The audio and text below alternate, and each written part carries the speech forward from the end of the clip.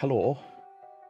I had mods on as I was doing some testing stuff yesterday with trains. So I'm going to get a quick restart before we go back in. I have come up with an idea on what I want to do train system wise. So that will be fun to set up. Oh, I still have that view on. Hang on. Turn off the toggle. There we go. So we still have to set up the space platform, as it still slowly is getting battered by asteroids. Because I, for whatever dumbass reason, decided not to include a bunch of fucking space platform foundations in this. For whatever dumbass reason. But at least there's still a bunch of repair packs in here, so it's not too bad.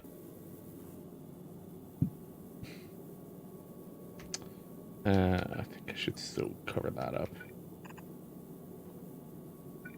Maybe do this.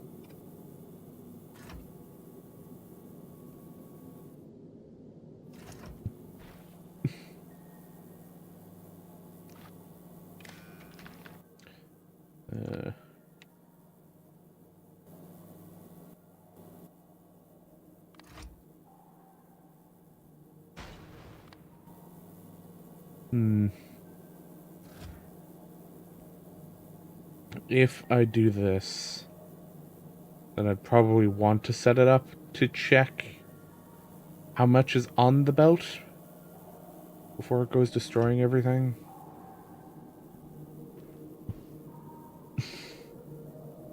I have the way this is currently designed, I have no protection of the southern section. Okay, I'm on Do Not Disturb. Like, I have no protection down here right now.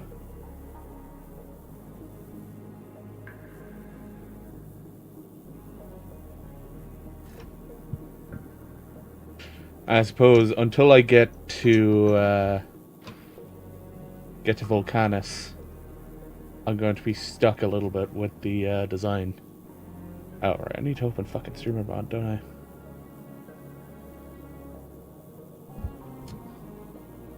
Because Volcanus opens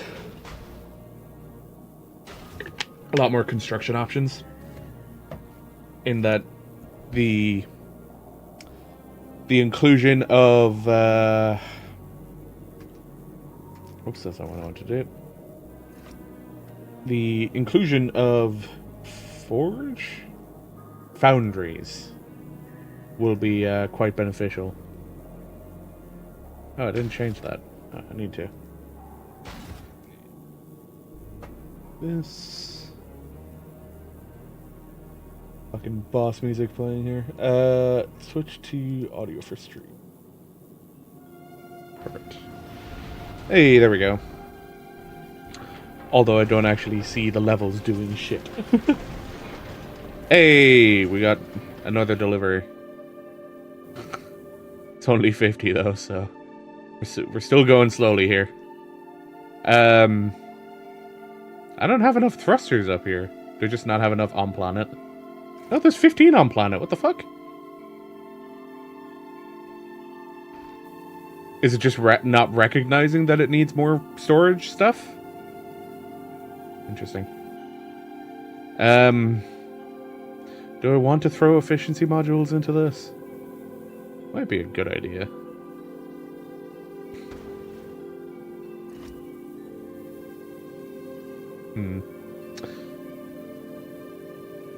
How are these connected?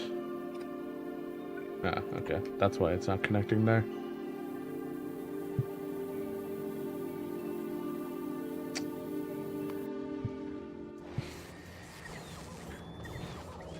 So, the main thing these guys are all waiting for is,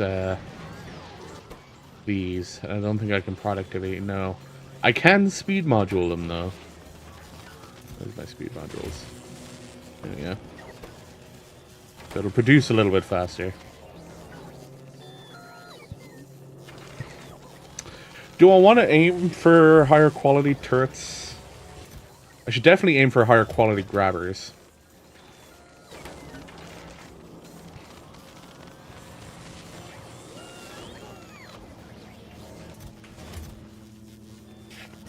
I don't have engines.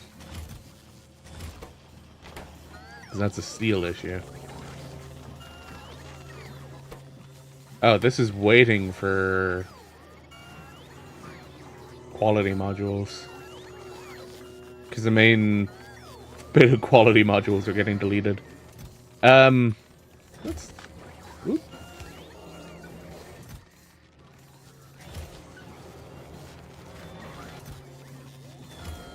It's good to get rid of them, but at the same time, I feel like we're doing it constantly that we're not going to be getting much from them.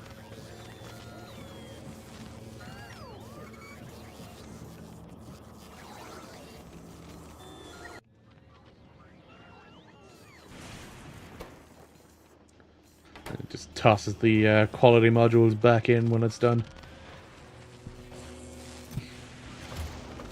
I don't know which is more important to have the higher quality. As I did find out from one of the videos I watched, increasing this... Okay, so because at the moment I don't have Epic, having them here doesn't make sense, right? Having these doesn't make sense in there. It would make more sense, I think, to probably speed module this one. Again, because we can't productivity it. So, grab speed modules. Get the bots to put that in. Same thing over here, right? This one, speed modules, because again, trying to get it higher quality doesn't matter at that point. But it will matter for quality 2s. So.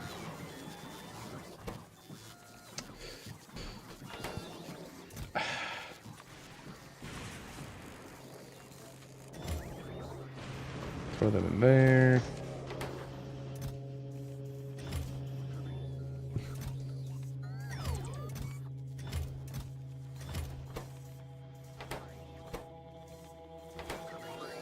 quality is just something that takes a lot of time, unfortunately. 18. Done 218 products there.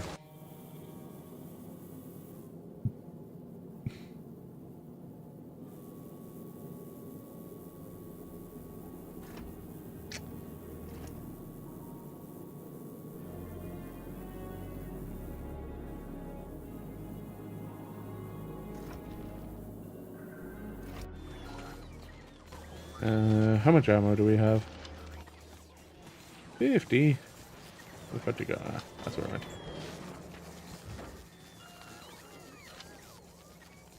Alright, I forgot. 50's only a half load of those. And now it's having an iron problem. Yay! You know what? You should still go up. And after that, you're on automatic again. Just try and prevent a little bit more damage.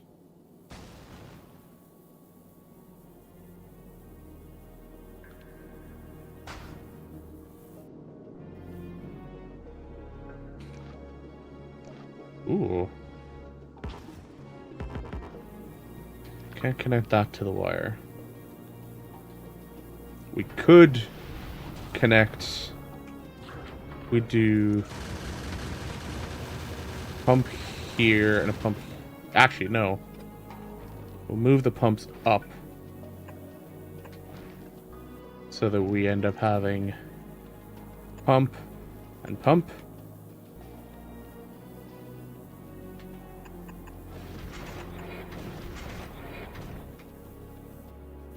And then these are going to be connected.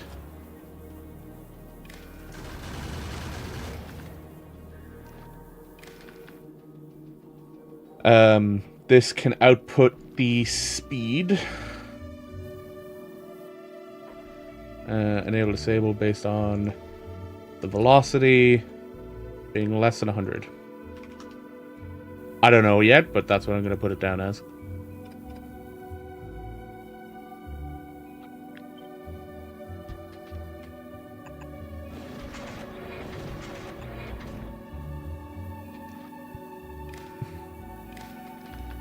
Go. Now it'll allow us to get up to 100 and that's it.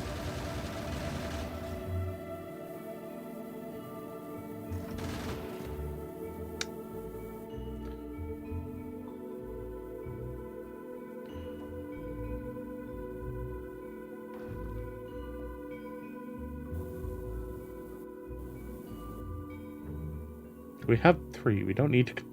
You don't need to request anymore.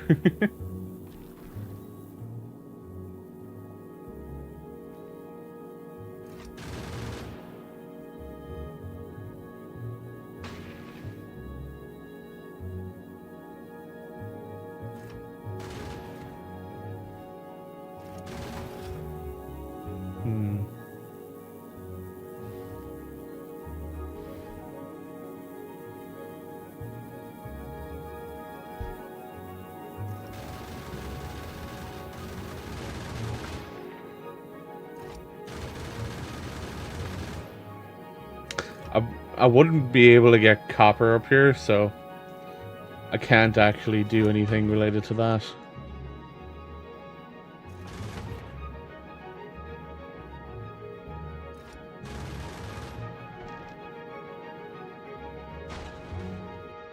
What is my electricity production? 20 megajoules, 936 there. That 20 megajoules, that's probably just these, isn't it? Yeah, 555. Yeah.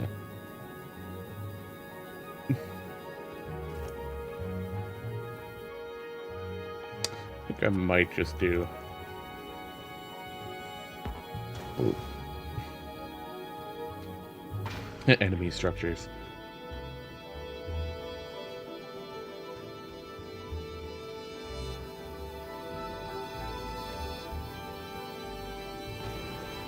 Yeah, I think the main reason we had so many problems doing the travel at the end of the stream on Saturday was because I didn't limit the speed that we went at, so we just went full blast. Ah, rip the wall. Did it destroy the platform, or did it destroy the wall by itself? I'll find out when it moves out of the way, right? I guess it destroyed the platform. Asshole.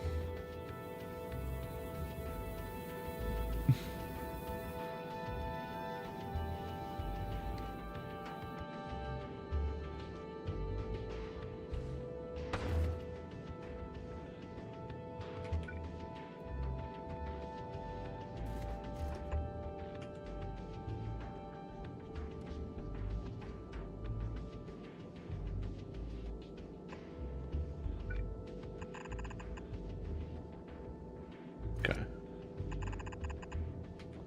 We'll go with this for now. Because if we do it this way, what we can do is we can go...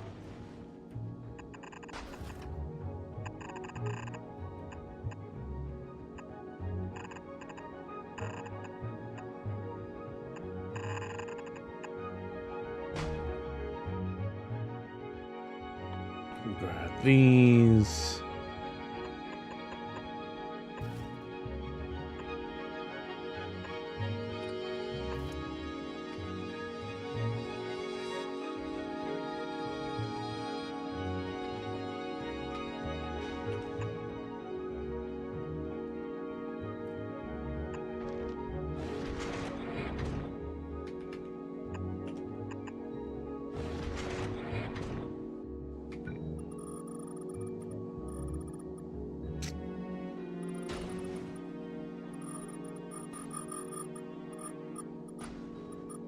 This is overkill production, but I think it'll be fine.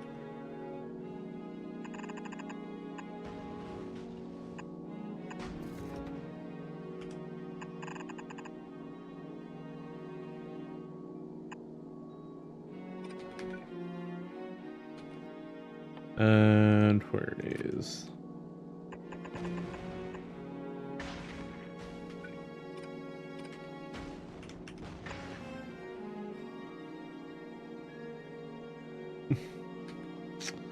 Do the same thing. We'll put them some edge in.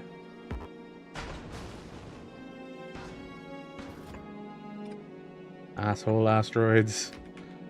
So we'll need to move this that way.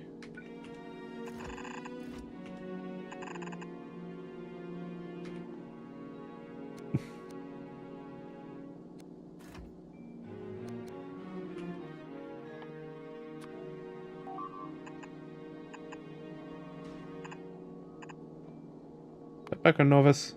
Oh no, that's on the ship. More of my shit being destroyed. Yeah, the repairs are fairly slow, actually.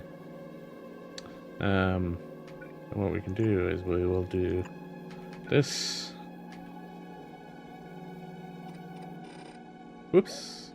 Keep that one. Keep that one. See, so the assembly machines got ordered.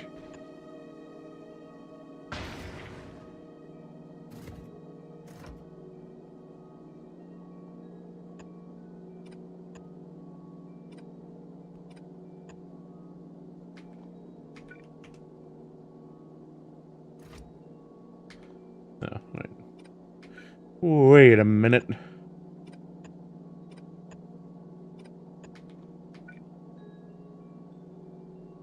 So, still want to move it up one more.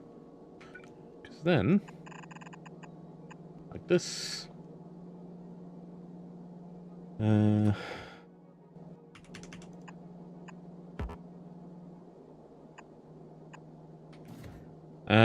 Actually, it does make more sense to do stuff like that. Because then we'll be able to do a bit more like this.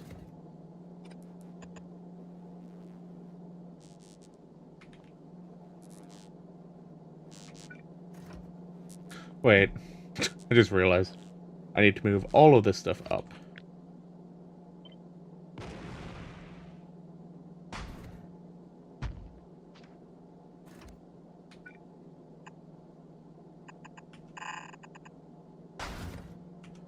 Again, this is more than likely overkill. In terms of what we need.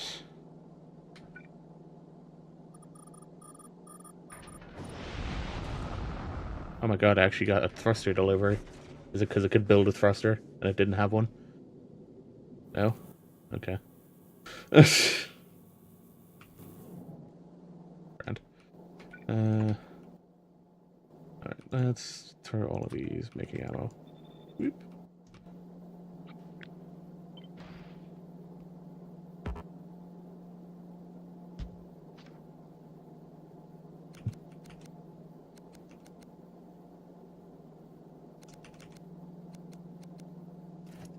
And then...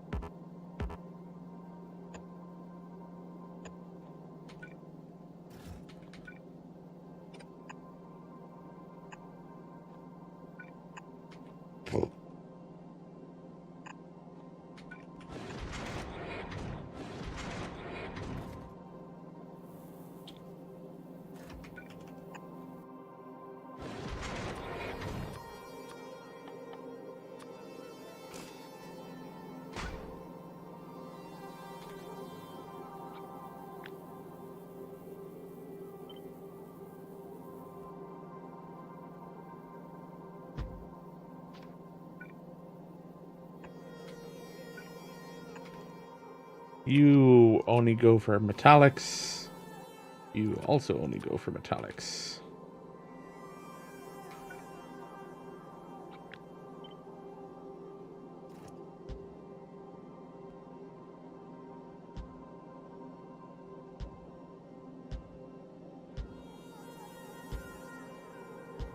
Oops. Nope, nope. I did not want to take a screenshot. Thank you.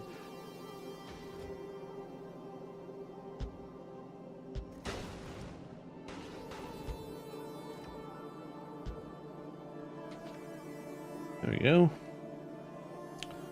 And again.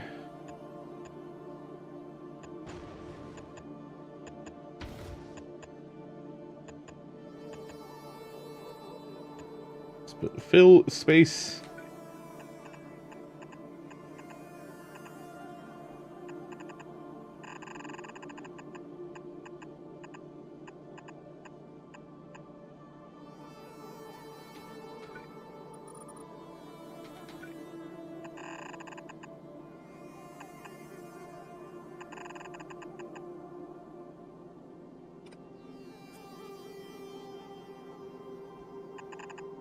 There we go. It's a bit odd, I will admit, but it should work.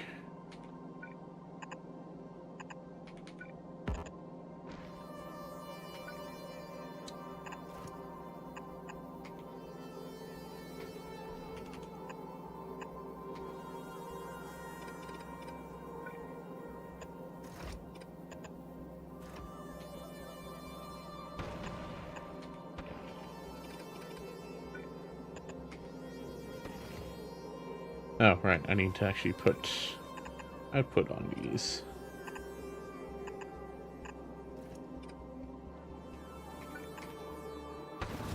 And also efficiency, because God knows this is going to be a power-hungry beast when it actually gets flying.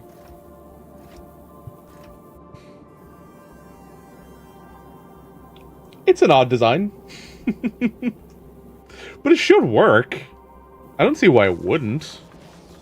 I am producing walls. That's good.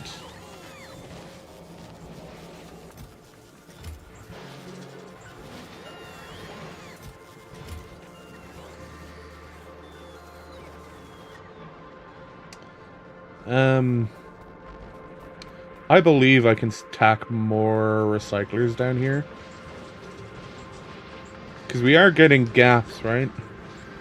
Not blueprint grid.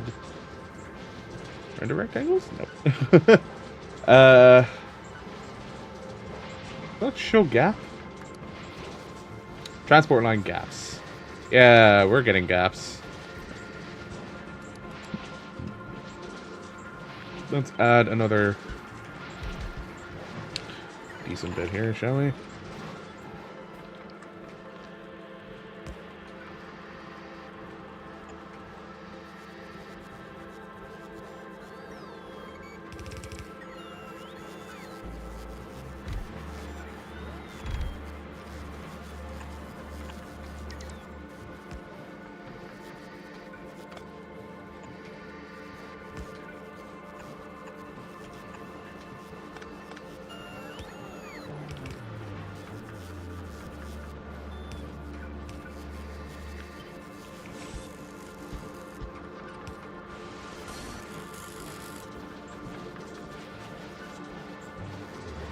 There we go.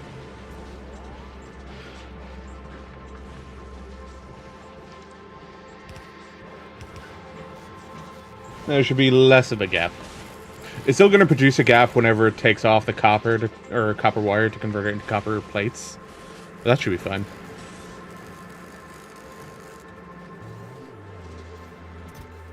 Yeah, we're getting a decent stack up there of holmium. Oh shit, we're actually full on holmium. Nice. I'm gonna remove your restriction now, just so that we keep producing holmium.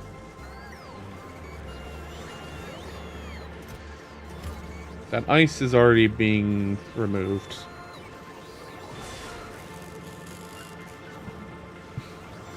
We're not doing anything with plastics, although I don't think there's currently anything else we can be doing with plastics. Is there? LDS, advanced circuits, superconductors, Tesla guns. I don't think I even have that unlocked, do I? I need to do a research for that, don't I? Tesla weaponry, yeah.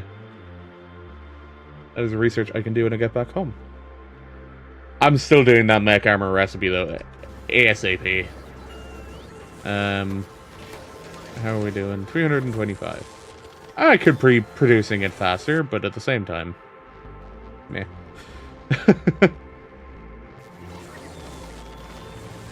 I do want this place to be as independent as it can while I fuck off to another planet.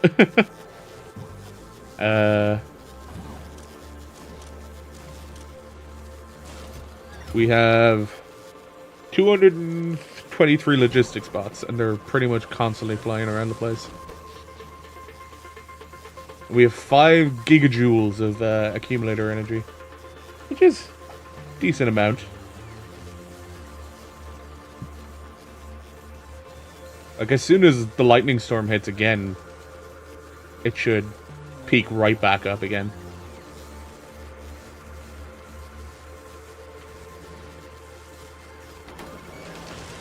How are we now? 285. We're getting there. We're almost ready to send up another stack.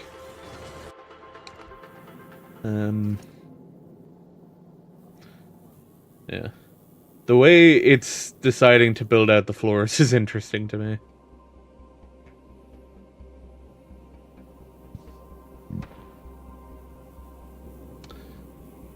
I think, honestly, the oddest build that I've seen for the spaceship is using these thrusters in a line. Oh, right. Like this. And as long as you pump in liquids up here at the top, it'll work. But you need to have switching liquids. So if you put in the oxidizer, then you need to switch and put in the thruster fuel, because it goes like this. So putting oxidizer in here fills the oxidizer tank for this and for this. But then you need to throw it to thruster fuel, so it'll fill this one and this one. It's the most bonkers, like, order system. Someone got it to work, though, and I was just like, fair play for you for that, but I'm not going to try that.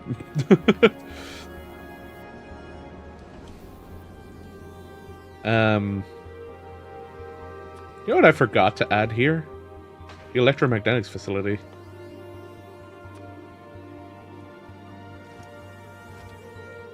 Let's go 50. I know that's a few rockets to send up. There's 32 on planet. Oh yeah, recyclers as well. We'll also go 50 recyclers.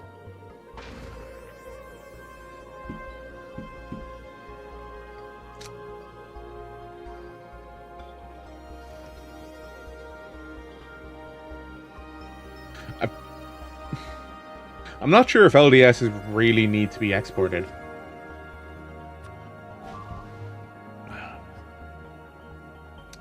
Definitely feel like blue chips should be exported.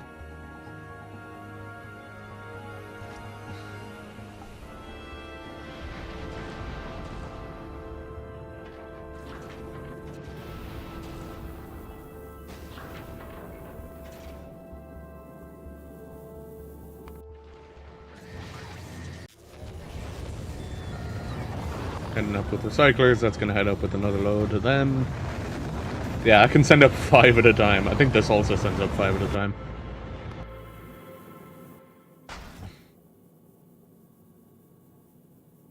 No, 20. Really? Eh. Rocket capacity 5. It's sent up 3 rockets of electromagnetic plants already.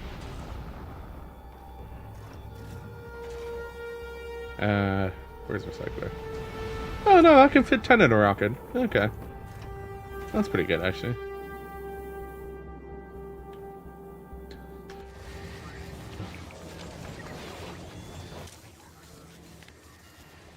You store up 200 of those, please.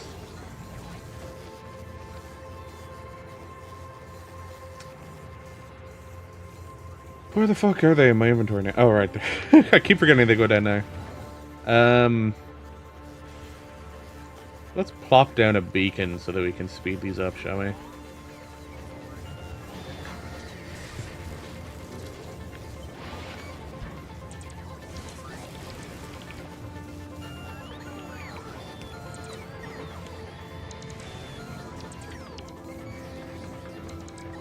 Oh my god, it's such a long chain. Oh, we actually have some higher quality bots in there too. Nice. Pop a beacon down between them. Oh, it's building the red circuits? Wow.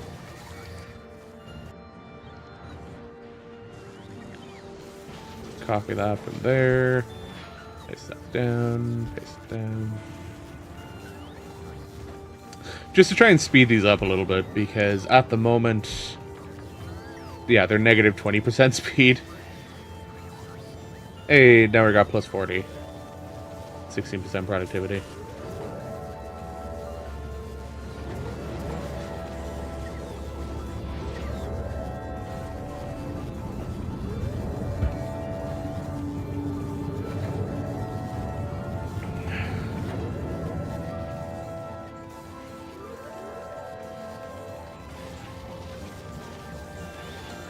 They're both being filled up with electromagnetics again. Yeah, you go too.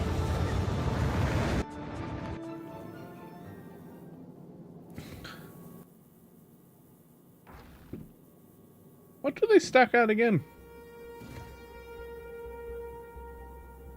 You stack to 20, okay. Stacks at 10, rocket size 10, stacks at 20, rocket size 10. Okay, how many of them do I have on planet 10 or 9? Ah, interesting.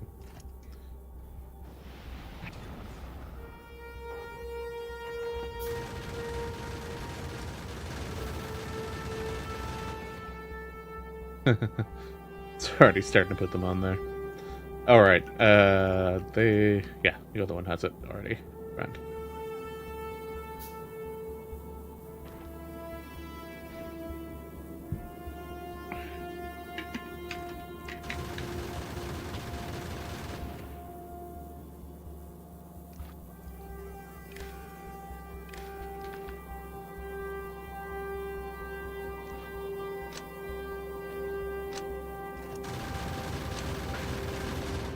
I think we should stick a combinator on here.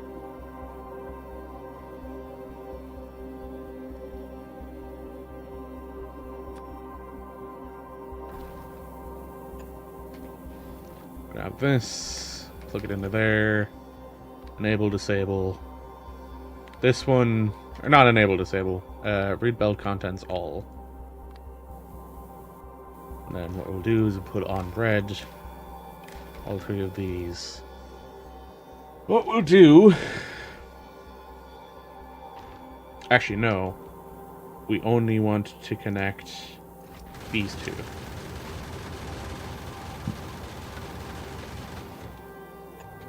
Because if we wanted to do the other ones, or rather removing them, then we need to do it with a different one. Whereas we're looking at that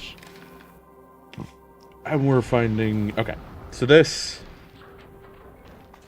if the number of metallic is less than 20, or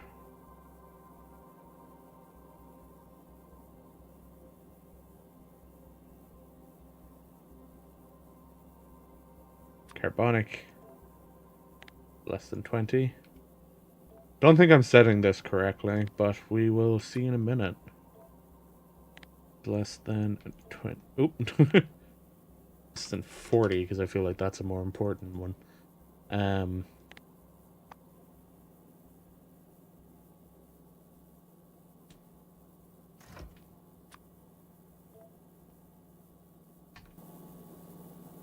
don't know if this will then output it. These set filters.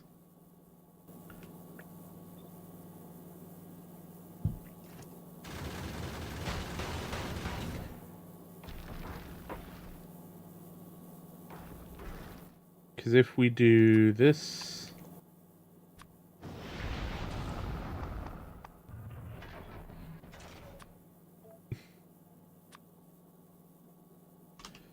$20 of that. 20 of that. Oh, nope. Whoa, not 50,000. 40 of that. Connect red to this.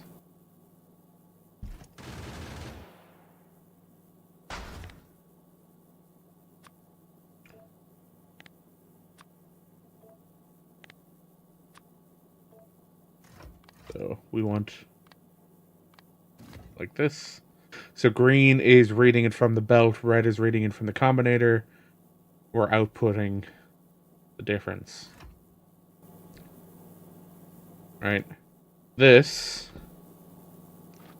we want to go the same way.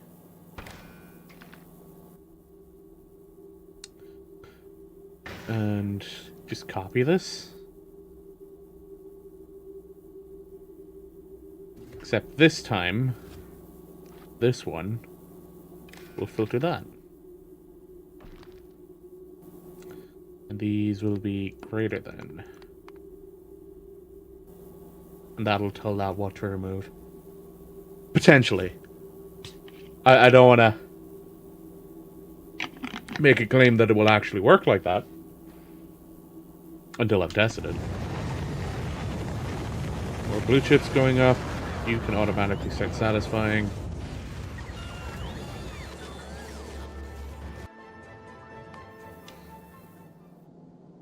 Like, the main thing I'm waiting on going up here is the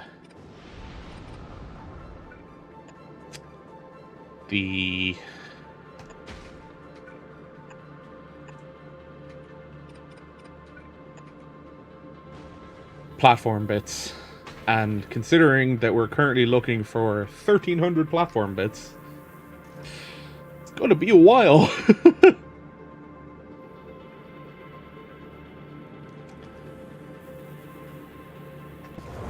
Yeah. I really hadn't thought through enough that, you know, I thought I was ready for the platform bits to be sent up here. I was wrong. How are we looking down here now? Are we full up?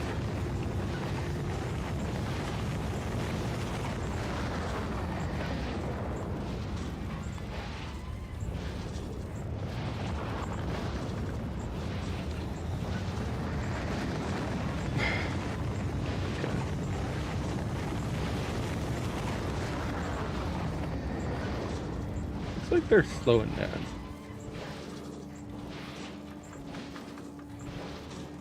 But this builds, you know, this takes care of these belts. Oh my god, it actually uses up everything. That's impressive, actually. Damn.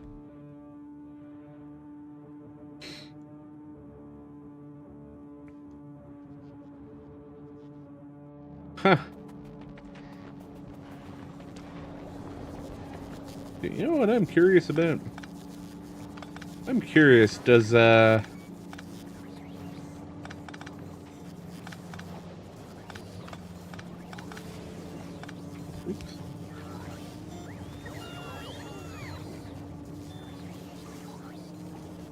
You still looking for them?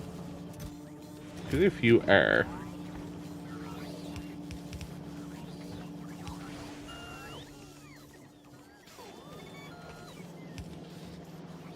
just be sure that that's still actually getting enough resources.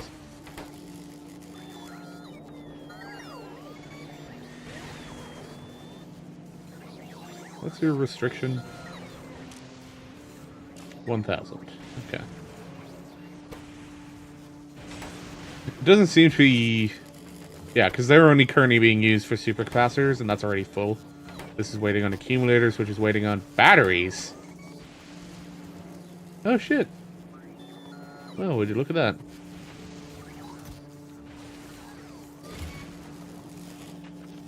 Why are you waiting on bat? Right, because it's not using a requester.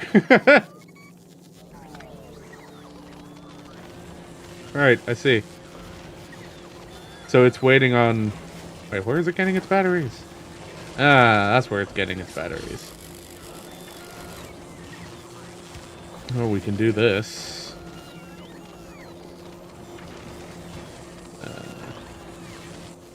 This. Oop. Get you requesting batteries from buffer chest. There we go. Productivity? No. Didn't think so.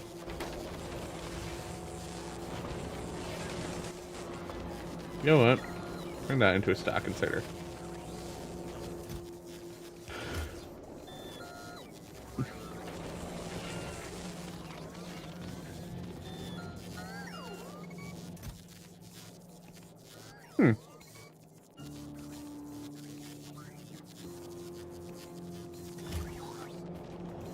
Are all of my steel things requesting from buffer chests as well?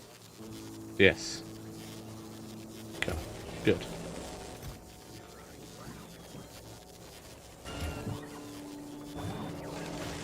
I have seen some high quality construction bots flying around, but I don't know if we have any high quality logistics bots.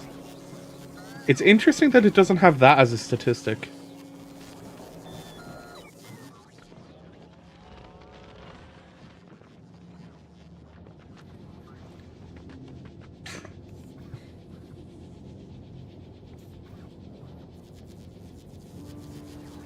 Yeah.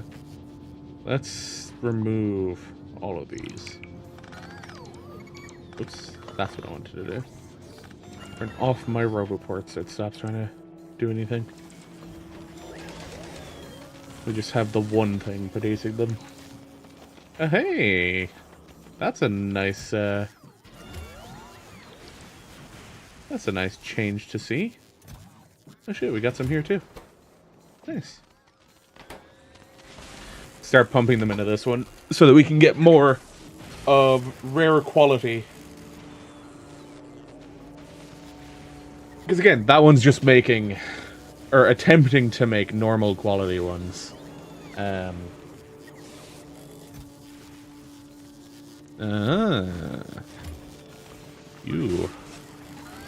can be sent up to the space platform. You are not currently doing any automatic requests. Look at these, Soren. Soren. These... What is it? Control... Is that Control Shift Alt? Or Control Alt Shift Scroll? No. Control Shift Scroll? Control Alt Scroll? No? Interesting.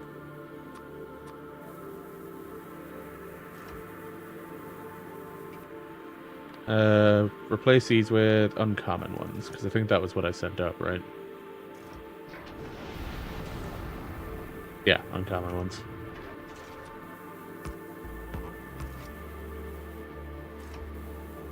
That way, these ones have a little bit more range, which is nice.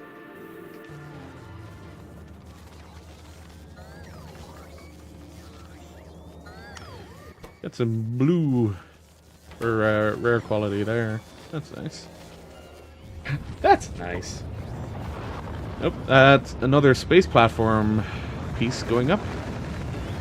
You know what I'm gonna do?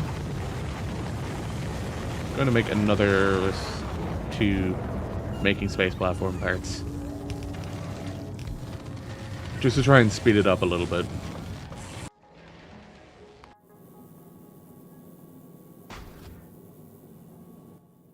Did it already get the delivery? No. Okay.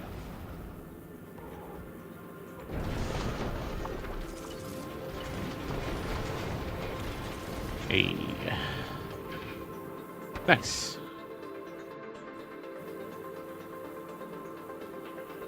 Slowly increasing the amount of stuff that we have.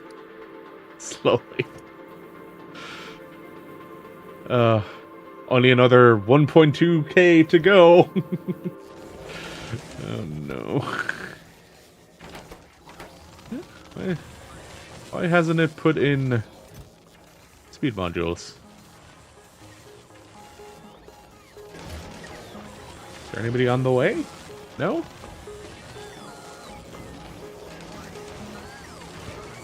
I am hoping this improves productivity of them.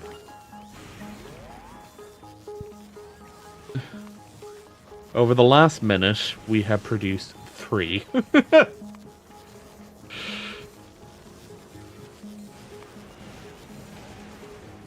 How long it takes to get 50. By that statistic, 1 minute. That is incorrect. How is steel such a big ass problem here?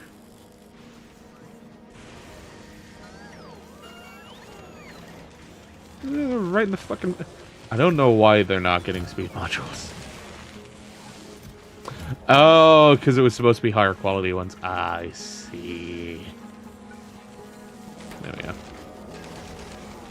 Because I threw the uncommon speed modules in there.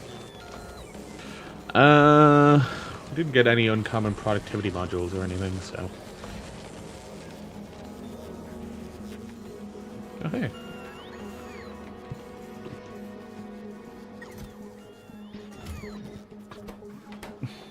Oh, wait, that was produced from this machine.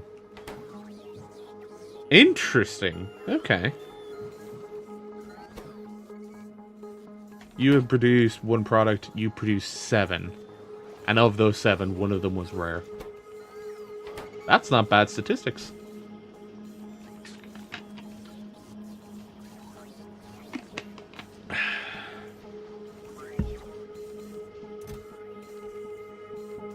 Distribution efficiency? Is it alt left click? Hey, there we go. Oh, right, yeah, I forgot they did this. Power of 1,118% with 20 beacons. Yeah. So, what's the difference?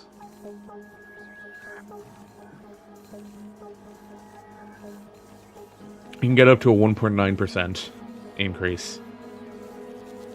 Oh, it's a reduced power amount. Ah. Should definitely throw quality modules into that when I get them then.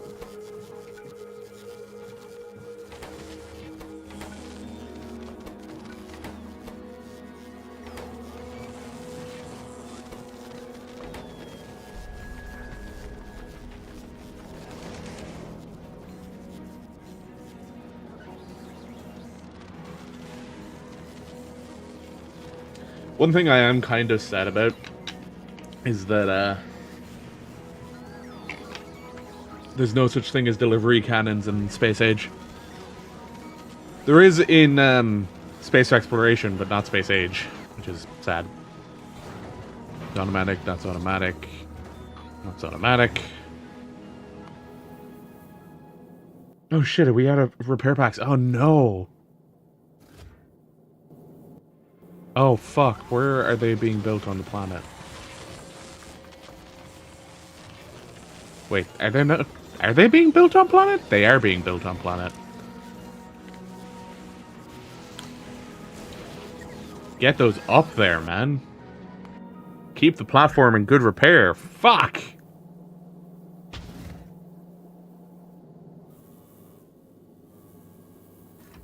Yeah, I can see the damage being caused to lots of different things because they don't have the fucking repair packs up there anymore. No! I'm losing more shit because of it, too.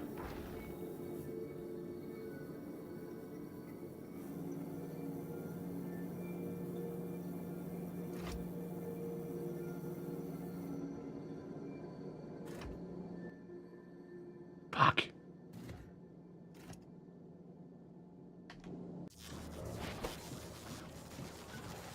Gears?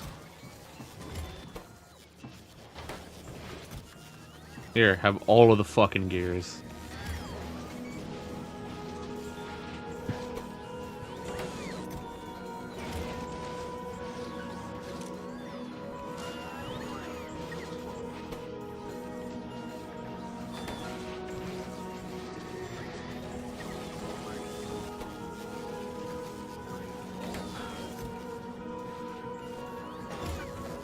It's like, I want you to make the 100 and send it up to the platform, because otherwise I'm going to lose more shit on the platform.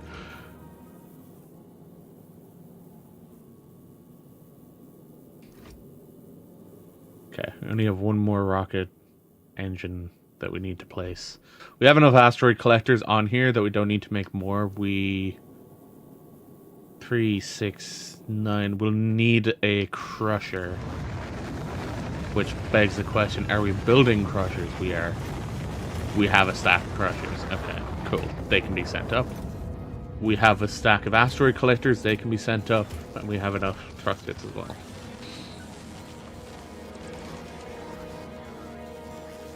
We have 50 of the chemical plants. Cool. Yeah, for now, we have enough stuff. And that one should have helped repairs.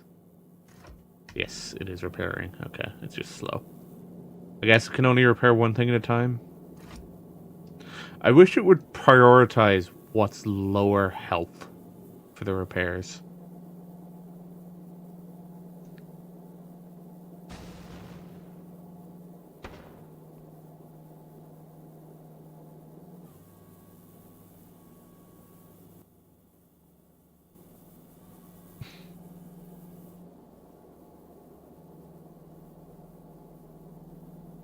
Okay, that's been repaired. Good.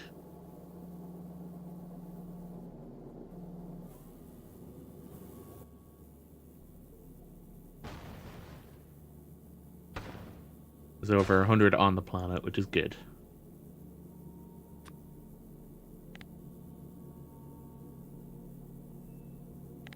Can I not set it to be any planet?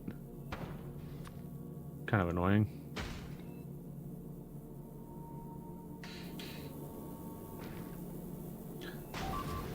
Fuck.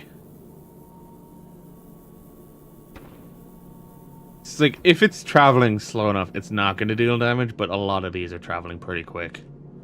It's kind of annoying.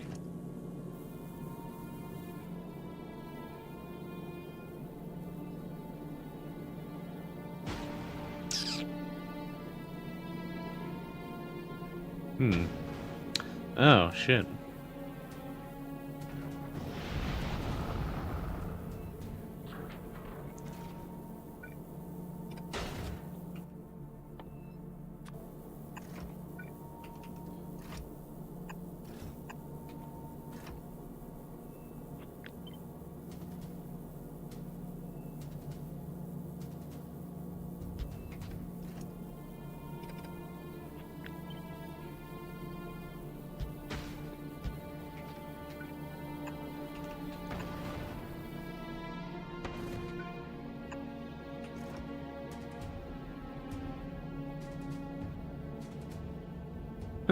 fuck am I doing?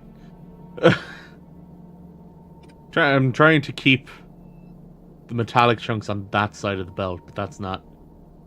It's not gonna work if I do it like that.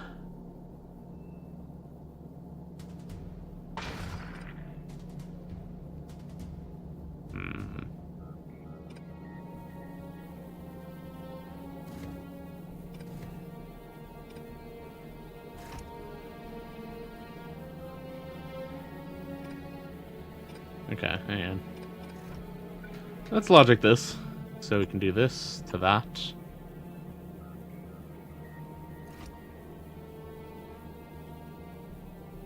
That work?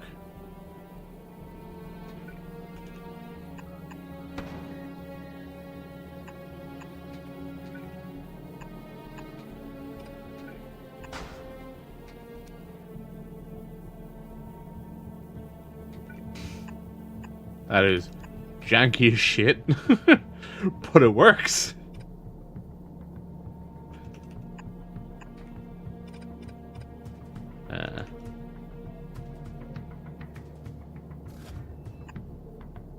Huh? The fuck? Okay. That was weird.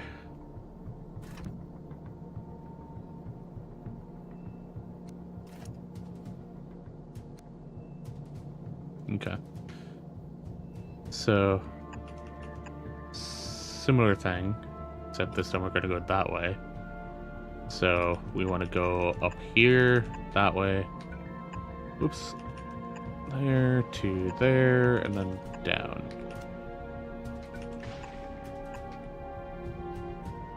The only thing I want you pulling out is metallic chunks. Same for you. Same for you two. You are also pulling out metallic chunks. You are pulling out oxide chunks. You are pulling out carbonic chunks. So this time it's carbonic, oxide, and metallic. Excuse me.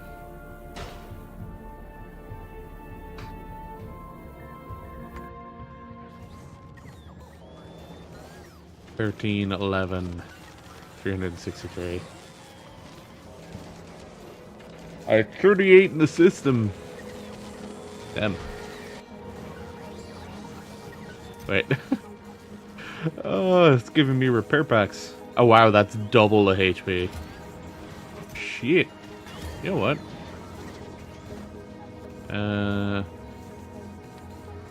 You send that up. And then go automatic again.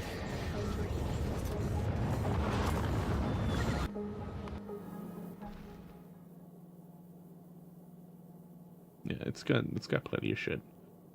It's gotten its 2K processing units. We're still waiting on more electromagnetic science packs. We've gotten the electromagnetic plant. We're waiting on 10 more recyclers. Still waiting on space platforms.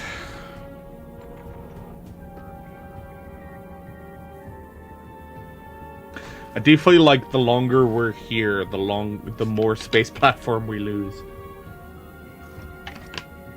By just waiting here. It's kind of funny though.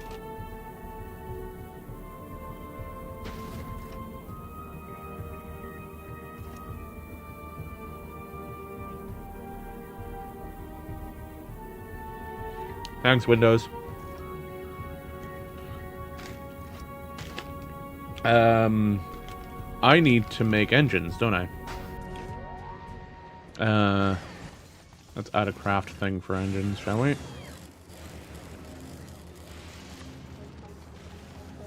Not engines, pumps. We already have engines. They stack to 50, right? Yep. Full rocket capacity is 50. It's gonna fucking send up 50 of them once it crafts them.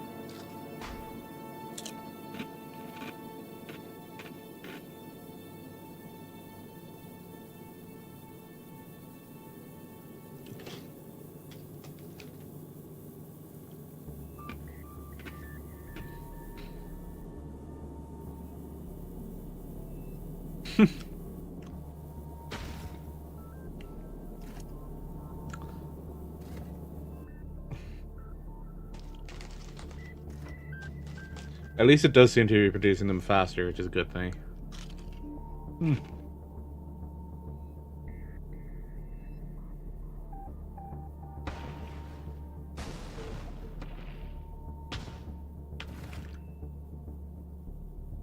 God, I'm seeing the number needed go up.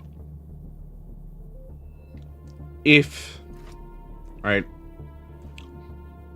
If the... manufacturing portion of the platform got built, like this collector, this belt, and the things here, they got built, then, you know, maybe we'd actually be able to send some iron back down to the planet.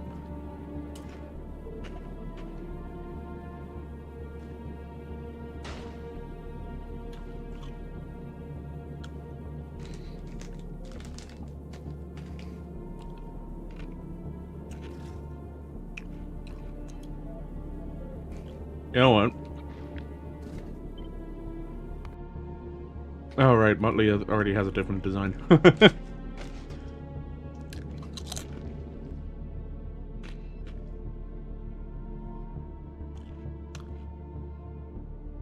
only 143 on Nauvis.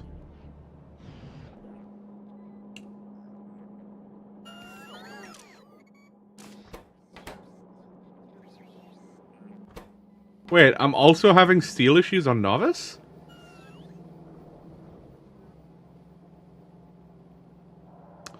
Because I don't have coal. Ah. That would be a reason for steel issues, yeah. Alright, I guess it's time to switch then. That's the steel line. So, I'm going to do...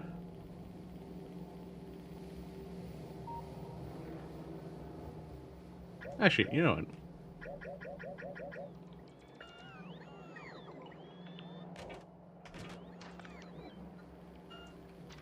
Play the order. Fix that.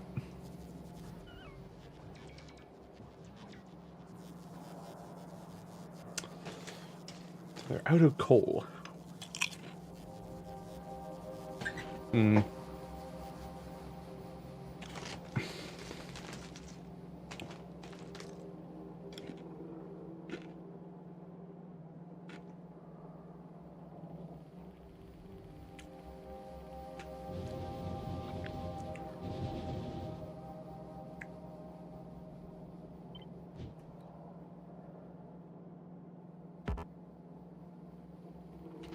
You know what?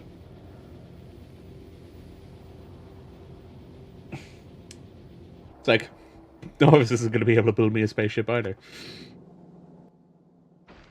Because it doesn't have enough fucking space platform components to build the thing either, so...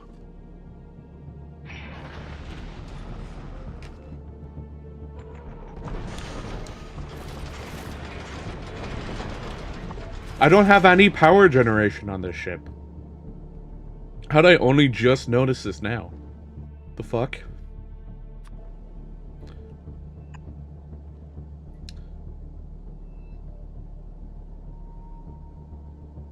One, two, three, 4, 5, 6.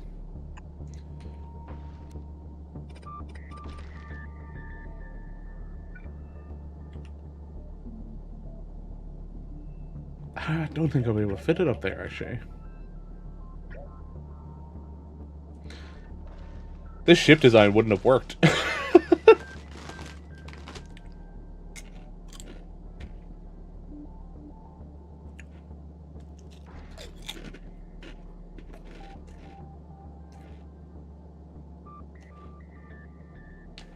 Huh.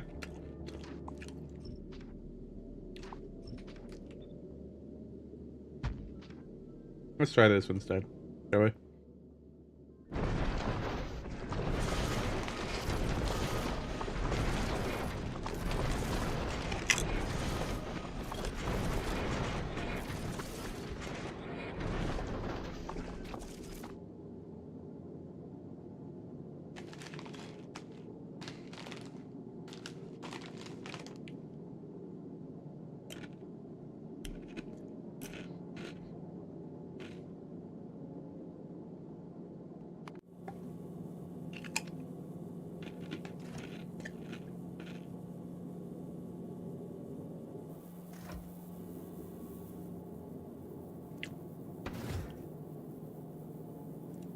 I've had a bit of a question pop up in my head looking at this.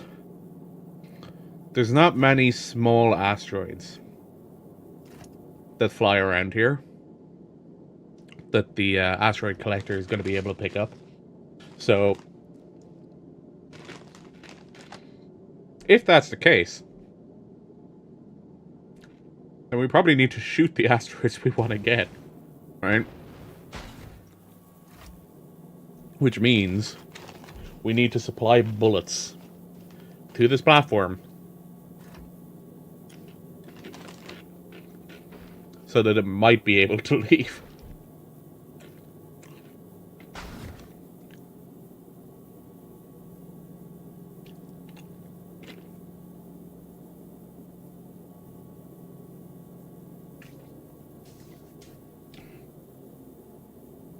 Yeah.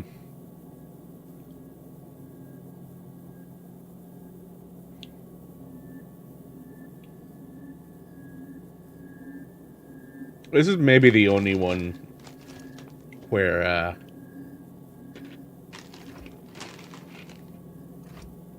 spaceship-wise in general, right? Probably the only space where you actually want things to be higher quality. Because them being higher quality in space means that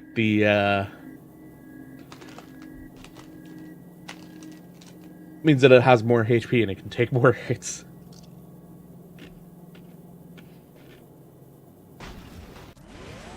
Let's check the controls real quick.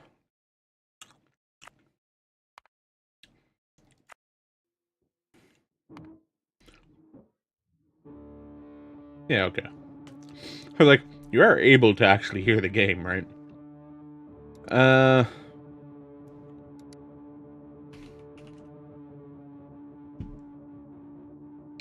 Shift, Alt, mouse wheel up. So, Shift, Alt, mouse wheel up. Hey, there we go. Cool. So that's how you do quality increases quickly. That's good to know.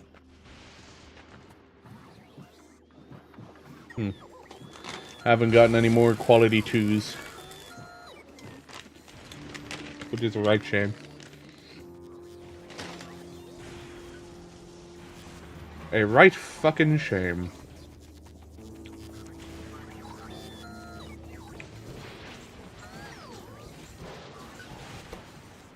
It's always a steel shortage.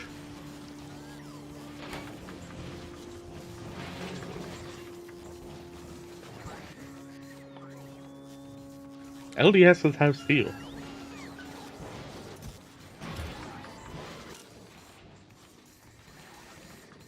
Let's wait until there's more than 1,000 LDS.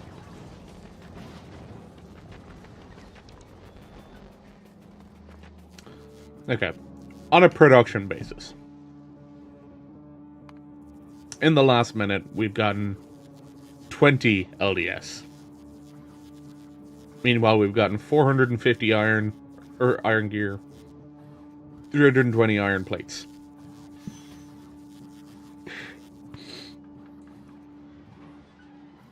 We're consuming 500 iron plates.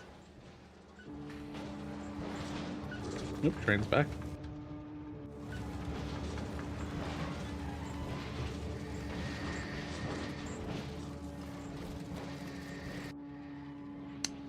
Back to Nauvis, real quick.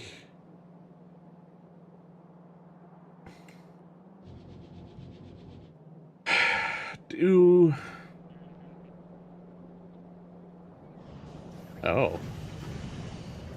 Well, shit.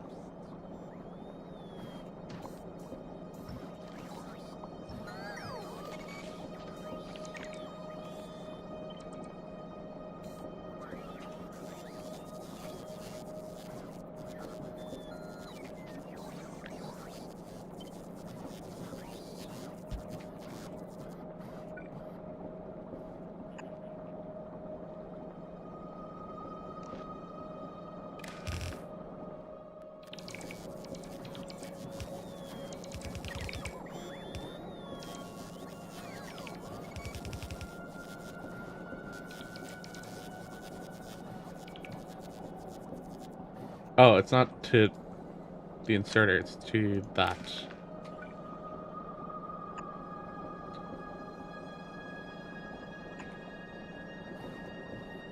There you go.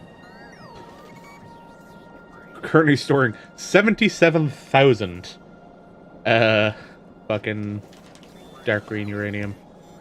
Is hilarious.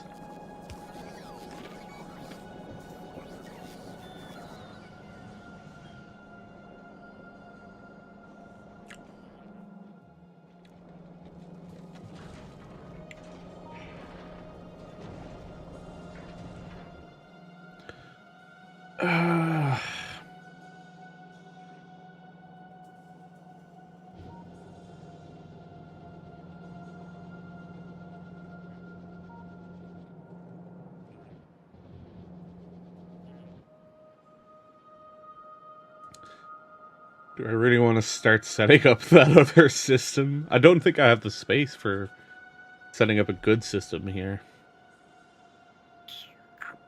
Or setting up the system well, rather. Yeah, hey, more oil.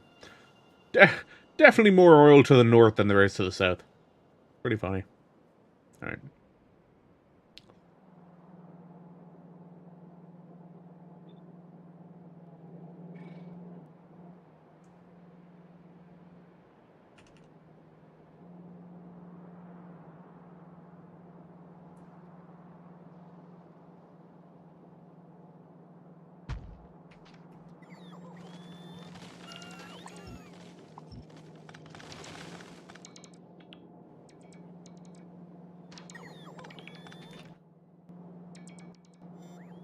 Do I have one for trees?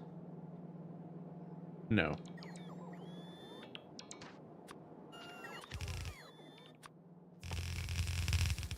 Not Yumako, just normal trees, please.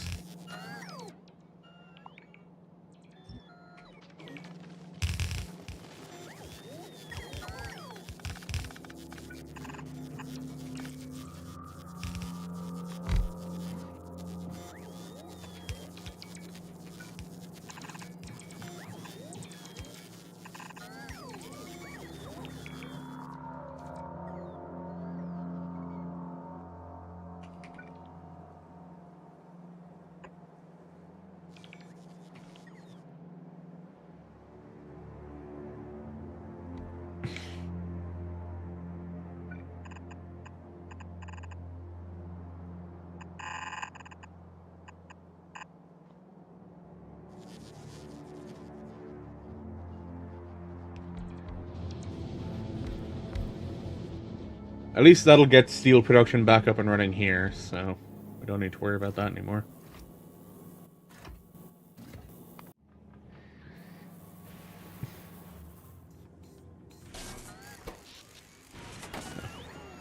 I was about to say, I think we have enough accumulators, but it's placed all of them, so.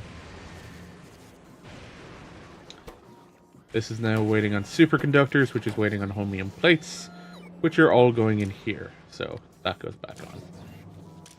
Wait. What the fuck? Where did all my holmium go? What the hell?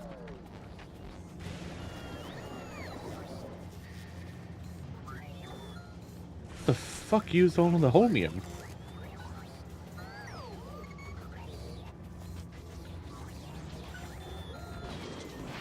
Because, like, even this upgrade, right? This is only quality modules, which I can already craft without the holmium, so where the fuck did it go?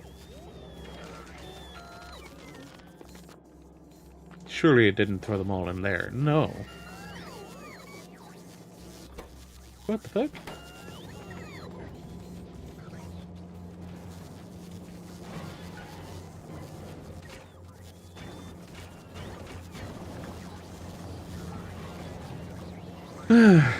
I definitely need more holmium production.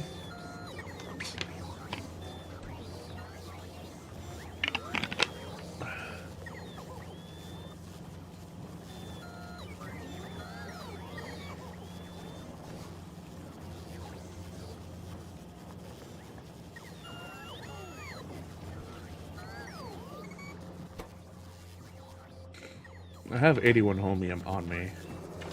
I don't know how much this will help. Oh, each of them is 2. That should help reduce a fair bit more.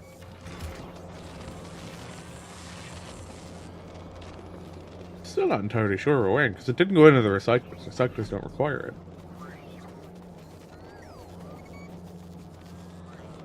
Really? Must have just went in there. Did we send another load up here? No, we're still not full.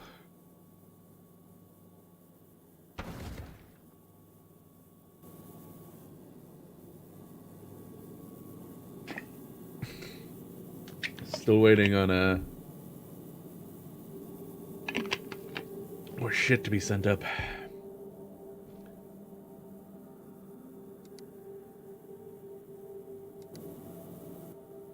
Pin.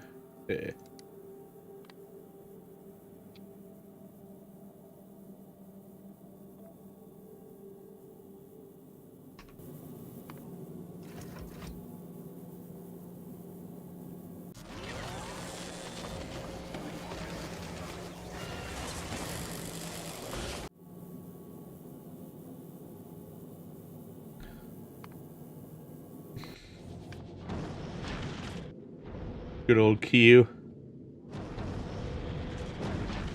I suppose I could turn Q's iron production into a steel production and have this send down steel. I also feel it's unnecessary to do that though. 5k.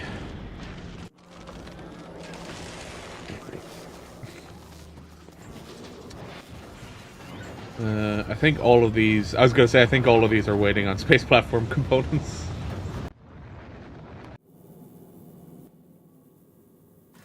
It is at least net positive on the space platform components right now. At least.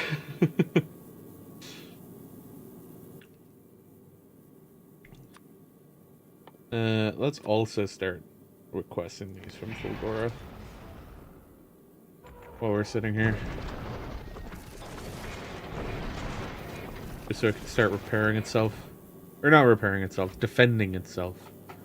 It's a better way of putting it. To try and prevent more damage. Like, if we... Yeah. It'll be like, we're not defending down here. At the very bottom. That should be okay. Did you send one up with ammo? No? Did it send up one with ammo? Oh no, there we go.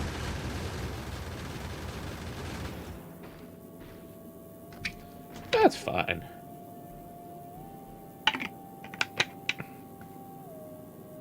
Right? Right. Oh shit, right. The fuck do I need for these? Yeah, we can build them here. Decider combinators. We only need like 10. Actually, wait, what's a stack? 50.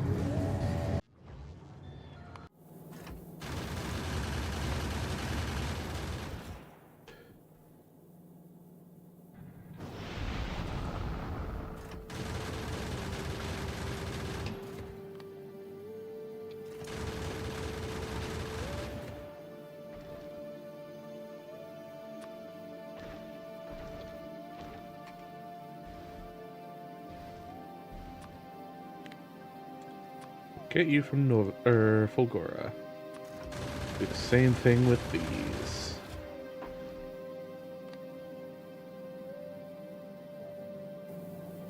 Oop, that's not importing from Fulgora. Yeah. That pulls some Nauvis. Nauvis.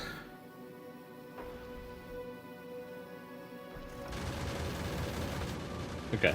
This should help to keep the platform defended, at least.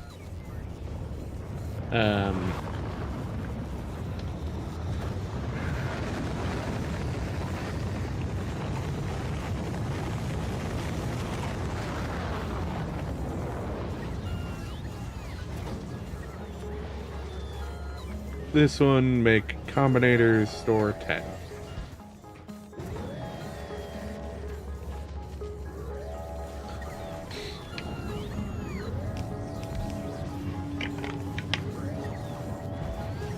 I know sending up a rocket with only that amount is shit. But it's better to do that than to fucking throw 50 of them up here. I don't see the use in that.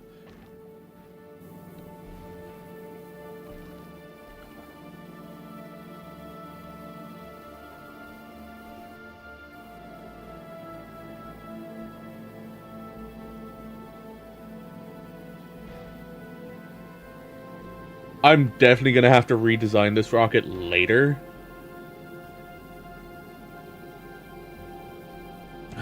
So I will. But for now, I think this will actually work once it gets more set up. Oh, hey, this combinator got placed. Nice. Please. Alright, fine. We can have 20.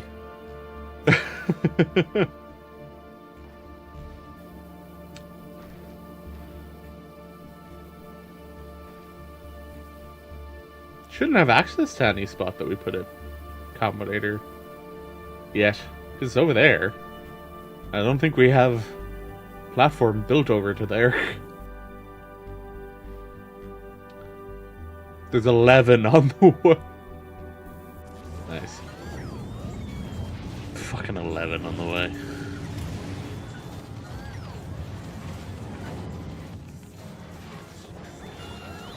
Oh, it's so sad that steel is the main thing that's fucking driving everything going up here now.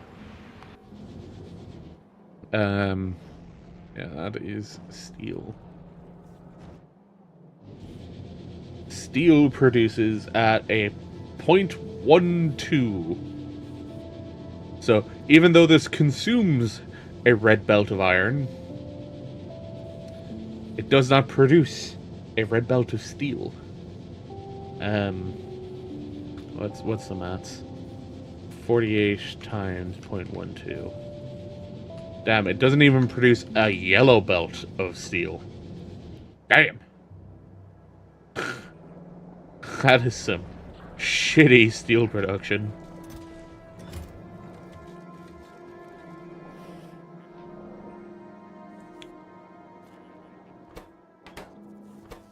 What I could get this to do? I could get this to start requesting steel.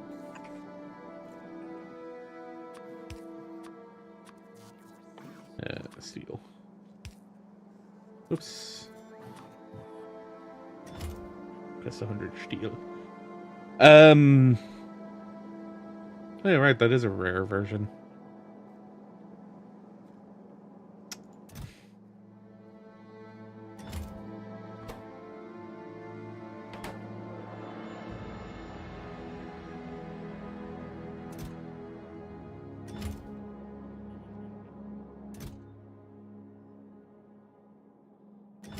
Oh, damn. 36 uncommon speed modules. Nice. Oh my god, we just set up a rocket. Whee! Motley, I assume? Yes, the cargo bays.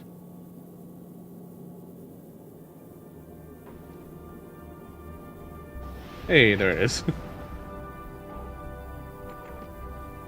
This one built? Yeah. Don't think it's built out the rest of them yet. There ain't.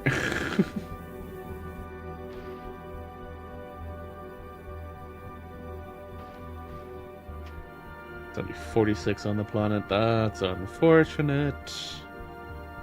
780 of them. Forgot I threw 1,000 holmium in here. What am I going to use holmium for back on Nauvis?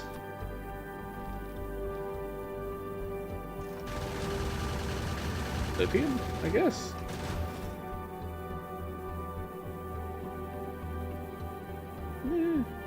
I think the supercapacitor needs to be made here.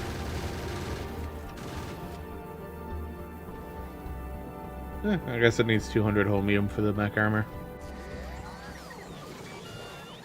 But I don't think that it really constitutes requiring it to be on the spaceship home. Just in my head, I'm just like, yeah, I'll export Holmium.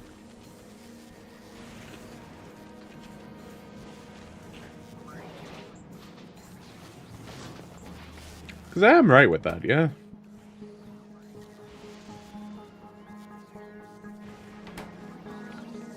Or can...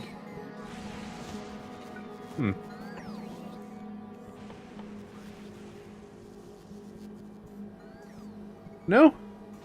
That can be done anywhere. Huh, okay.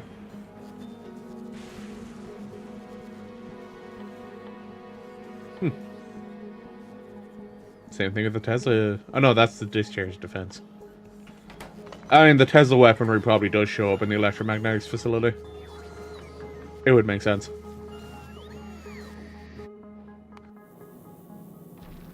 Oh, sitting around and having to wait for fucking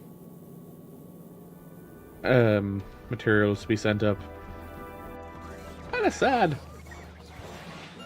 So during the stream, look at you in the red light and think, what the fuck, why is he bald?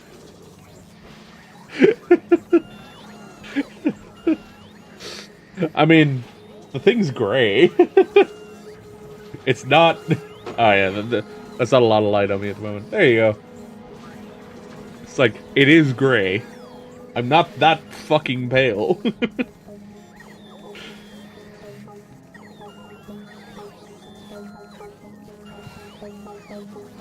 Also, this is the lighting setup I've used for like the last 5 streams.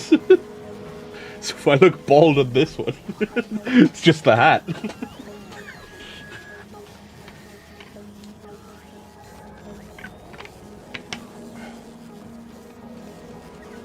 You were small, you were on phone. You not at home?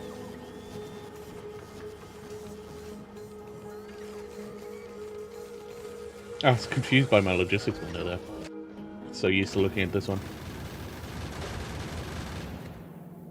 Oh, how are you doing? 62. Chilling in bed. Getting ready to finish the day off. Really not increasing the number of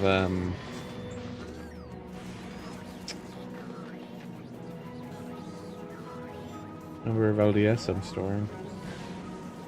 I wonder why. What's using LDS here?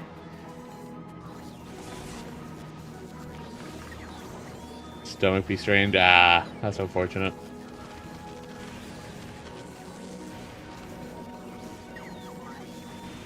Suppose some of the space platform stuff. But I feel like that shouldn't be. It shouldn't be a major reason.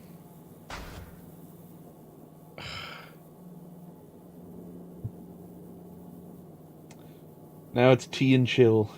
Yeah. I mean, from the chat we had, seems like you spent a long time today actually figuring out what you're doing with the different jobs in the RPG. You gonna run it with people from your FC?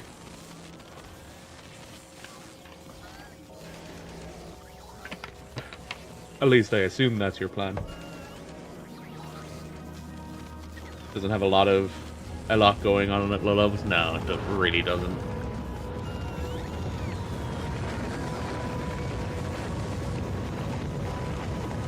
Saying that, I'm reminded that I need to log in soon. Was that space platform? It was space platform. Same people you play D&D with. Cool.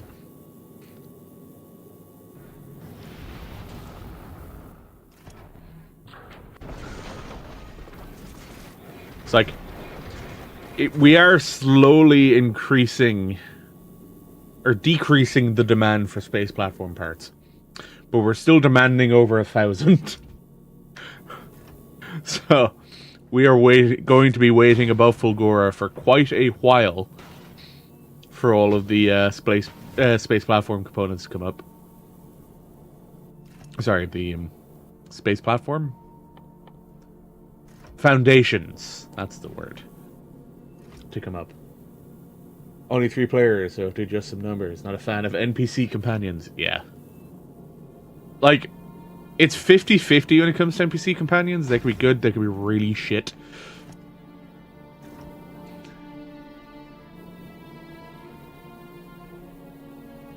So I can understand not wanting to have them.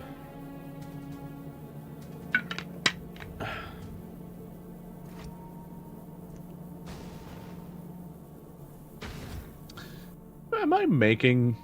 I have 50. I don't need to make more, I don't think. Yeah, it should be fine.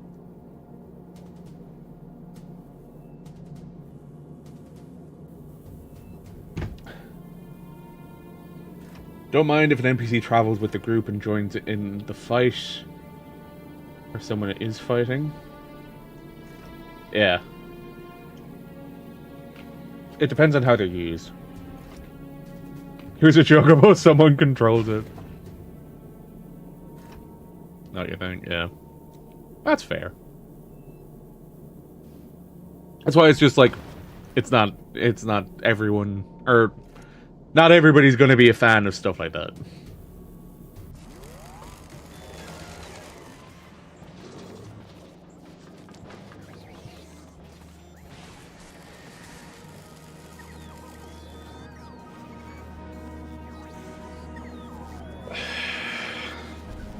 What was my stats here again? I have 6 gigajoules of power stored in my accumulators here. Which means that I'll never actually run out of power on this main island. Meanwhile, we are suffering by not having any ammo up here right now. There's 90 on the planet, so it's about to come up. D&D session, only 2 players, each control 2 characters, super weird.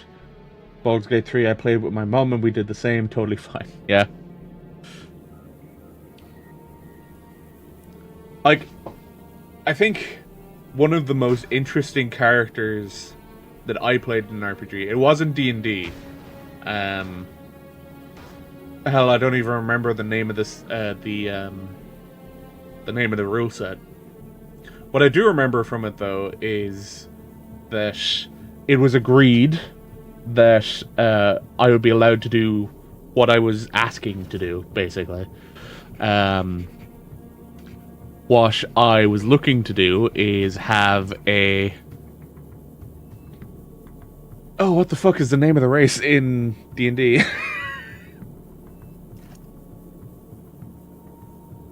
Dragonkin?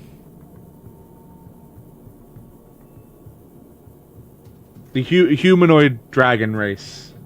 Dragonborn, that was it. For D&D. Playing as a Dragonborn, I had a pet dragon. But I also had an alternate form that was a dragon. And the system we were using, the way it worked was that the alternate form was just a secondary form that I could choose. And then the dragon companion was a companion character. But I essentially ended up with 4 character sheets, because I had me, my dragon form, my companion dragon, and his full dragon form. So it ended up being a lot. And then I think like halfway through, I ended up getting another dragon soul inside my body. So, because the idea with my dragon form was that it was a dragon soul of a dragon that I defeated. And instead of killing it, I gave it the opportunity to be like, hey, join me. Join me and come on adventures. And it accepted. I never played pet classes and told my mum off when she wanted to make a ranger with a pet.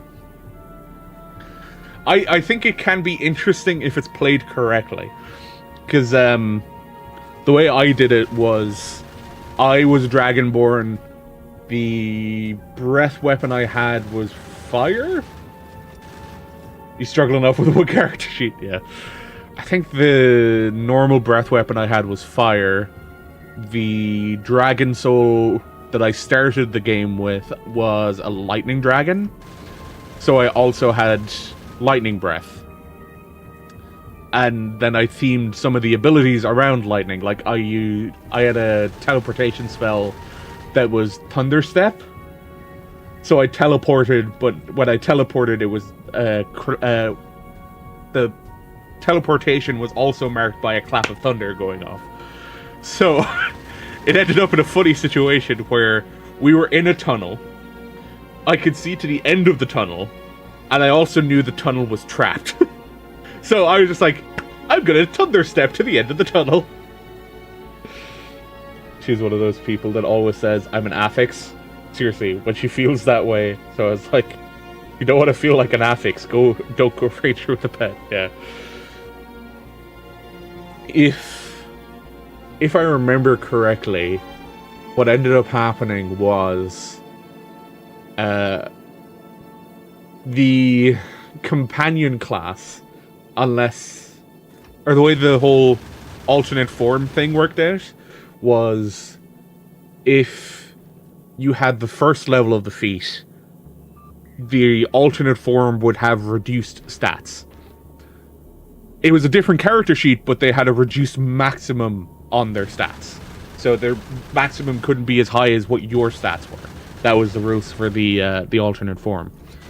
But if you took the feat twice, then they could be the same stat level, or same maximum stats. Spell focused druid because similar aesthetic.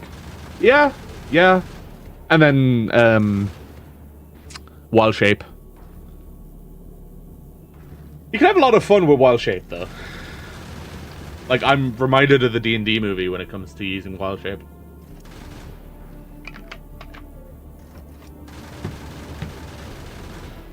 I love the comment I seen someone make on if they should make a sequel for the D&D movie. Didn't use wild shape a lot because similar issues and multiple skill sets. Yeah. Someone for the D&D movie said if they make a sequel, they should hire the same actors, but have them play different characters. Still haven't watched it? Ah, you should. Because although, you know, it's a movie, it's actors playing characters, it really feels like a table of friends playing a game. Like, they actually managed to do fairly well in capturing fucking D&D style in a tabletop. Yeah, it would be pretty fucking good. It's like, completely ignore the fact that they played different characters in the previous one. It's the same set of actors, they're just playing different characters. Like the Jumanji where they swap bodies, yeah. Oh, fucking hell. I've seen people talk about how the Minecraft movie is just going to end up being Jumanji in Minecraft. Because it's like Jack Black's already been in Jumanji. Now it's just Minecrafted. Or Minecraft version.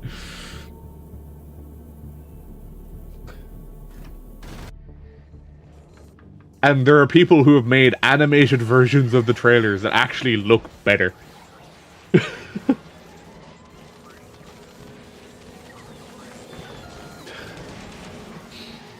like, unfortunately, I don't know how to do anything more interesting right now in Factorio because I'm just waiting on shit to happen. Third part for Jumanji that was teased in the end of the second movie. I didn't even know that there was a tease for a third movie.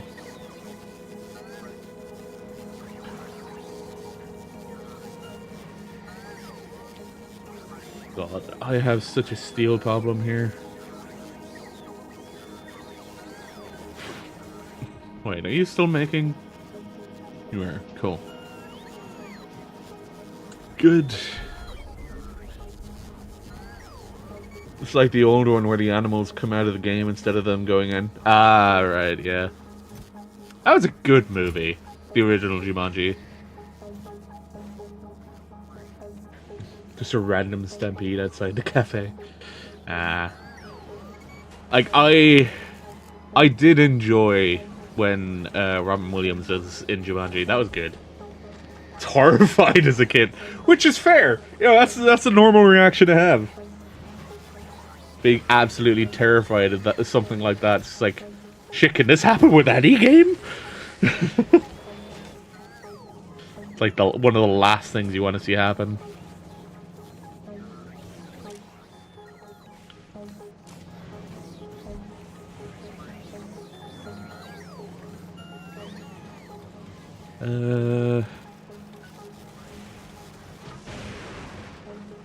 I always happen to look at this recycling setup right at the moment that we run out of scrap.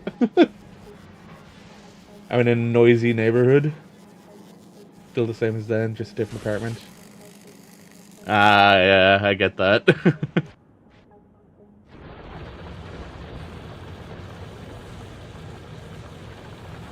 Oh shit.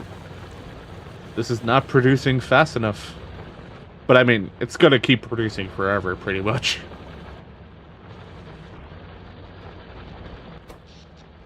It's 24 million scrap that I have over here. Yeah, not useful to go grab that shit. It's like, if you live in an old house, you also get kind of jumpy about that kind of shit.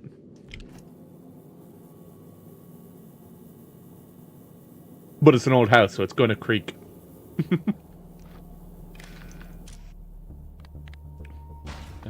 Ammo is less than 500. My mom almost gave up on me. I was a wimp. Now, you say was. Does that mean you're not a wimp anymore?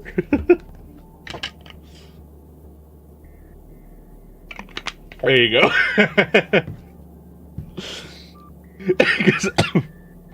Excuse me. I say that because of your comment on how you don't like horror video games. So, that just made me think, it's like,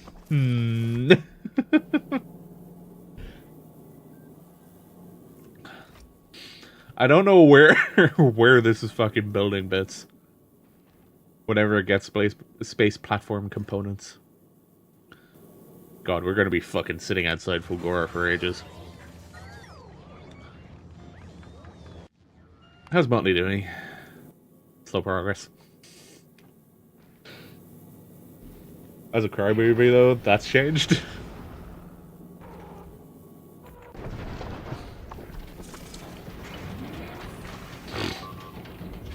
Hmm?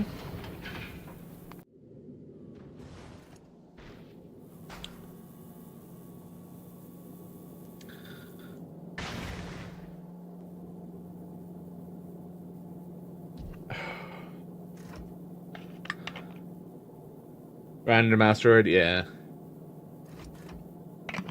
It's the danger of leaving a spaceship floating over Fulgora, or Vulcanus as well would be the same. That while the spaceship is up there waiting, it's going to be constantly getting hit by asteroids, like this one that just destroyed that again.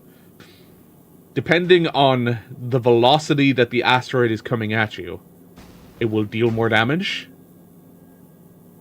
So it's just like, this one, moving a bit slower, it's not going to deal too much damage.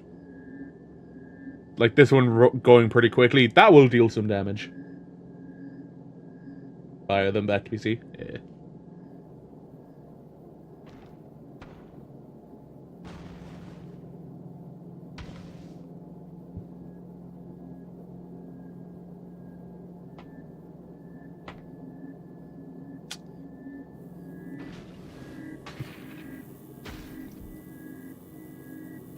It's just unfortunate that this is taking so long to get built. Like, we send up 50 space platform foundations, and 10 of them end up getting destroyed.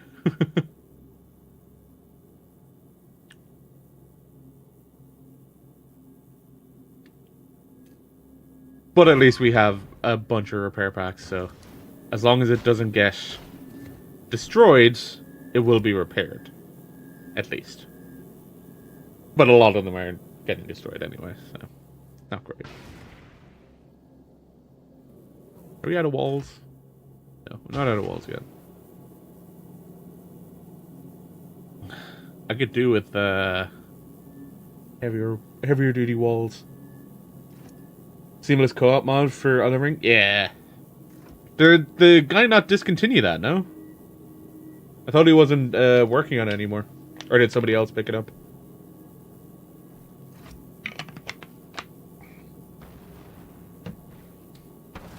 These have certain conditions now. Enable disable, set priority lists. Yeah, okay. I don't know, there's races going on, so I assume it works okay. Okay.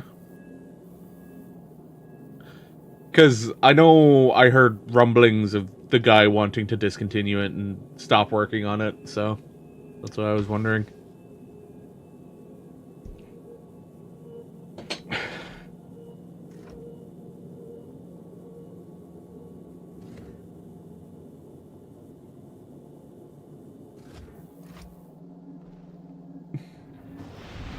Hey, ammunition.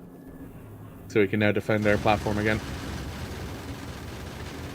Although a lot of the ammunition just gets used right off the bat. Oh well. It's better than nothing.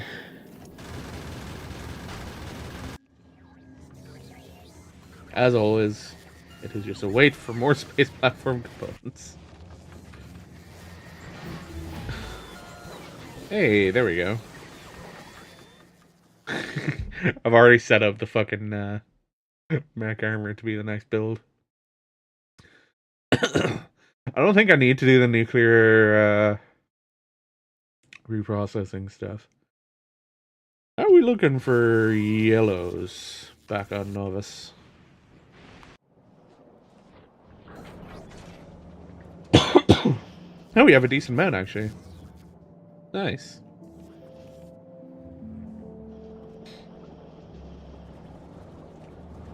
Starting to stack up purples again, too. Point in Elden Ring that I hate in Soul-like, where they just throw bosses at you as regular enemies. And I need to actually get good. Yeah. Not destroyers. You know what? Let's get it to do uranium ammo. Oh, right. I need to move that to the front. There we go. Give me that uranium ammo so I can fucking start utilizing all of this uranium I'm storing. I'm storing so much of the fucking uranium. I have 80,000 uranium that I'm storing right now. How much can I send up? I can only send up 20 per rocket. Hajime Mashita. Hey, thanks for the follow, Arya.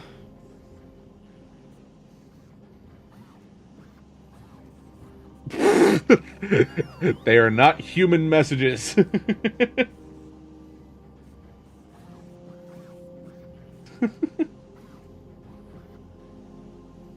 The speed of messages. Jesus. I keep forgetting I have that follower countdown thing.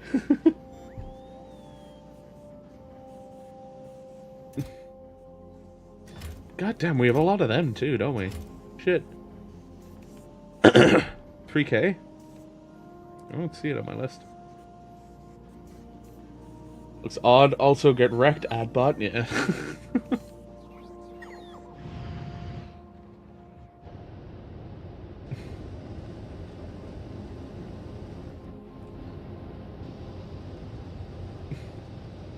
Like, I'll probably try and come up with a better design thing for it at some point in the future, but...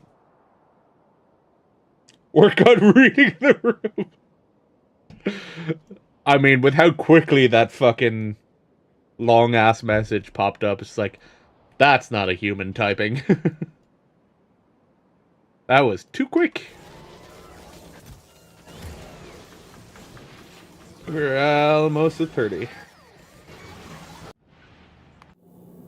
I've spent the majority of this stream just staring at this spaceship, waiting for it to come up. Imagine it was a Stream Deck macro.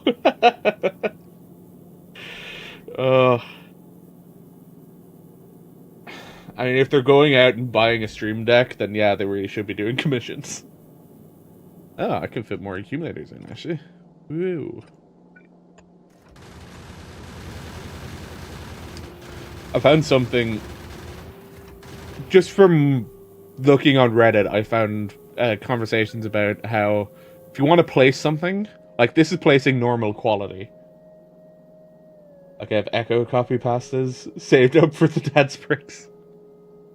I've seen someone saying Shift Control Alt Scroll Wheel increases quality. That's not what happens, but Shift Alt Scroll Wheel does. So it was slightly incorrect information on how to change it, but I figured it out because it's like, hey, it'll be useful to actually know this. Okay.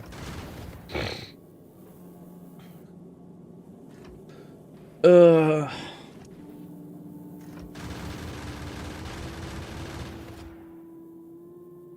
don't even know if it went down that much. Because it was 1190 or 1090 the last time I looked, and now we're back up to 1100.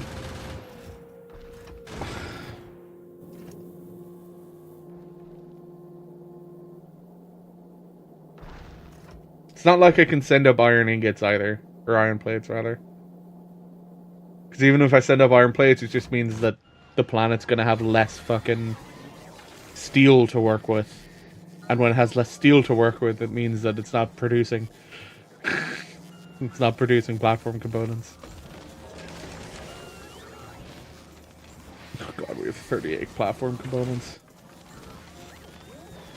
I am using Scribus for the character sheets, and the keybind for decreasing size by 1mm is Shift Alt arrow keys. Keep switching my keyboard language to Korean. I mean, yeah, the default keybind that is on Windows is what I have for switching the keybind or the language, and that's evidence as this thing. That's telling you that I've switched it to the Japanese one. Then wondering why my keypads don't work. Yeah.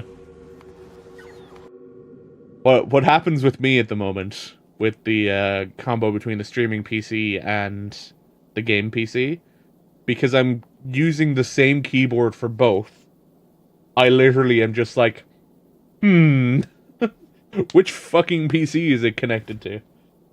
Can these asteroids fuck off? I just want to chill in space.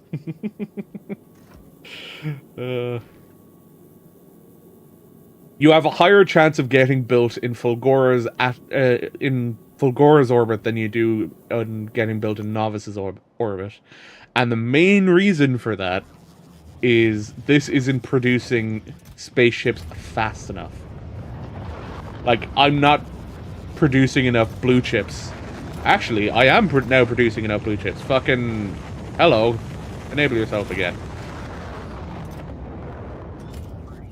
I should now be producing enough blue chips to be able to produce more. Up until now, it's been a blue chip problem that I've had enough blue chips to be able to produce more. It's a green chip issue now? Huh. Higher chance of getting built. Sounds like I'm getting swole. I mean, it is a much improved design from what it was last time, so...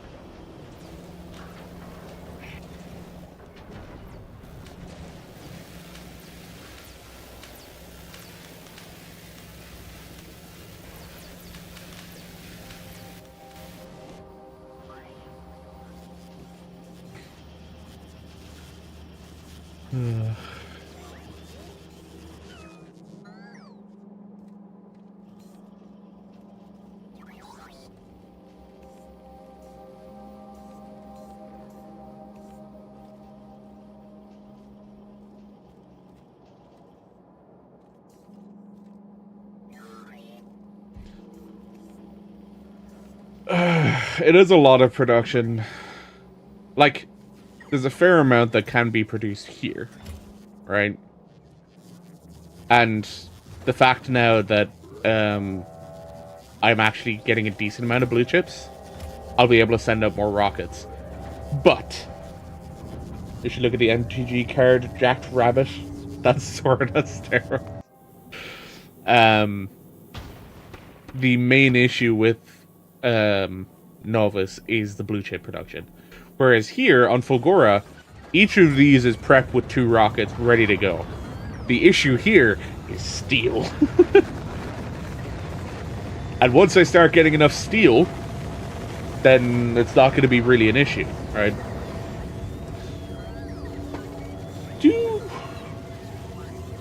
Hang on. There's coal, there's sulfuric vents, there's lava. Do we have a way to get petroleum here? If we don't have a method of getting petroleum, we don't have a method of getting plastics. Because we don't, it's not a bioplastic thing either. But then again, I should be able to import plastics from Nauvis fairly easily. This is what I want to look at. Plastics. Yeah, it's cold petroleum. The only alternative recipe is the bioplastic recipe. So if there's no method of getting petroleum, I can get it from coal liquefaction. So if we have heavy oil, we'll be able to get it.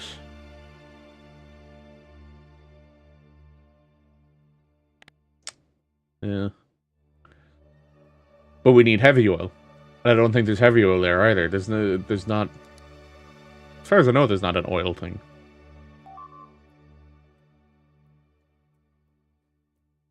Yeah, I don't see oil rocks. Because it's like, we have lava. Lava can be turned into molten iron and molten copper using calcite. And then they can be converted into multiple different things. But in terms of actually getting plastics, there's not a method of getting plastics that way. Back to Viper, still don't know what I want to make the difference between Sting and Fang finishers. Yeah.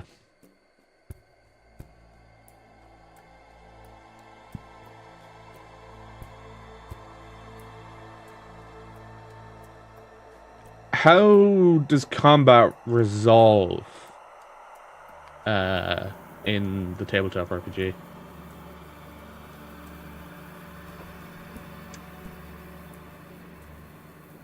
That's Motley.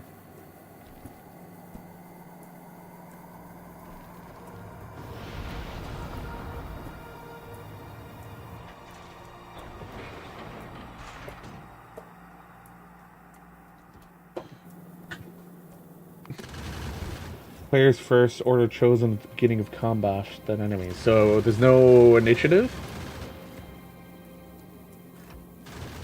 What? Because I suppose more so the question is it similar to D&D in terms of the round timer?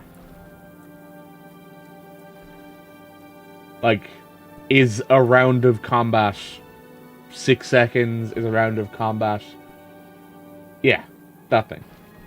Kinda? Yeah. Because I was just like, if you wanted to do turn count debuffs, you could do that as an option.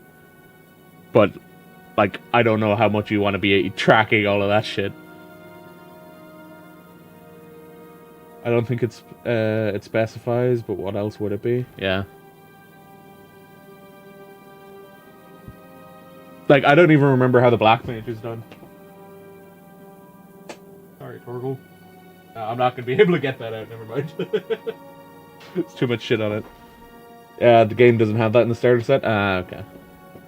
They're only until end of next turn. Yeah.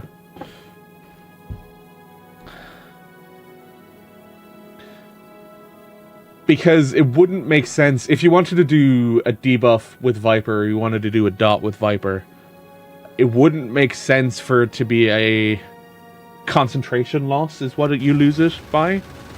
Because that doesn't make sense. Being, you know, you're losing concentration, and so because of that, the dot falls off. Doesn't make a whole lot of logical sense, putting it that way, you know?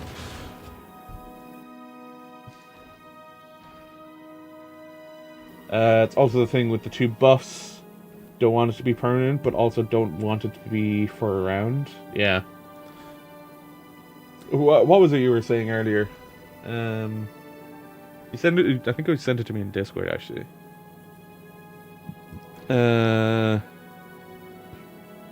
Not sure if we want to make Swift Scale or Hunter's Instincts fall off.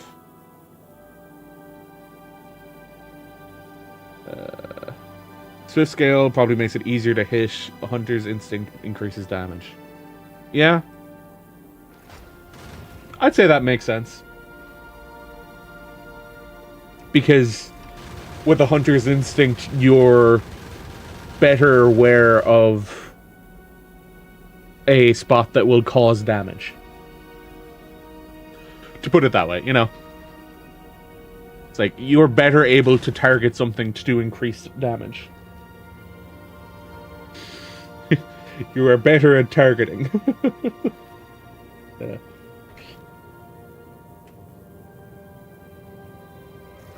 Hunter's damage buff in game also, swift to speed, yeah.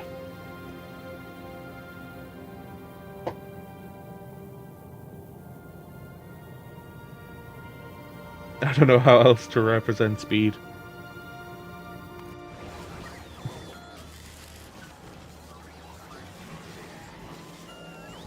Yeah, I can't think of any other.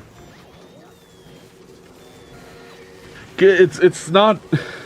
I wouldn't call it speed, because some people might interpret that to be, oh, they can move faster.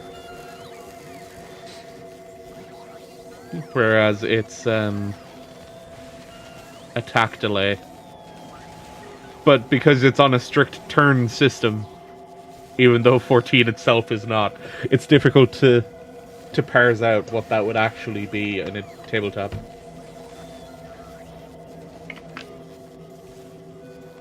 Can't cheat and look at what they did with Army's peeing. Yeah. Is level 30 the max right now? Again, I would get mine out, but it's behind a bunch of shit, so. Might exist for the others? You're gonna check? Yeah.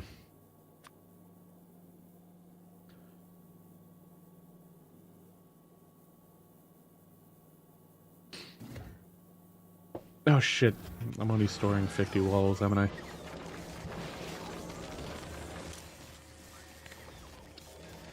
Store 100, because 100 is what can be sent up to the rocket, right? Yep.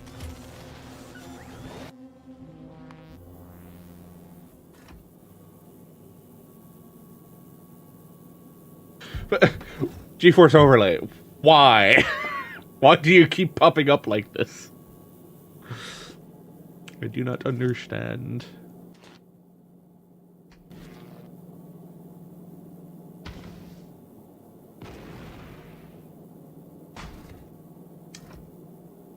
Does exist as 40 and 50 as well.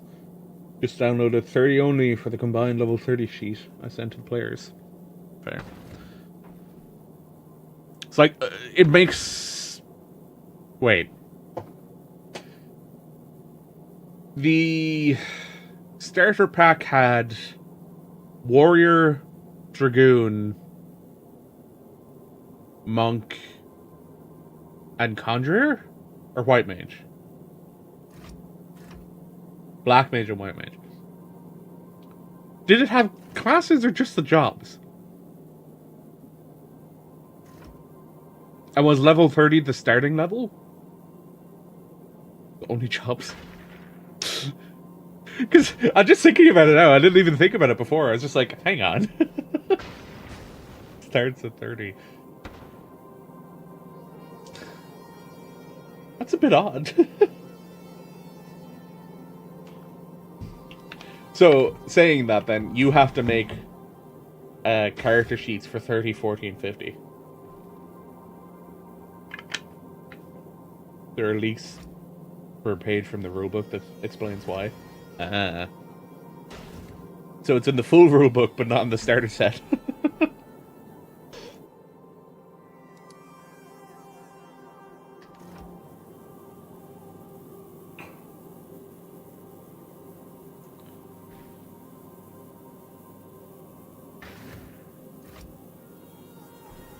Has to explain how to create characters.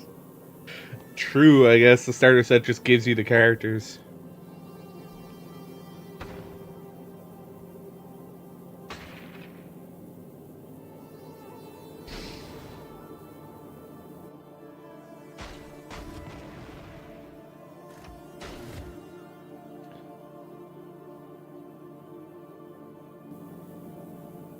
It's your reroll dice that land on 3 or lower once.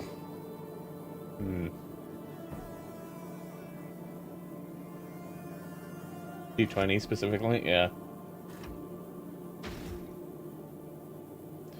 So you could do Swift Scale to something similar.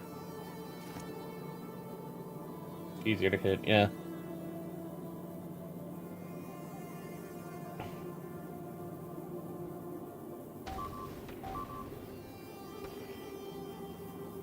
Man, walls get destroyed easily. Goddamn.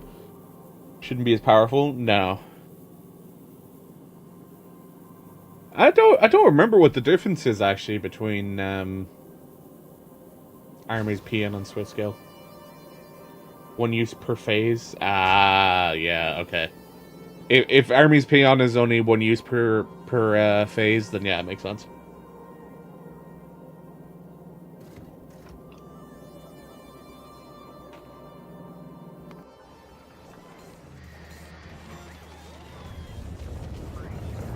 What are we sending up? Ammo! We're sending up ammo. You are requesting. Good. Good. Oh shit, we got a lot in store actually.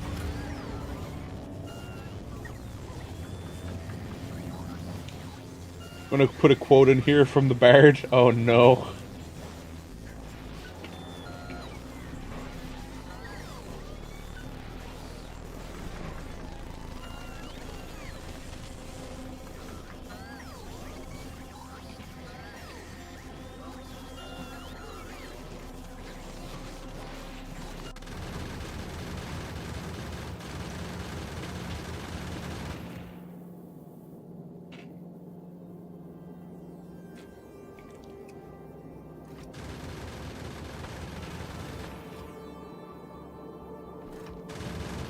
Bard Song enhancements are removed at the end of your next turn, or when you are granted a new Bard Song enhancement.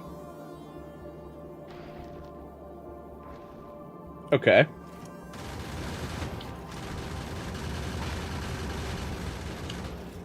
Oh, also, Soren, I want to point something out about these asteroids.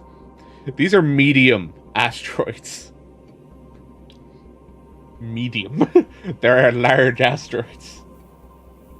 Hunter and Swift mutually exclusive. Yeah. That would give you a bit more choice on the complexity.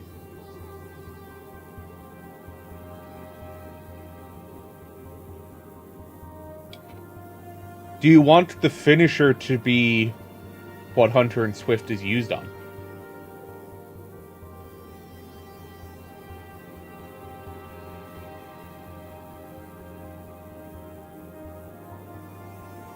What do you have already? You think of that as well? Yeah. So you can go Hunter's Sting to get a higher chance of landing the finisher, or Swift Skin Sting at a chance of dealing more damage. Or you just deal more damage. More guaranteed damage.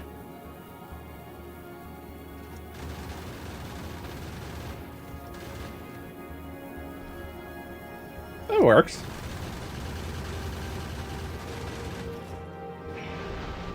Hey, there's the walls. It's just like I don't think there's many spots that can actually build walls.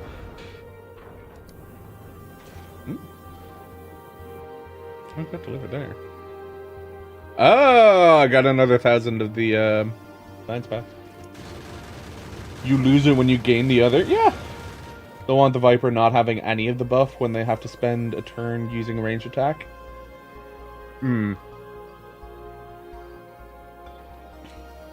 It is spent on the finisher or the beginning of your next attack. Your next melee.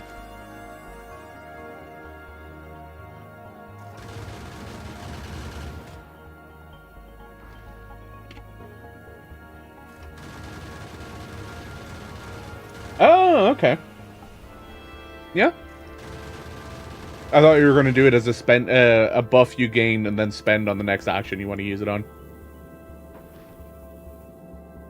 But it makes sense doing that too.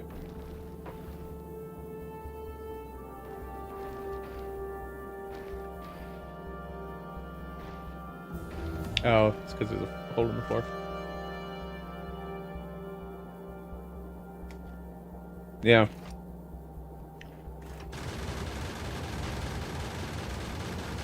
I also said them the wrong way around there. Hunters is where you get the fucking damage bonus, not Swift. I said Swift was a damage bonus.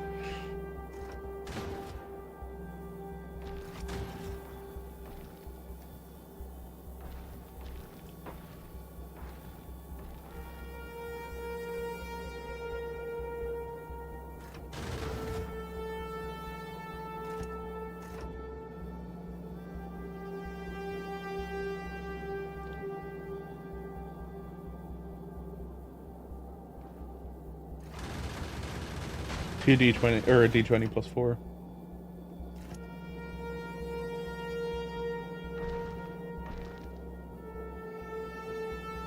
More flexibility is more fun.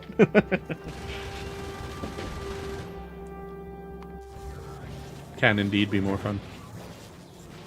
Oh, another platform set just got set up. Nice.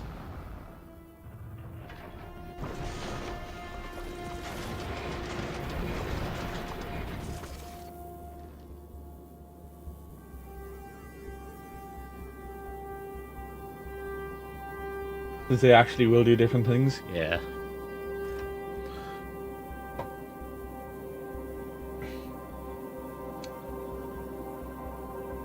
I do like the idea of flank-based mechanics, but I can also understand why they're getting rid of them. At one point I do remember D&D's flank mechanics was literally just as long as you were surrounding an enemy, you were flanking the enemy. Sting put a penalty on enemy attack rolls, and Fang do something else. Yeah. That could work.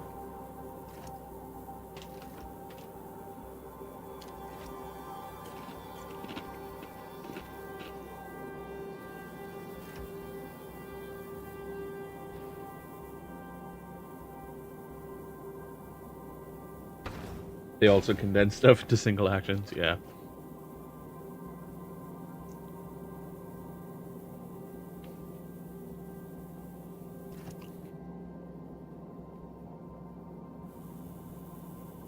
God. There's just been ended up being so much waiting today. All because of my lack of foresight on how much fucking steel I'd need. Brutal shell plus solid barrel, yeah.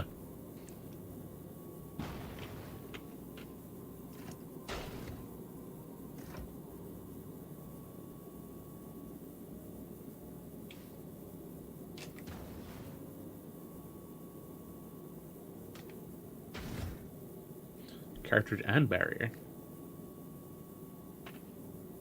I think I missed the barrier part of it.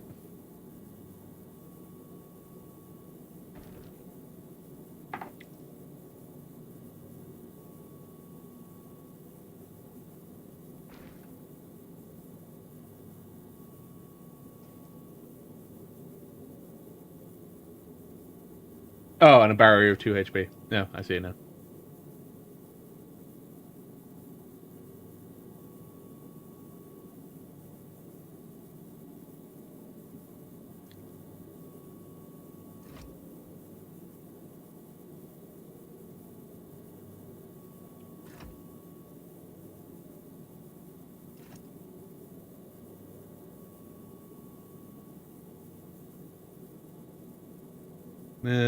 So instance reset in a turn.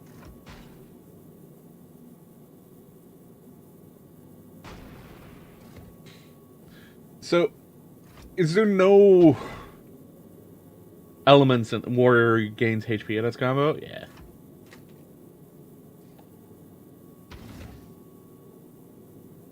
Maybe I should go to game design, at least concept-wise. Maybe. Maybe.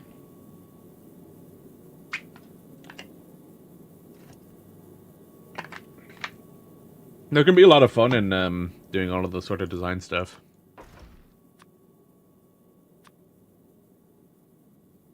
I was going to ask if there was anything that took a certain amount of turns to regain. Like, I know...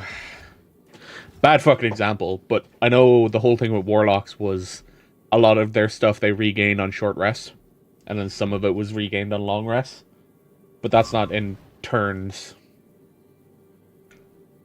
I'm trying to think of an RPG that has turn-based abilities that regenerate after a certain number of turns, and I can't think of any right now. Almost time for another ammo drop.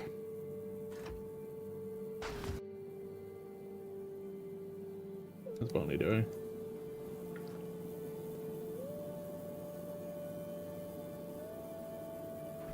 Okay. Yeah.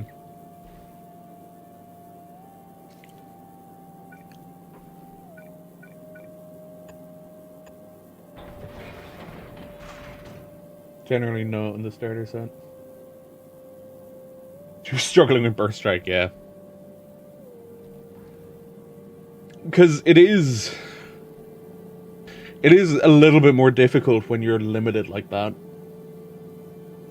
Like, I can understand it to an extent, trying to limit that sort of stuff, because it can cause problems. Not just twice per phase, yeah.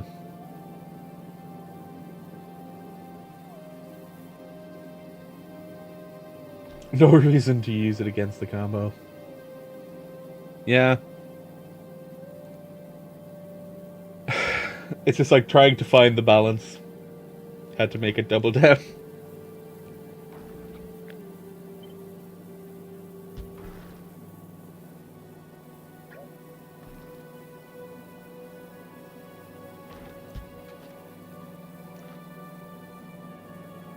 Red? No, it's green.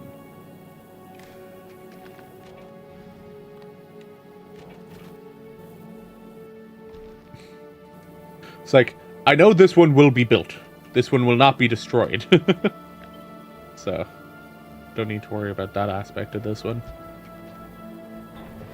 Red goes to the... Red output? Red input. The output... Oh yeah, the output is supposed to go to that.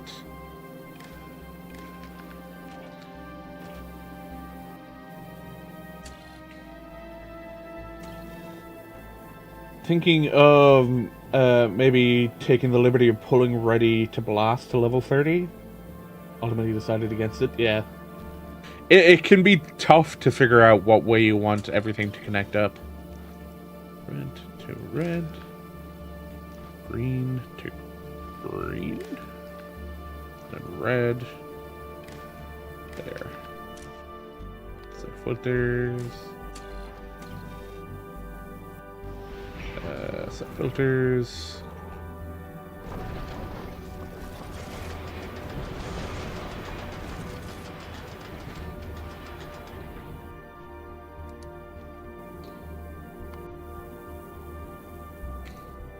There we go.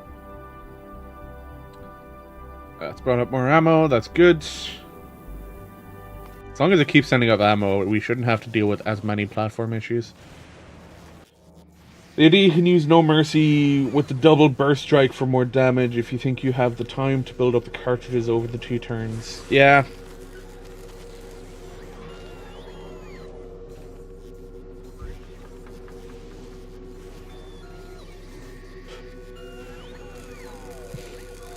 I can see it being a bit rough, though. But, you know.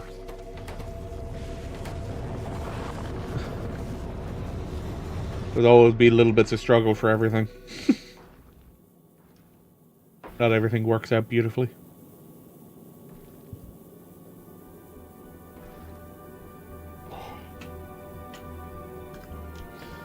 Like, I feel like it is more difficult adding the newer jobs than it would be going and, say, adding in Dark Knight or adding in Astrologian. Actually, Astrologian is probably going to be really difficult to figure out. Higher levels Burst Strike will probably do more damage, but at level 30 DPS damage seems really low and limited when it's high. Can't make it too powerful. Astro fucking sucks! Which version of the card system do you want to use, Soren? Oh, shit. Yeah, probably not current, yeah.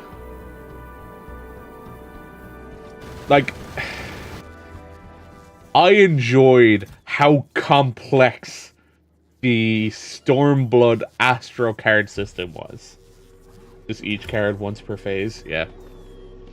I really enjoyed how complex that system was, but I can understand people's annoyances with it.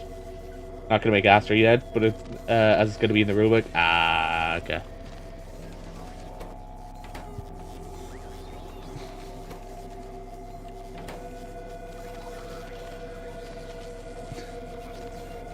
Oh yeah, you weren't here at the beginning of the stream, so one thing I noticed, because I'd watched a video talking about the quality system, and I did see people putting quality modules into the specified quality crafts, because it does still make a higher quality if it's able to make a higher quality. So I decided to stick them into it. It's like, even though this is told to make quality module 2s, there's a possibility, or sorry, the uncommons, there's a possibility it makes rare. This has produced 7, and it has produced at least 2 rares, I think. So, it can produce them. Yeah, I'm actually also going to BRB. We'll stick your spaceship back up on screen while I BRB. Ooh.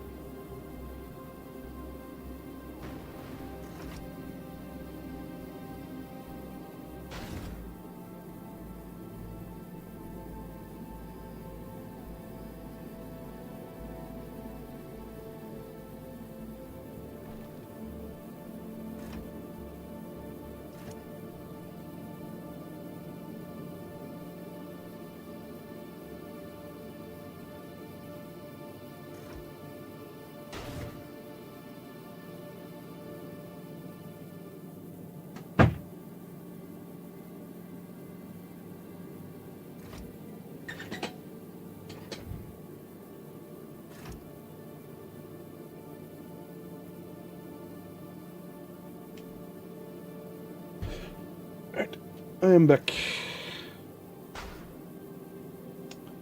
And turn that text off. There we go.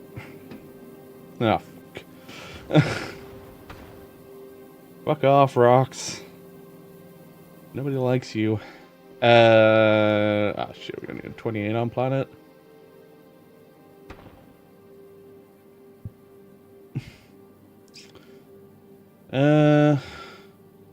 It has requested more. 100 on the way. As soon as it drops below 100, it's just like, hey, request more. Not bad, though. Not a bad idea. Alright, that's being sent up.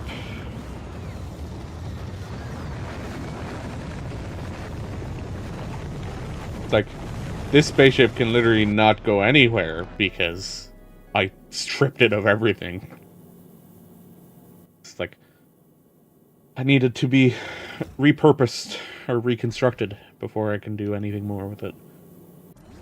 I also need to figure out what way I can increase production here so that I can make more. Oh, we're out of stone. The fuck? We just been gobbling up all of the stone.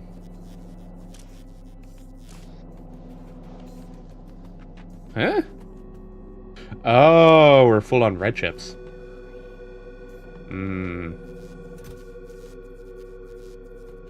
Alright, time to add a recycler for red chips.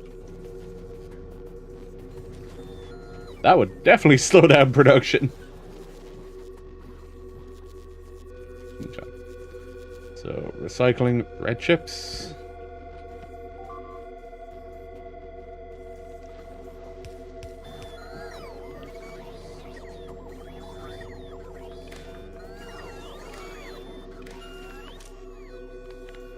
Enable disable.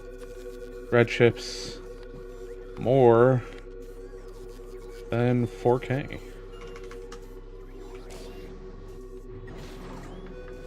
It'll give us more plastic, it'll give us more copper, and it'll give us green chips.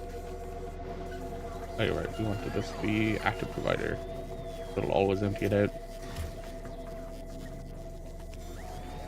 The recycling ones we do want to be active because they will end up doing a lot of damage otherwise. Do we want to... You know what? I'm gonna remove that one.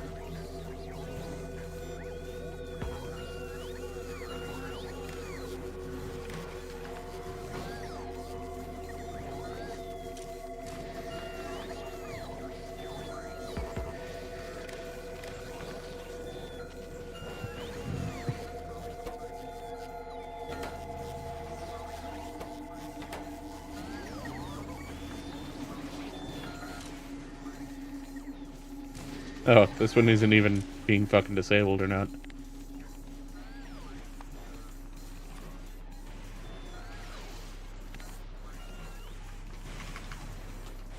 Sorry. More than 2K. Hello, welcome back. Why the fuck? Oh god. Huh. That was not supposed to happen. Oh shit. Need to make a longer voice memo. Fuck.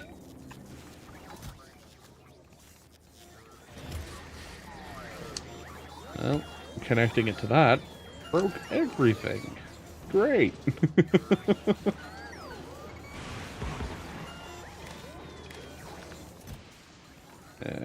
Don't read the contents of that. There you go.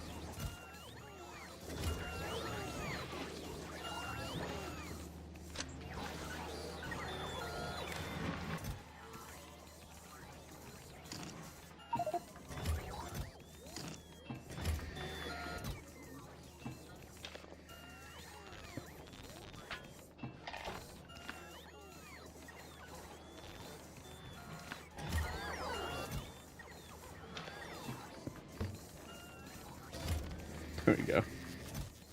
Jesus, that was a fuck up. Partner's still out for work. Asked me some questions. Couldn't be bothered to type. We also like listening more than reading it on those things. I mean, you have a nice voice, so I can understand.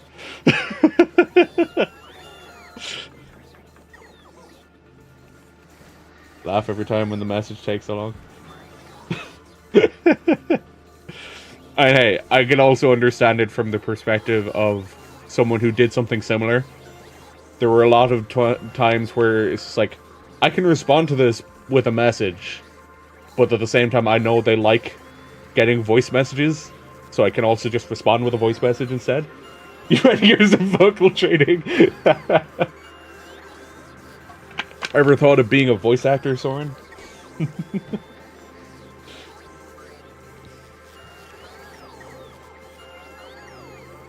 Oh, my voice is so good. Oh, God.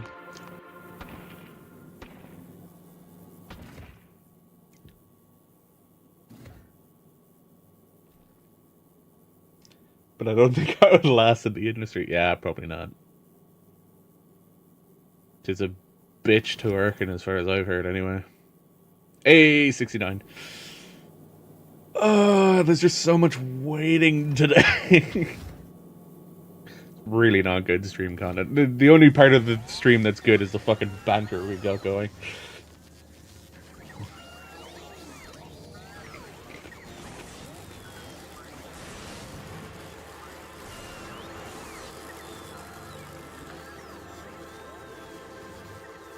From what I see, though, that's what you're here for, yeah. From what I see, right, when it comes to once the platform is built and it's autonomous, in that it will be defended by turrets, these will grab metallic chunks, the iron from the metallic chunks gets smelted, we get our ammo, we have turrets that are able to defend it, get more metallic chunks, and so on, so on, so on. It'll be a cascade once we get to that point. Still hard for you to follow that template, yeah. I think the funniest thing about it was looking at the time played that I have. Like, yeah, I'll get it up on the other PC rather than bringing it up on stream. Why haven't I pinned this yet? Because there's a discussion that we had, me and Kiyu, about the like games. Hey, we got more platform parts. About games and time played. So, Factorio is my most played game. I currently have 830 hours in Factorio. But following that, fucking Rainbow Six Siege, 593. Now, the things on this that, or rather, the games that I have played that do not count for time, yeah, it's like time played. I don't know if Minecraft would actually beat Final Fantasy. Yeah, you're 5.2k of Final Fantasy. I think, as far as I remember, I have like 6,000 or 7,000 hours in FF.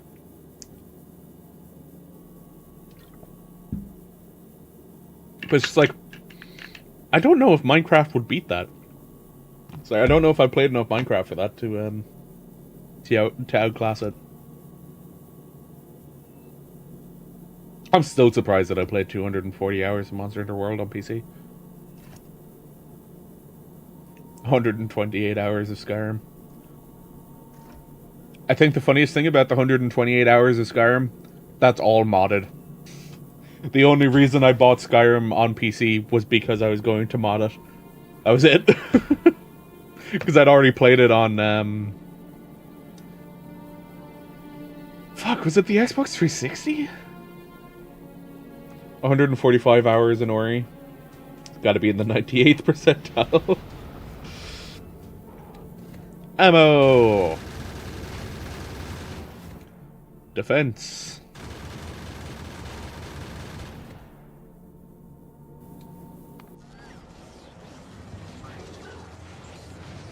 Which was missing stone. How much stone do we have in storage? 5k stone in storage. Okay. You're gonna start requesting stone from storage now.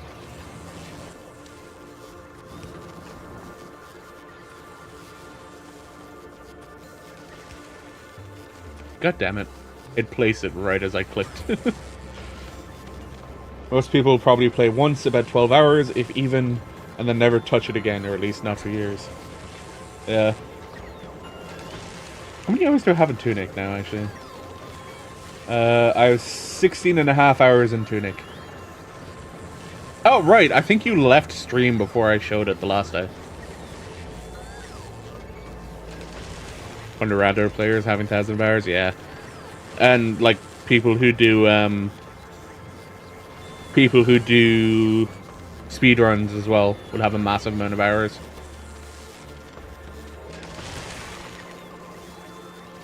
Everyone's synced up. I was going to show you this. Achievement Hunters, yeah.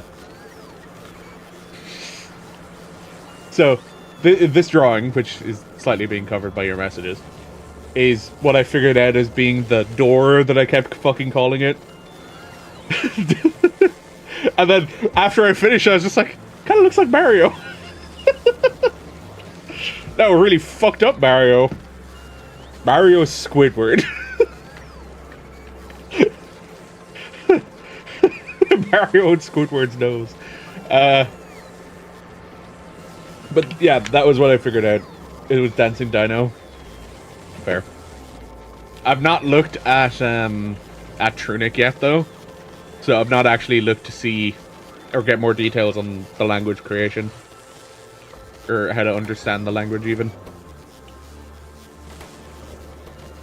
Do I need to build another one of these? Probably would help.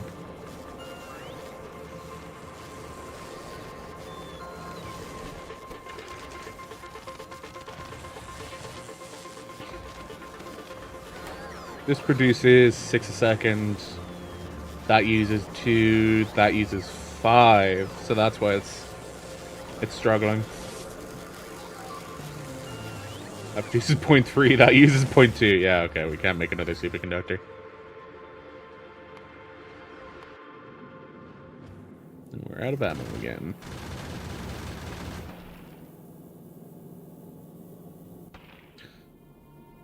$37 on planet, 45 on planet.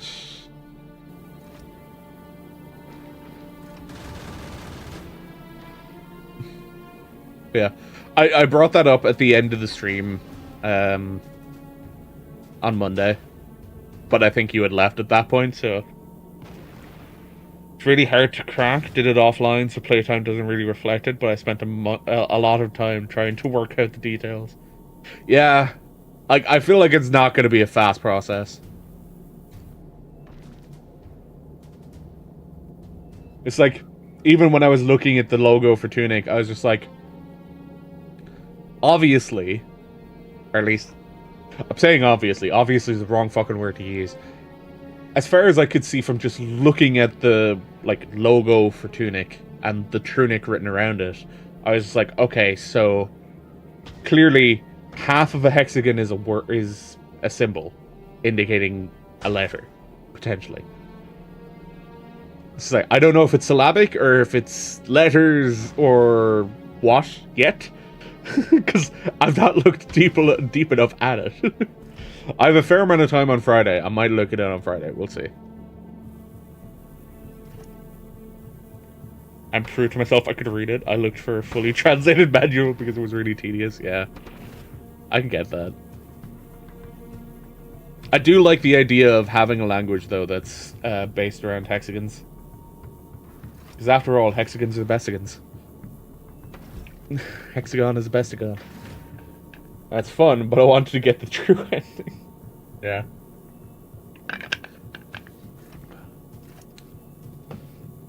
I have I think it's 3 more puzzles before I get all of the fairies.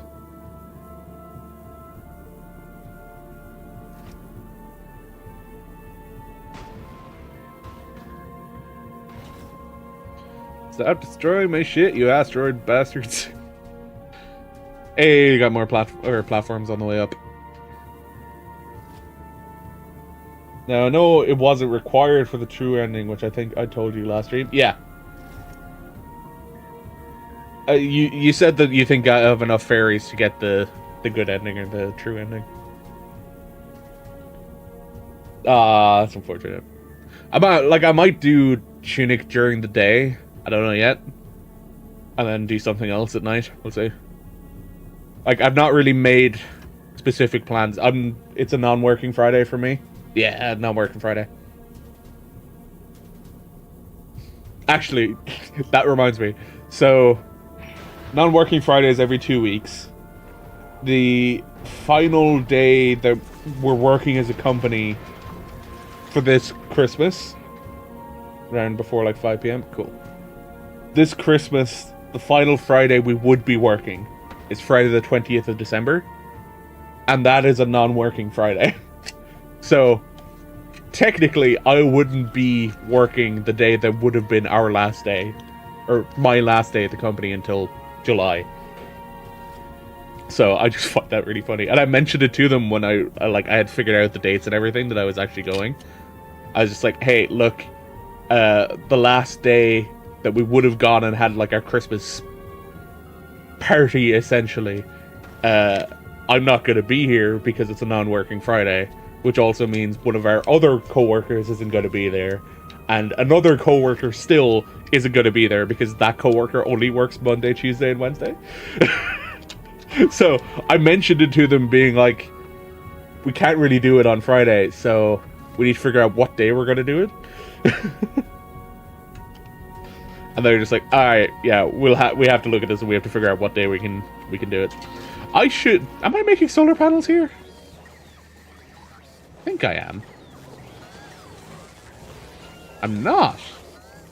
So all the solar panels on your ship are from Nauvis. Yeah, well, it's actually being built surprisingly efficiently. The fuck is your issue? Computing navigation. Last office day when I worked at my previous job was a Tuesday. I should have still worked from home Thursday. My boss just said, take Thursday off and turn in your things on Tuesday. That way, you can have a proper send-off. Yeah.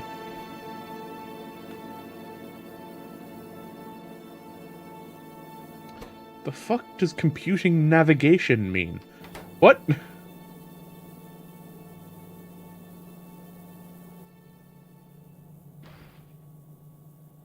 Huh?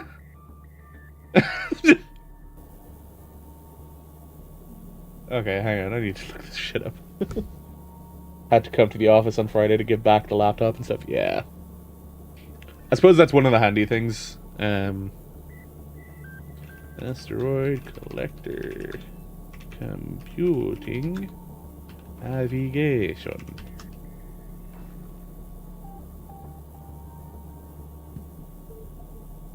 It's like I don't have a company laptop or anything like that. I just have my access stuff. So it's like a door or a card for accessing the building and a little key fob thing for accessing the office itself. Since it's a co-working building where there's a bunch of different offices and stuff in it. Place a go tile somewhere in front of it, detached from the ship. Oh, it's a nav mesh thing.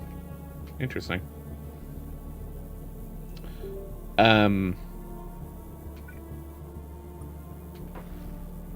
Weird. Okay. That's weird. Anyway, this should start picking shit up now. Hey.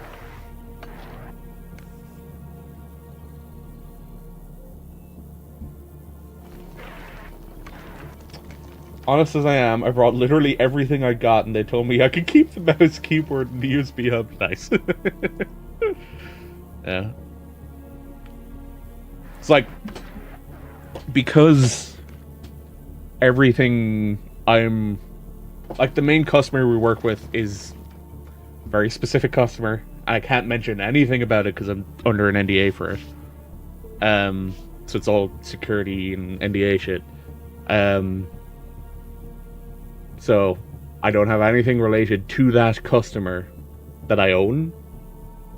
So we got notebooks as part of like the introduction to working in the company, and with the notebooks, I ended up writing a lot of information about doing the work in the notebook.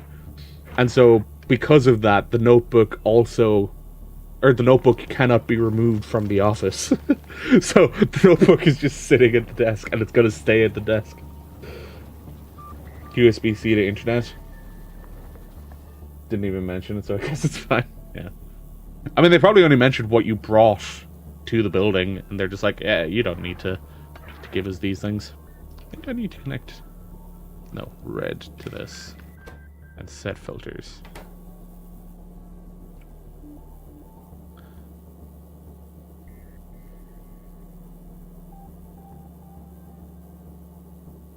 Why are you outputting a green 2?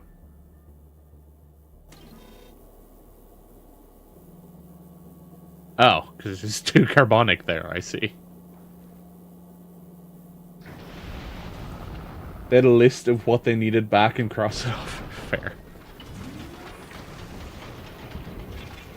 Yeah. I mean, as far as I understand anyway, all I'm going to need to have to give back is access to the building. And then again, I'm going to have to get it back when I go back in July. Because I am going back to work with them again in July. Because they're just like, hey, you want to go come back and join in? That's fine. I started working, I signed what I got. Apparently on that sheet, there was no mention of the keyboard and mouse and stuff. Ah, okay. Yeah. It's like, that's a small detail. It's easy to forget that.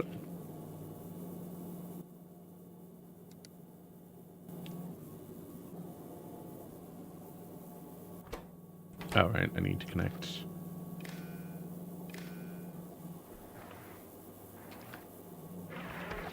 Where are these connected? Slash. Output signals.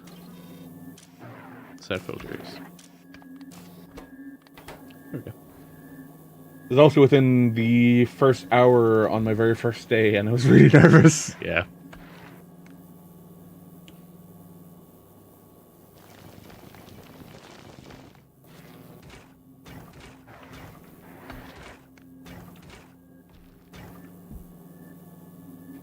Like, I can understand the nerve-wracking part of it all.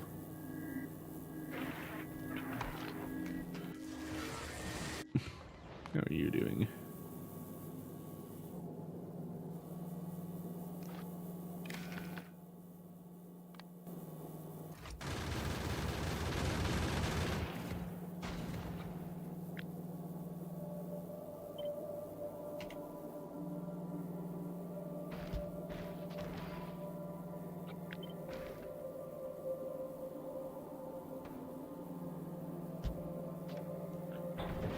Okay.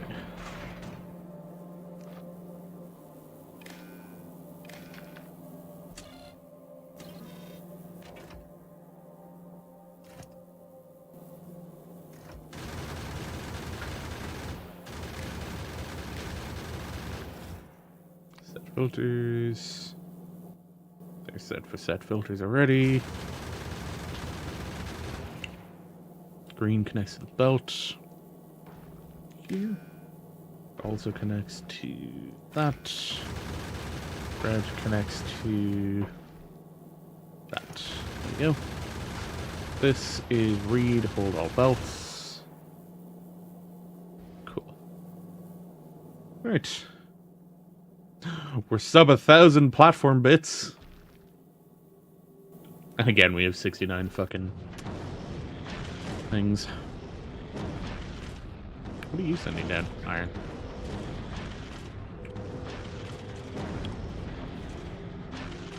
Someone pointed out how annoying it was having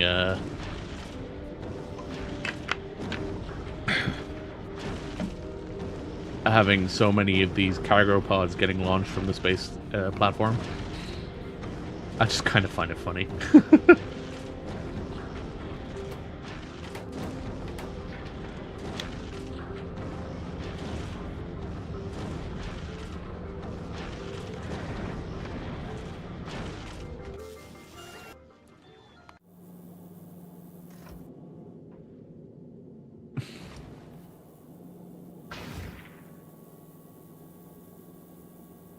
Sent you a clip you can watch with context later. Fair.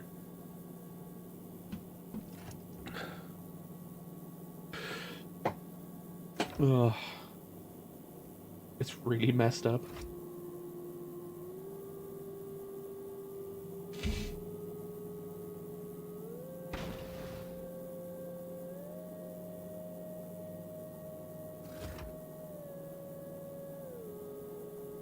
Ah. I see. Okay. Watch it now without audio, I guess. I mean, I'd hear it. And it would actually probably go through the stream. Because it's Discord. Don't need the audio anyway. The way it's building the platform pieces, I find confusing. Almost about to send him more ammo. Ooh. I hate this. Just seeing asteroids coming at you and not knowing you can't do shit about them. Makes me sad.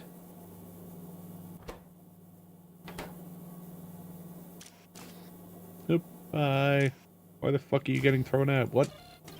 Oh, because I connected it to the input. Oh, apparently that can reach. Oh, I know. I want you to be there, but I want you connected to the output, not the input. There you go.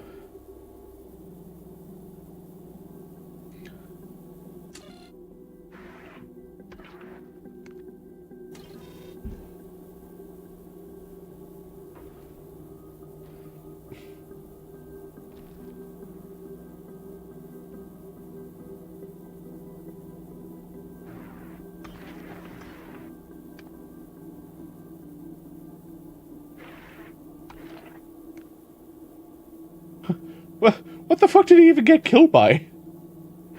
Hang on.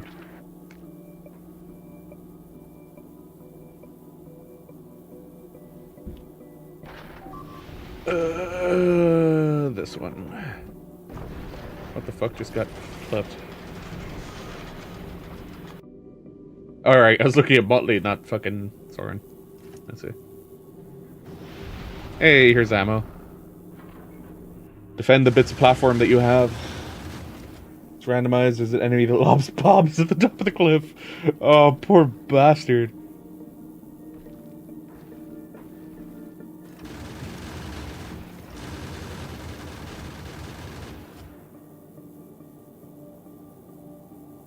Happened to like 10 people. Tournament seeds should be play tested. Yeah.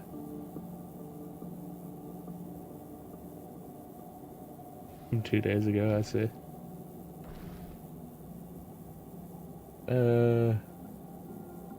I removed the source. I did remove the source. Put a window capture. I think it was. Intimidate 0 within a minute. Yeah.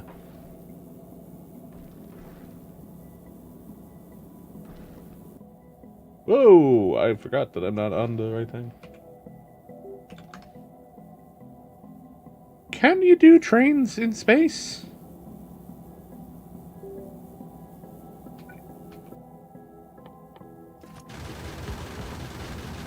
Gravity is too low. I thought so. just thinking that was a bit odd.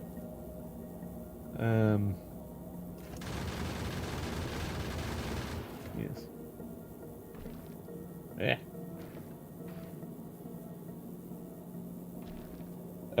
What are the hands grabbing from asteroids? Iron.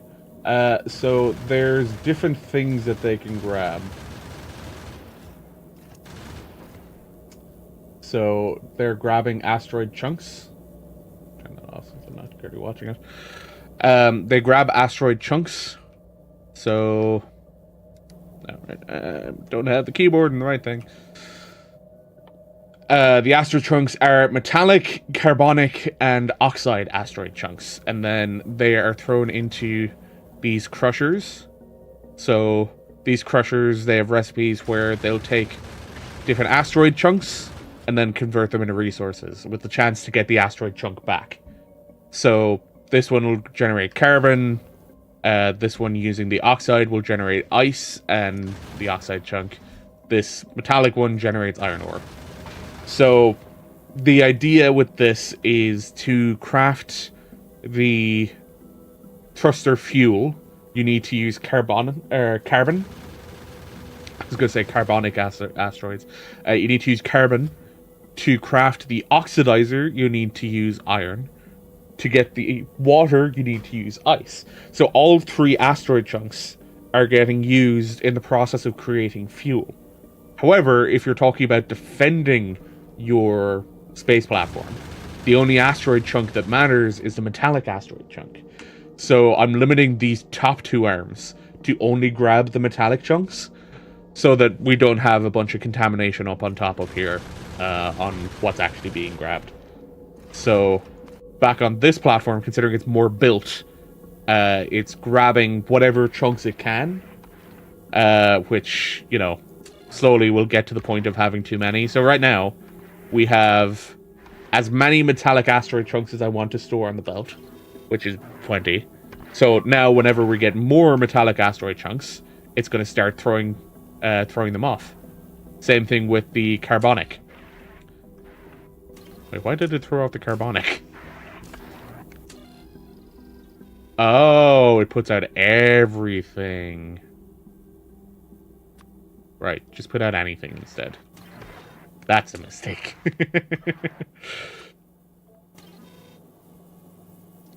Okay. Whoops. Now this isn't really a good way of setting it up. Need to add for the clip. Enemies don't see you while you're resting to grace, but you're usually safe. Resting doesn't delete projectiles that are still in the air. Wow, that's pretty bullshit. Alright, now that we're done chatting that through. Okay.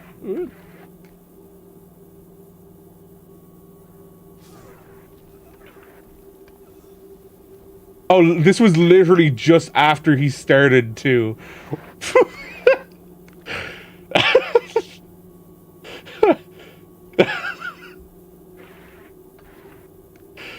Oh no. He literally just started. Oh, poor bastard.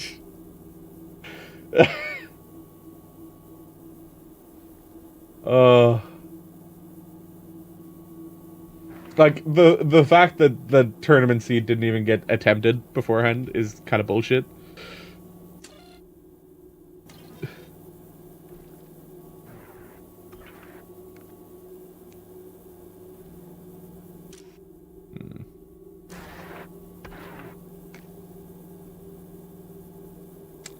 I think this hand always goes first.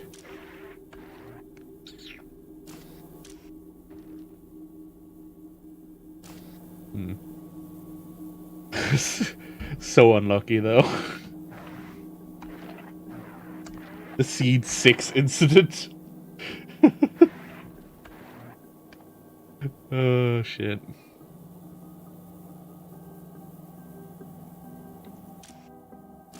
Don't know if this will work properly.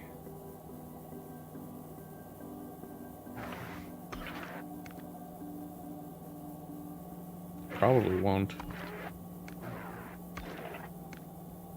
Because eventually this is going to be able to reach any more iron pieces.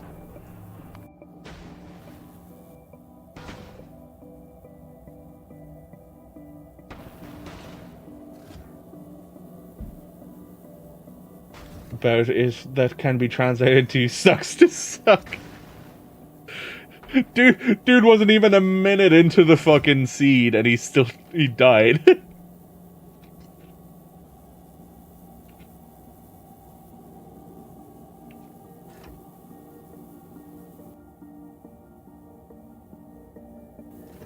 Curious. There is... Oh, that's not counting platform bases. The Souls-like attitude, though, right? Get good or get out, yeah. That's a good bee to have, actually. Because it shows where the asteroid collection area is. That was on the asteroid, right? Yeah, okay. Yes. Realistically, I was doing this to try and figure out, it's like, okay, does this tell me how many platform pieces I need? No, it does not.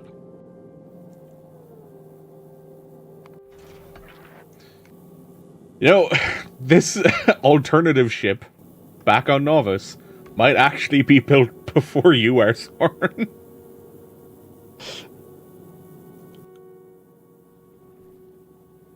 Nah, clearly you were trying to say, ooh, France.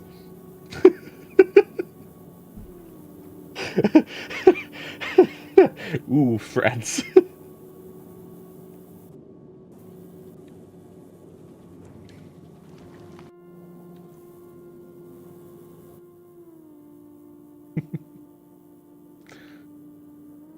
Hey, 50 more on the way. It is being built. It is slow. Wee, France. It is slow, but it is being built.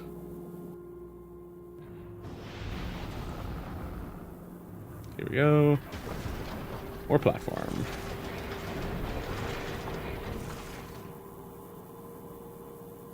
Yeah, I don't understand the way it's trying to build the platform.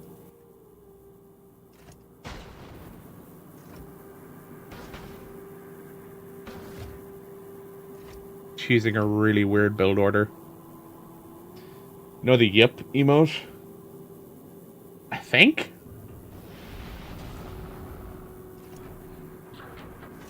I've more than likely seen it a lot and I'm just blanking on it right now.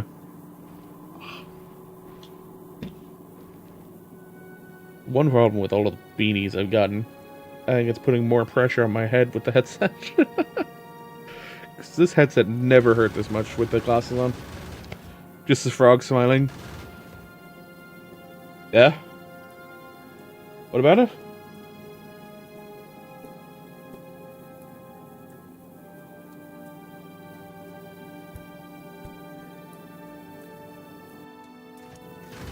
There's also a Wii that has a mustache and beret, and C, which had sombrero.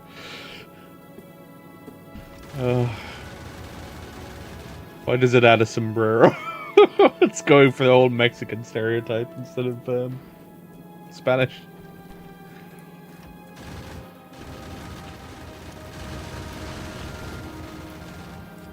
Yeah. Hispanic representation. Clearly the Europeans already got your representation with the French one.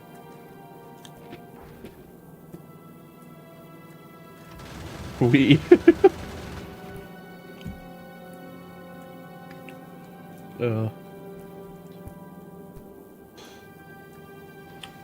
I wouldn't be surprised if there was a ya. Potentially. But what would they do with that one, Soren? With a bear... A bear and Lederhosen? Okay, I was gonna say, beer and Lederhosen makes more sense. If we were doing a bear, it would be Da, no? It'd be the Russian one.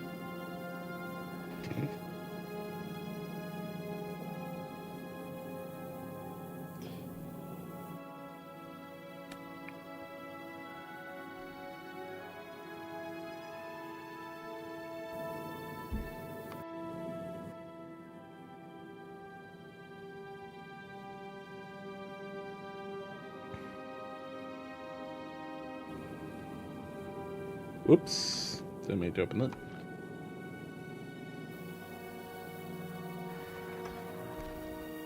Yeah, this was the issue I thought I was going to run into. Okay. What we'll do is this.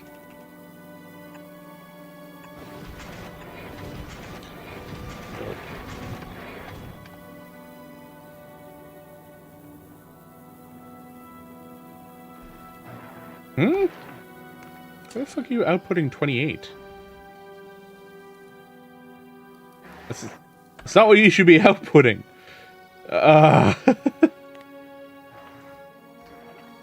need to do an arithmetic one. Instead of a decider combinator. This can take the inputs, each input, take away 40, output each. Yeah, that's probably what I need instead then. Input that.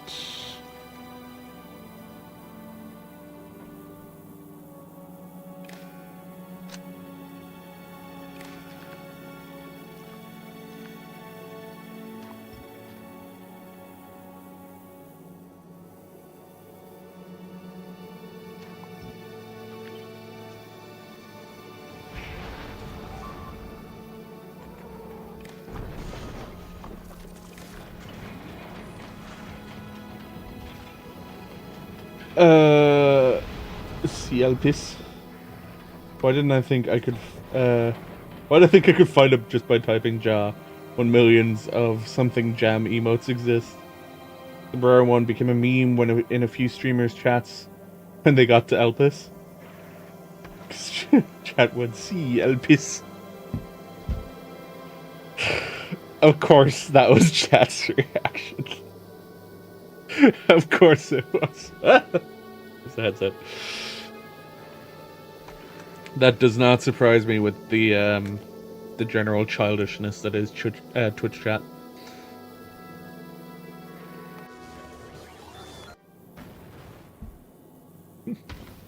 I come back to this one and it's just getting assaulted by fucking asteroids. Alright, I need to remove these to place these. Grab that.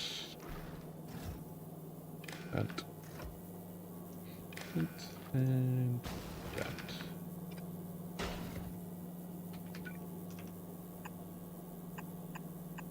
Oops.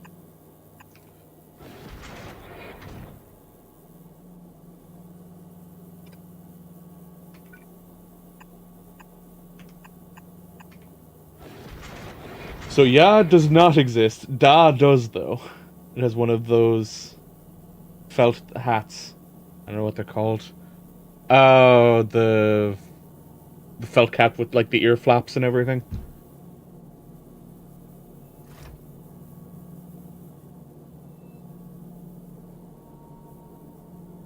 I think I know the ones you're on about. Russian military one. Yeah. That's a big old ice crystal.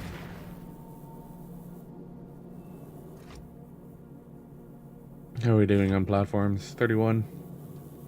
Yeah. Oh, I didn't think platform fucking would be so... Platform fucking? I didn't think platforms would be so fucking slow here. I can definitely see Vulcanus being the planet to do a lot of platform stuff, though. Mostly for the fact that Vulcanus has the foundries. And... Oh, where are they? Here. Foundries! You can take molten copper and turn it into copper cabling. And you can take molten steel, or molten iron and turn it into steel. Directly. Platform fucking, yeah. Unfortunate, spacing out of words. Tungsten plates. Just tungsten and iron. I know... Yeah, tungsten carbide is what's needed to get access to the foundry, isn't it? Yeah. And that is carbon and tungsten. It's called steel pump, not steel hump. I thought it was steel punk.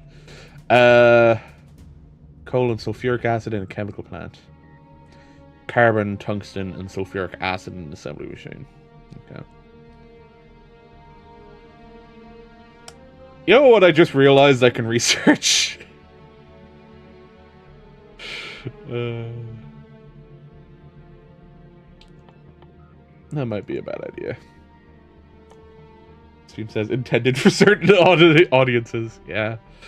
I mean, we have made some very crass jokes on raids, so it was necessary at that point. Also, I know I fucking swear so often. What was it I heard before? That the more a person swears, the more honest they seem.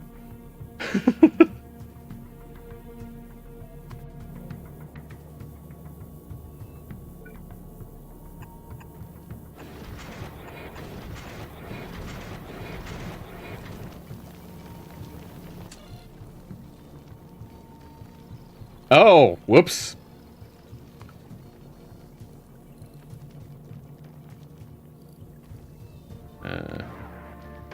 Add. Let's take away 20.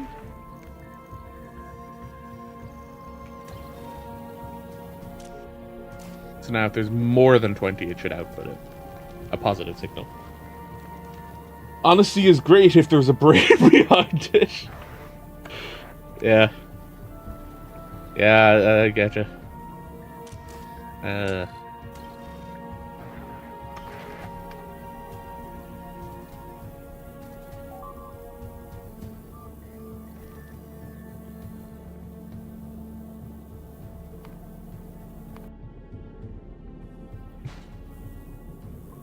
You are slowly getting there. You are slowly being built. Oh, we're about to get another platform delivery. Yeah. Oh, we're almost at another ammo delivery as well.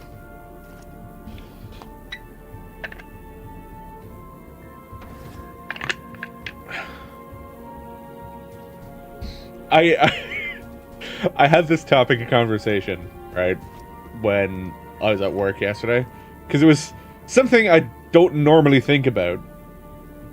But it came to mind, and it was when you're walking up a set of stairs, which side of the stairs do you walk up?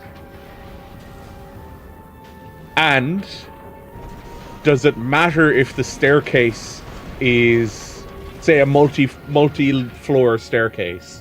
Does it matter if that staircase is rotating clockwise or counterclockwise? That was the question I had for coworkers, and I was just like, this is an odd question.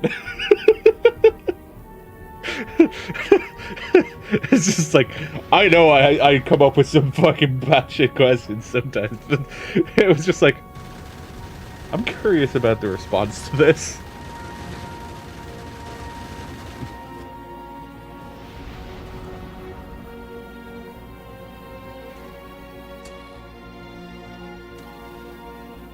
I need to paste it onto these as well. -20 and then output the signals. So it'll only ever store a maximum of 20.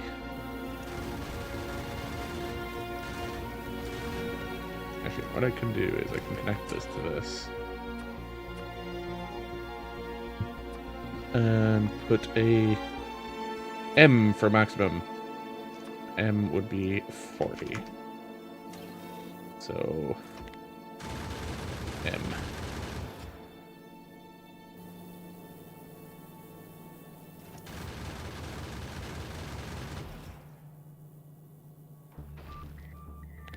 I could just tell this to be less than M.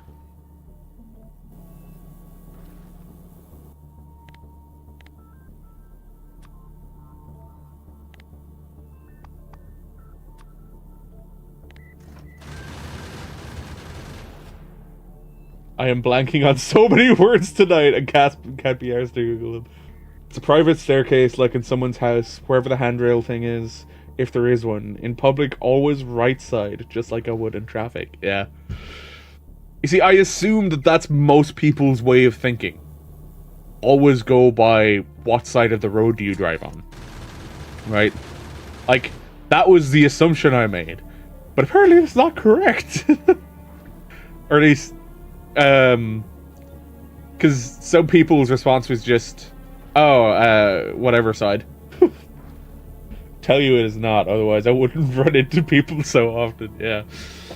Because, like, I would have made the assumption that here it would have been people going left.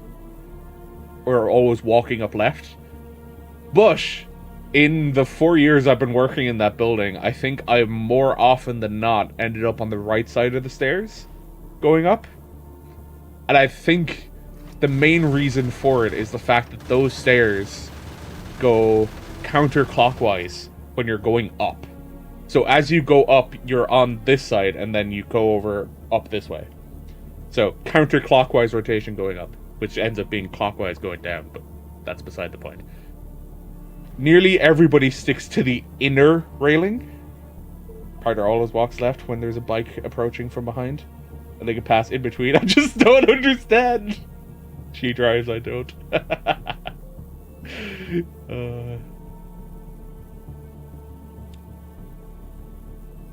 Yeah.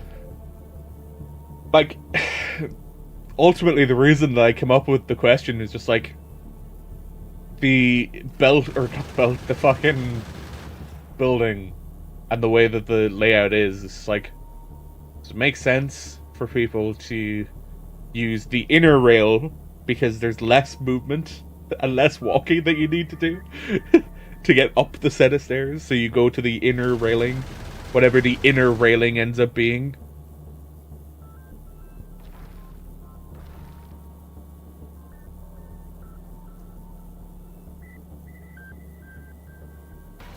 Because, like, I know rotation may not factor into it for everybody. Then again, I'm just reminded of all of the FF people having fucking left and right on the sides of their screen to help.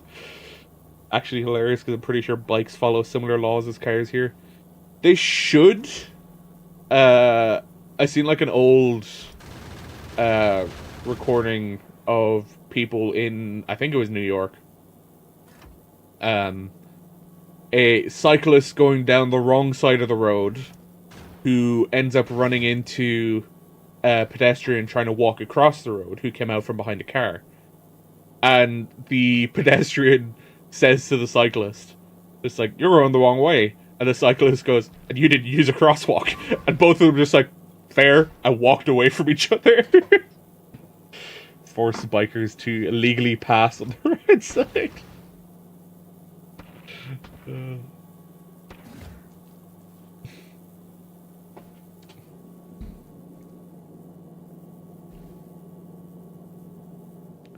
Most of the time, if people are walking together with someone... Actually, yeah, no, that's the next question I'm going to ask you then, Soren. You and your partner walking together down along a footpath on a road. Do you stand on the roadside, or do you let her stand on the roadside?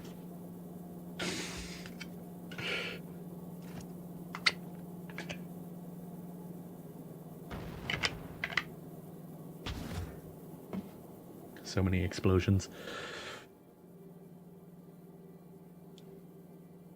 Oh right, I don't have any arithmetic combinators down here. Do.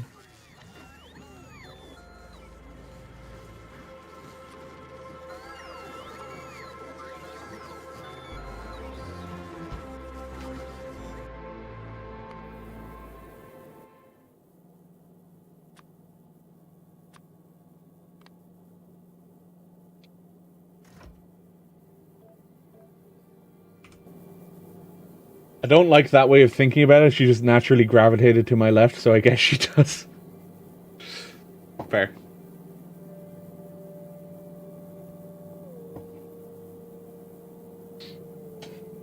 Which is also why she dodges left, I guess. Yeah, maybe.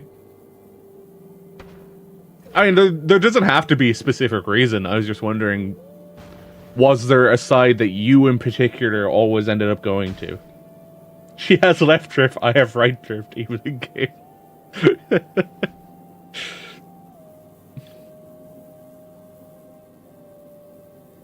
Because it's the whole conversation of like all of the mental checks that guys go through. It's like, how many of them do you actually notice that you're doing? Oh, that's why I took H2.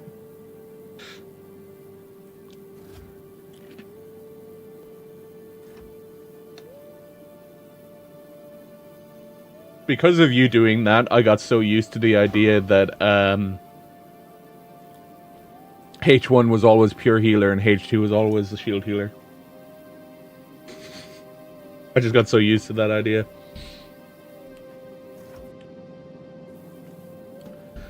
Oh man, I'm gonna have to let this run. Just so I can actually get platforms fucking built, because holy shit.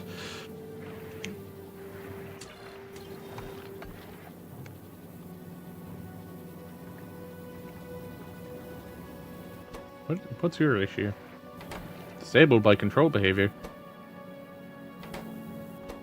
Yeah?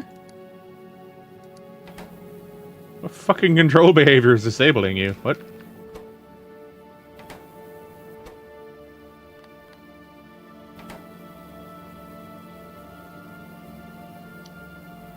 Huh?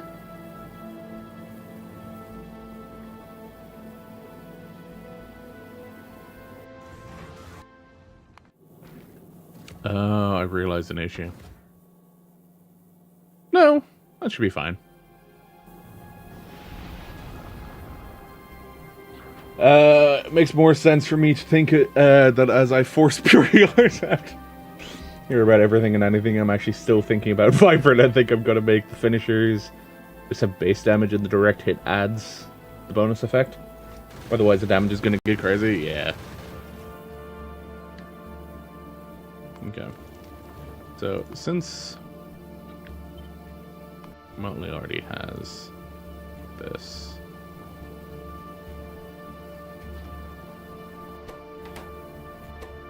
Why the fuck are you being disabled?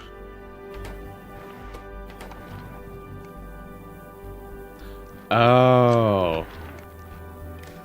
There we go.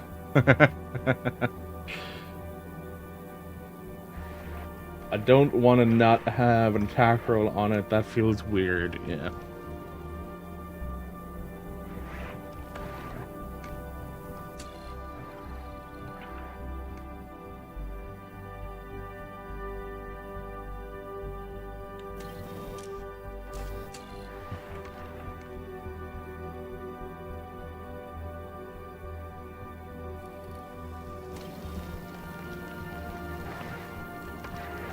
Adding a turn die to each turn is just lunacy. Yeah.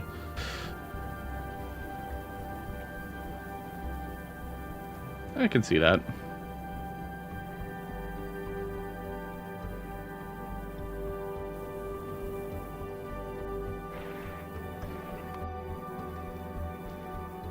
Alright, looks like this should still work.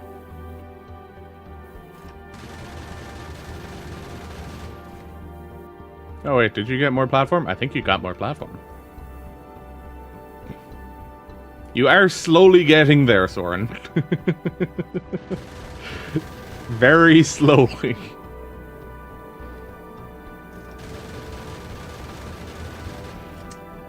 Already made the base damage really low, as it only does 1 damage on first and second hit. Get a flat 3 damage for the finisher. Yeah.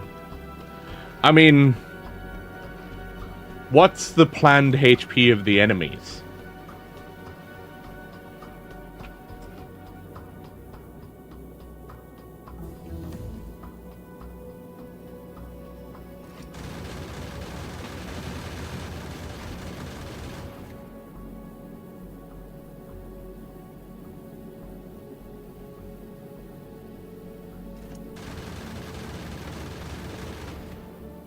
You can react to profiles now?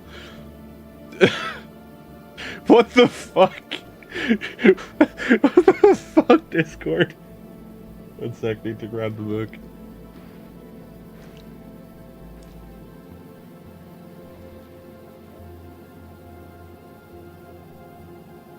What's that? Fucking hell, Discord. That is the stupidest fucking update I've seen in Discord for a while. Ah, yes, I could react to your avatar. Because that's definitely what Discord needed. Oh, that's so stupid.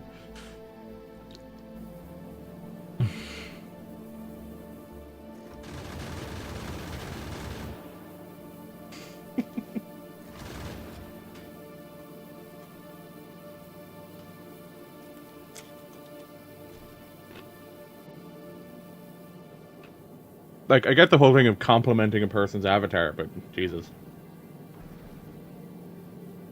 2 enemies, 40 HP each.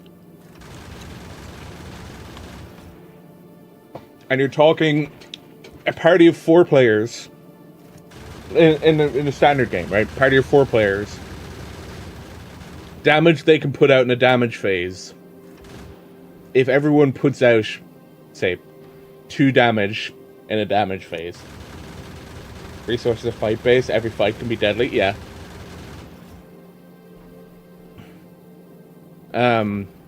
So what, in turn you can put out 8 damage? If everything goes according to plan, and everyone hits. 8 to 10 damage a turn. So at least, what? 8 turns? 8 damage without direct hits? Yeah.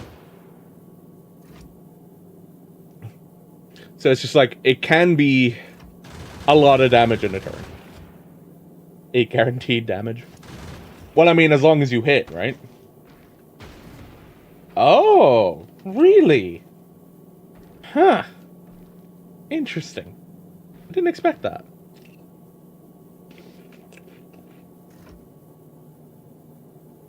I suppose I'm still very much in the mind of a normal tabletop RPG where you roll to hit.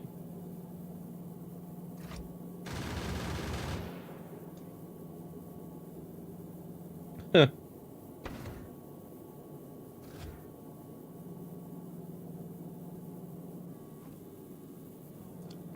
I guess I just always assumed that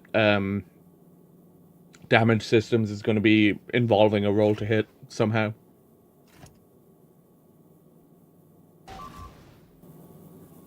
At least it's walls most of the time that's breaking.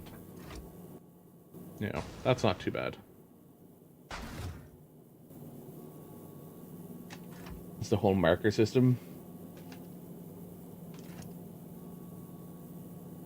To dodge them. Hmm.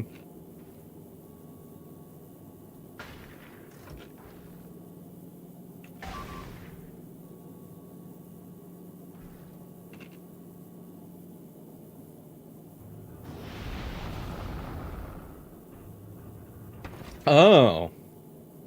Yeah, that's odd. That's odd.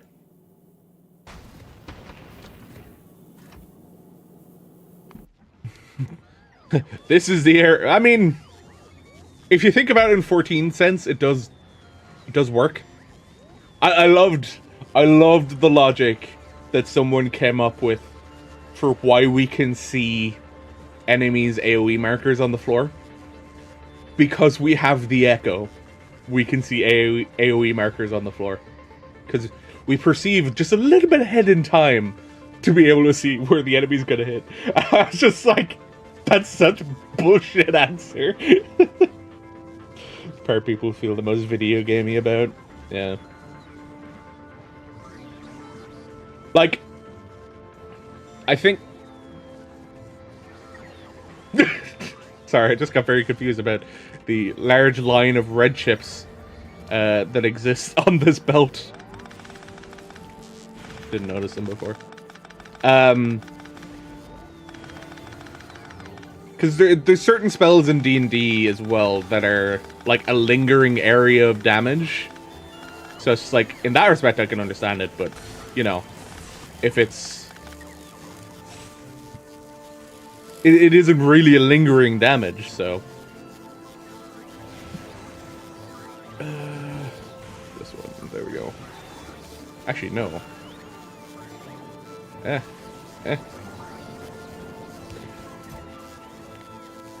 And this is storage for green chips. I was convinced it was part of the Echo lore after Stormblood. Thought that was established with the fake Echo that the Garleans made, but then was debunked by duty support. I literally thought the same. Oh, okay. I guess it's more commonly accepted then. I accidentally stole some of them. Hey, we have some uncommon logistics bots. Nice. What is the difference with the logistics bots? Oh, nope, they're gone. Hey, there we go. Base health increase, higher energy storage, more operational time, and longer flight reach. Cool.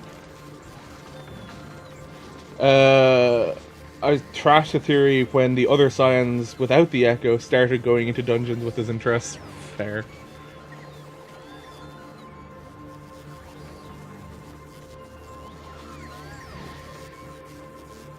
Hey, look at that. We're getting a lot more of these now.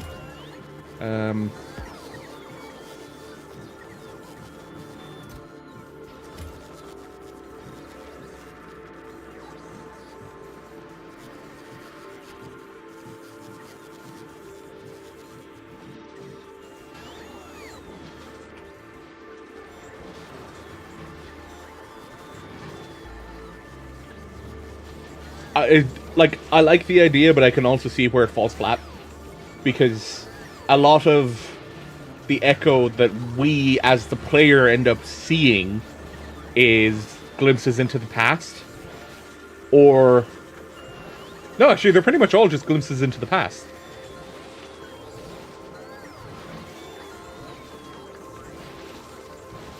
We're nearly always just looking at something that happened at a location before we got to that location.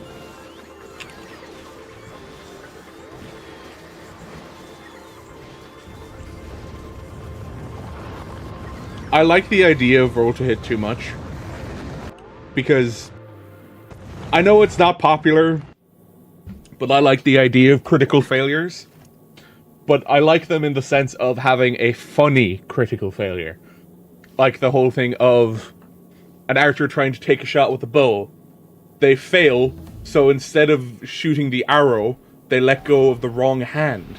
And so the bow launches back and hits them in the face. It's just rolled for bonus effects. It's like, I like that idea, because I think it's funny. But it's just like, you can have really stupid shit happen with that, where, what was one of the other examples? A character is trying to climb a tree. So they roll athletics for climbing in a tree. They roll a critical failure. So they fall out of a tree. Which, you know, if they're only just starting to climb up it, they'll fall, hit their face against the tree, take a hit point of damage. It's never, like, a massive amount of damage. Unless you're doing a grimdark setting. Because when you do a grimdark setting, it makes sense for brutal things to happen on critical fails. Like, you lose a limb kind of brutal.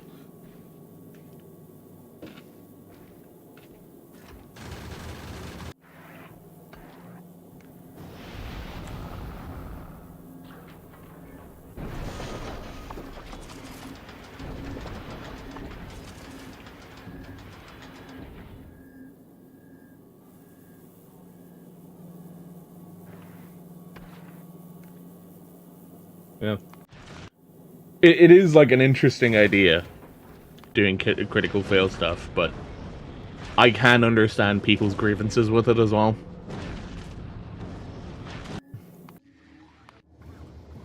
I do think one of the funnier things with the system I was looking at starting up was that I was considering using D12 as my base die, rather than using a D20 as my base.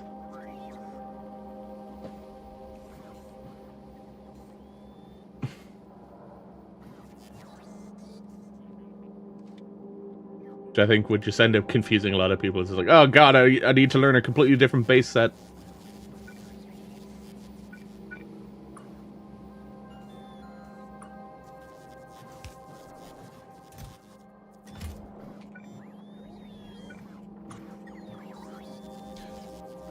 It wasn't a decision for missing feels bad, it was more everything is magic, and the whole system was about planning together to combine effects, so missing would be really brutal. Yeah, fair.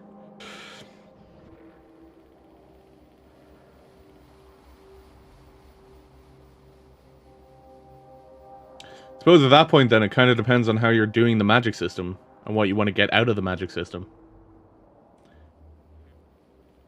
Because if you have a magic system where it is based on, like, rituals to get magic, then it's a lot less likely that the magic's going to fail or fuck up because of a ritual. Why do I think that would work? That's fine. It's producing enough ammo. Wait, did I finish the uranium ammo? Oh, I did! I should set that up, so that I can actually start using all the fucking uranium. What is the recipe? Piercing rounds and uranium. Alright.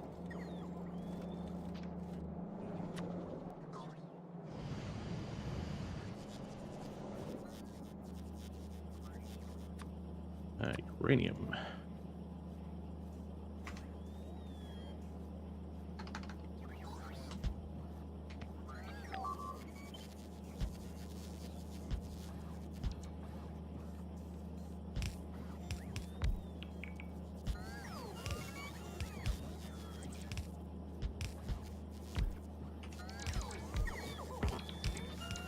There we go. Combine fire with an earth attack to crystallize it into a fire shield, but you miss the earth attack, so your next teammate who uses lightning attacks can't attack the enemy. So, kind of like magic as combination magic stuff.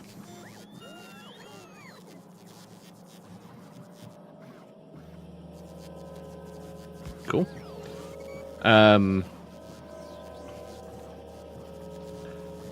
I know because the system that I wanted to do, like, even world building wise, was a system entirely based around magic, where pretty much everyone had magic.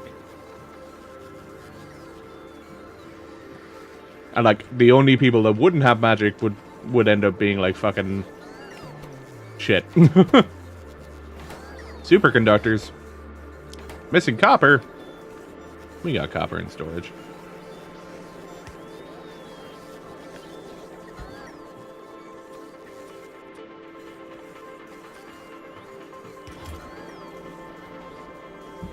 Read the last message again. You missed the funny part.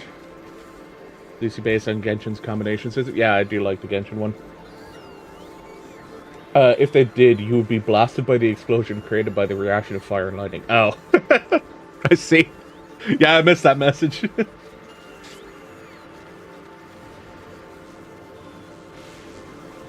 No, I like the idea of Genshin's combo system. Because it is a very interesting system, for sure.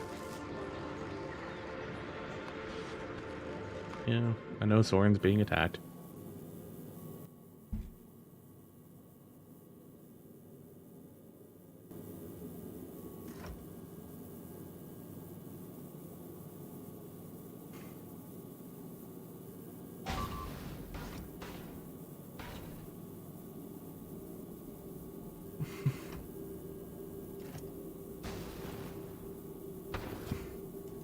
Like, the 1, not do damage, 2, not get your shield, and 3, get blasted by your friend. Like, I did a few playtests with the idea of the system that I had in mind, using, like, D20 rolling and stuff like that. That's a real issue, yeah. And there were definite flaws, but also I feel like it was just players taking advantage of the idea. Like, you know, players going into a pub and then wanting to burn the place to the ground. It's like, that's the players, that's not the system. So, then the next time we played, every time they went into a pub and they started trying to burn the place down, the barkeep would just snuff out all of the flames, because the barkeep was also now a pyromancer. It's just like, you try and start a fire, the fire in your hand disappears. But again, that was probably more so just the people who were playing than the system itself.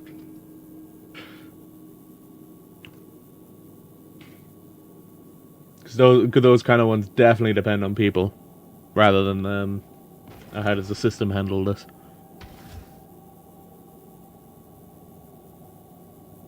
Solo playtest where I had like 3 players against a few enemies just to gauge damage potential, HP, overall feel of the system. Yeah. Like, the game idea, the Metroidvania game idea that I wanted to work on, that game I was planning on setting it in the world that I was building for the RPG. Mainly because it would mean that I'm actually working on the RPG world at the same time as I'm working on a game. But also because there are ideas that I wanted to explore through the game for the RPG. It's def a little off, and then I got busy and lost interest, so I never went back to fixing it. Yeah. It's a lot of fucking work. Like, a lot of fucking work to get it correct. Justifying the work was hard? Yeah.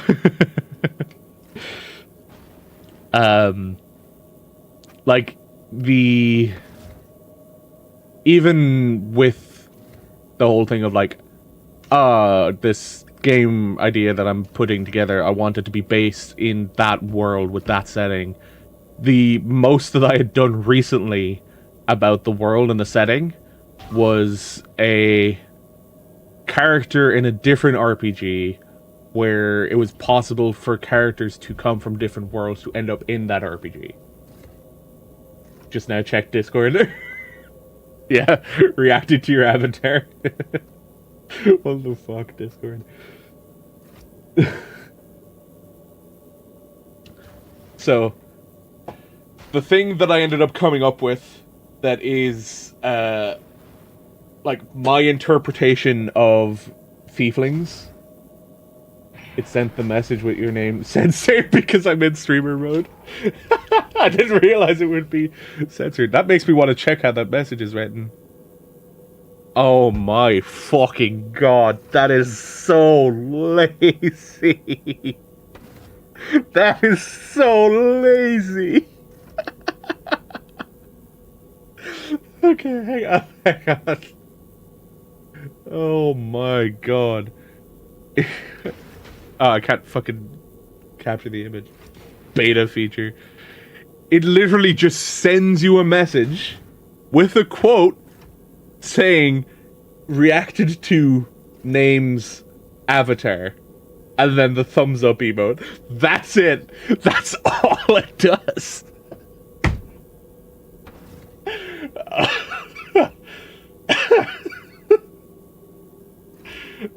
Oh my god, that is the stupidest, laziest shit. Oh my god, Discord, you fucking assholes.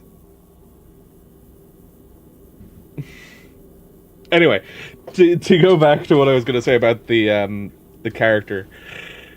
Going through and making that character for the RPG. Yeah. Going through the process of making that character for the RPG, I ended up coming up with the explanation for how Thieflings exist in my universe. Even for me, it says my username. Yeah, because it's literally just a message for me. Look. Hang on, right? Let me do this.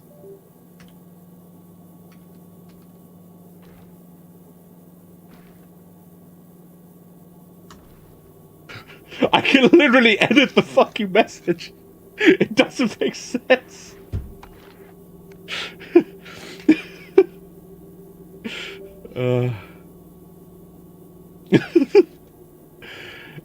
Anyway, that character allowed me to explore how I wanted Thieflings to work from the universe.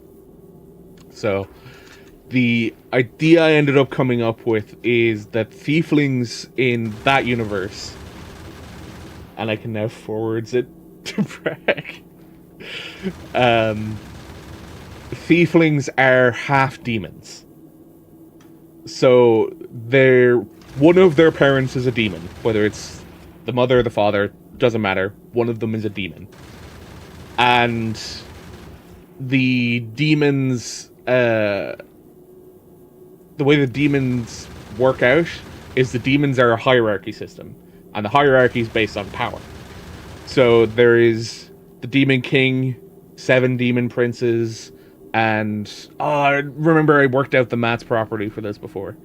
I have it written down somewhere, I need to go find it again. I need to put it into fucking Obsidian, because then it'll be easier to track. But then those Demon Princes had generals under them, and it totaled out to the 72 demons. As being, like, the leaders, and then if you were under them, then you were just a subordinate. You weren't even considered to be anything worthy of demon kind. And that was the idea for the demons. But the demons have a possibility to travel to the earthly plane. And that possibility happens to line up with a comet that appears in the sky.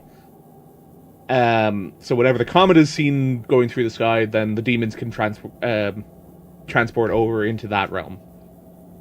The character I was playing had a demon mother and an elf father. So, born of a demon mother, father was elven, the leader of an elven tribe.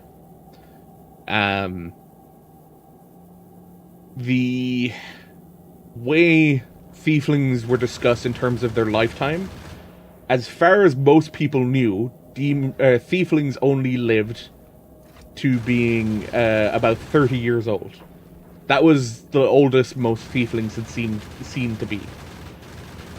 But there's a different reason. Their natural lifespan is not 30 years.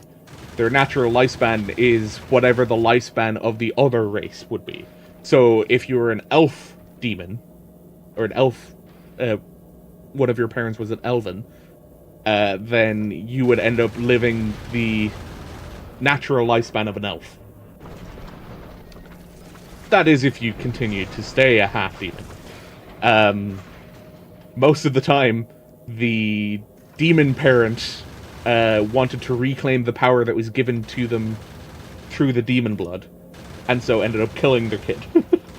That was what ended up happening. Or they died to some other demon wanting to get part of the power of their parent demon. So, more often than not, that was the reason why demonkin were dying off at an earlier age. The reason the age was early was because as you grew older, your demon blood would grow stronger. So you would become more demonic as you grew older. So, at one point in that RPG, what ended up happening was my character got attacked by a ghost, and the ghost caused me to age 20 years, I think? Or was it 30 years? So my character went from being in his late 20s to being 50-something. So, because he's now 50-something, he's lived longer than what was known to be the lifespan of a tiefling. And he's just like, interesting, I can feel the demon side of me is becoming stronger. And so, like, his horns grew longer, his tail grew longer, his skin darkened in color. And that was all just signs of his demon blood getting stronger. So, tieflings can eventually become demons. Yeah. Tieflings eventually become demons. So much so that the demon mother that character had was a tiefling. Again, an elven parent and demonic parent. And I think the funniest thing was, and I kind of did it as a joke, was that the demon grandfather that I had was Belsar. So my demon mother was I don't remember what her first name was, but demon mother took the last name of Belsar. I also had an elaborate explanation of Dragonborn and Tieflings in your setting. Yeah. Because my setting doesn't have dragons anymore. Yeah. I also have a similar thing for the Dragonkin. I think I was calling them Dragonians, which is a mix of Argonian and Dragon. But the Dragonians, their whole thing was they start turning into dragons if they live to be old enough. But each Dragonian can tie itself back to its parent or ancestor dragon. So, Draken, yeah. Draken's another common name for them, yeah. So, if the ancestor dragon was still alive, you could commune with them, but it required full concentration to commune with them. Whereas if they had already passed on, then their will continues to exist in their Dragonian kind. But again, because if you live long enough as a Dragonian, you end up becoming a dragon yourself. You can end up having your own progeny of Dragonian at the end of it. I think the German for Dragonborn is stupidly long. Nice. What was the other stupid thing that I did with them, though? Oh, yeah, right. The other thing, most people don't need to worry about, right? When it comes to, like, making half races. I was just like, I kind of want to do something special. Because, you know, Tiefling's already a half race. They're either going to be half elven, half human, half dwarf, whatever. I was just like, what about races that are half Dragonian? So then it's an elf with dragon blood, right? What I decided for that was that it's a very, very rare process to have a half Dragonian race. Or to have any Dragonian mate with another race and actually bear children. It is very rare. But when it works, they present as the other race until they hit puberty. At which point, when they hit puberty, they gain the ability to show Dragonian parts. So whether it's wings, horn, tail, Dragonian scales all over their body, it's like, it is something that only happens when they hit puberty. So, when they get to being an adult, they gain the ability to go from being whatever their other parent was, whether it's, you know, elf, dwarf, whatever, to being dragon or Dragonian, and back and forth between. They have the option and ability to transform between the two. It's just like, I spent a long time thinking about some of these ideas. And also, because I wanted to come up with settings or interesting stories, one of the stories I came up with for something interesting happening to Dragonians is the story about what's happened to a particular town. In that town, there were... no, that needs to go the other way. There was a group of dragons, but that group of dragons were basically in the slums of the town, and no one could really figure out why. But there's a group of dragons who are simply just known as the Scaleless, and it's believed that they're all from an ancient dragon, and when you're scaleless, you're shunned as a Dragonian. Racism. Is it racism? Yeah, I suppose. And nothing to do with demons or the hells in general in my setting. They're just an underground race that was captured by the Draken and enslaved. The Draken was basically what became of the dragons after the ley lines were too disturbed. And the mental powers grew weaker and they lost size and became more humanoid. That's an interesting... Yeah, that's pretty cool, actually. I lost my train of thought. Oh yeah, the city. It was fucked up. But at the same time, it's kind of intentionally fucked up what happened with that city. What I was going with was that the dragons, as it was in that city, their scales were peeled off of their skin and were consumed as a delicacy by the nobles of that city. Yes, I know it's fucked up, but that was the point. It was supposed to be fucked up.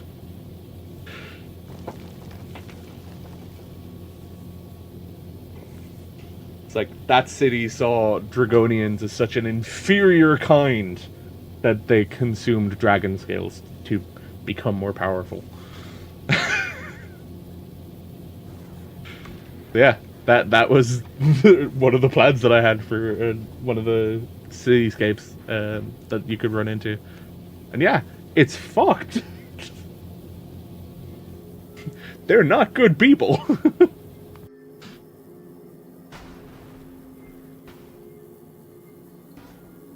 This platform is nearly built. And all because Nauvis is actually starting to get decent fucking blue chip production. Tiefling player's quest would have been to travel to leyline confluences, find and enter dragon memories, kill them and return the energy to the ley lines. way before Endwalker, and what happened to the dragons there was kind of funny to me, yeah.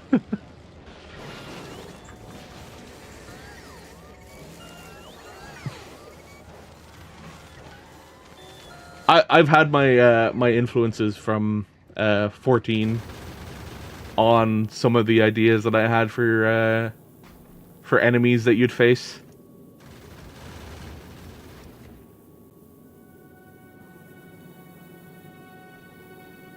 But again, considering, you know, I never actually got to the point of creating something or getting to the point of actually running it with people, then there's stuff that I was just like, I don't know if it would actually work.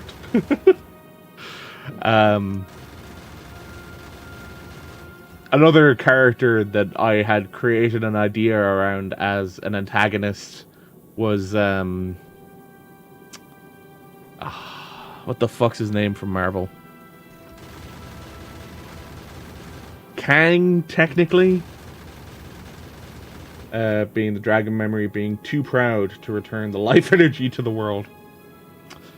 Dragons usually do evoke the sin of pride.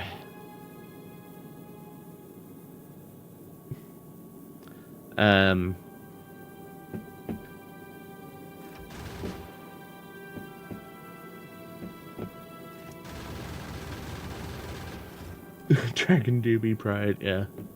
Kappa pride. Fucking... The other thing that I was, like, playing with and wasn't too sure how far I was going to go with the idea was... Gods exist. Gods are physical beings in the world. And you have the opportunity to meet gods, as long as they actually end up being where you expect them to be at the time. And depending on what god it is, they might have a different reaction to you. I had an idea for the god of time, who provides the magic of chronomancy to everybody. Well, to select people. And most of the time he's in his home. And his home is filled with bookshelves. And all of the bookshelves are hourglasses representing many different lives and how much time is left on those lives.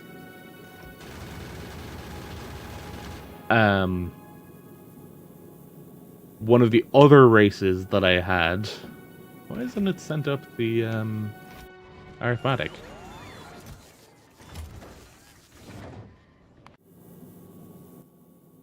Oh, because I'm telling it to import it from fucking Nauvis.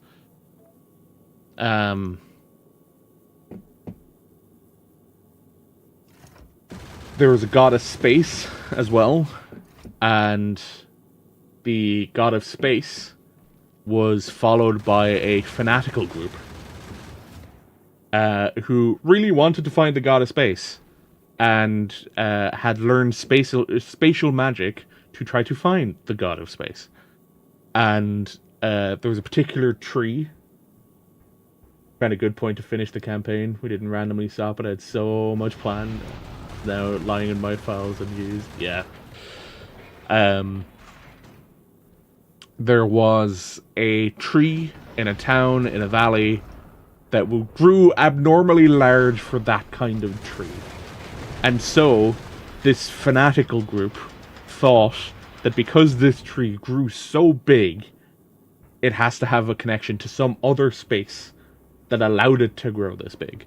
So this fanatic group shows up in this town and decides to open a rift of space at the base of the tree to try to see if the god is on the other side.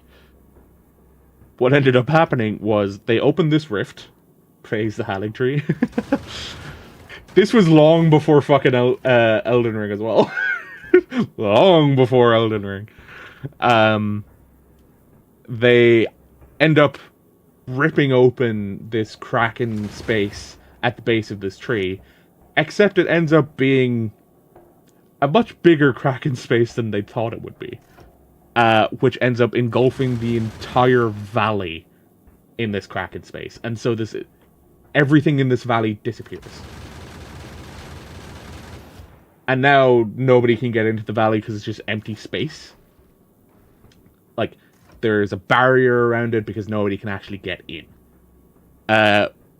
Eventually, Eureka.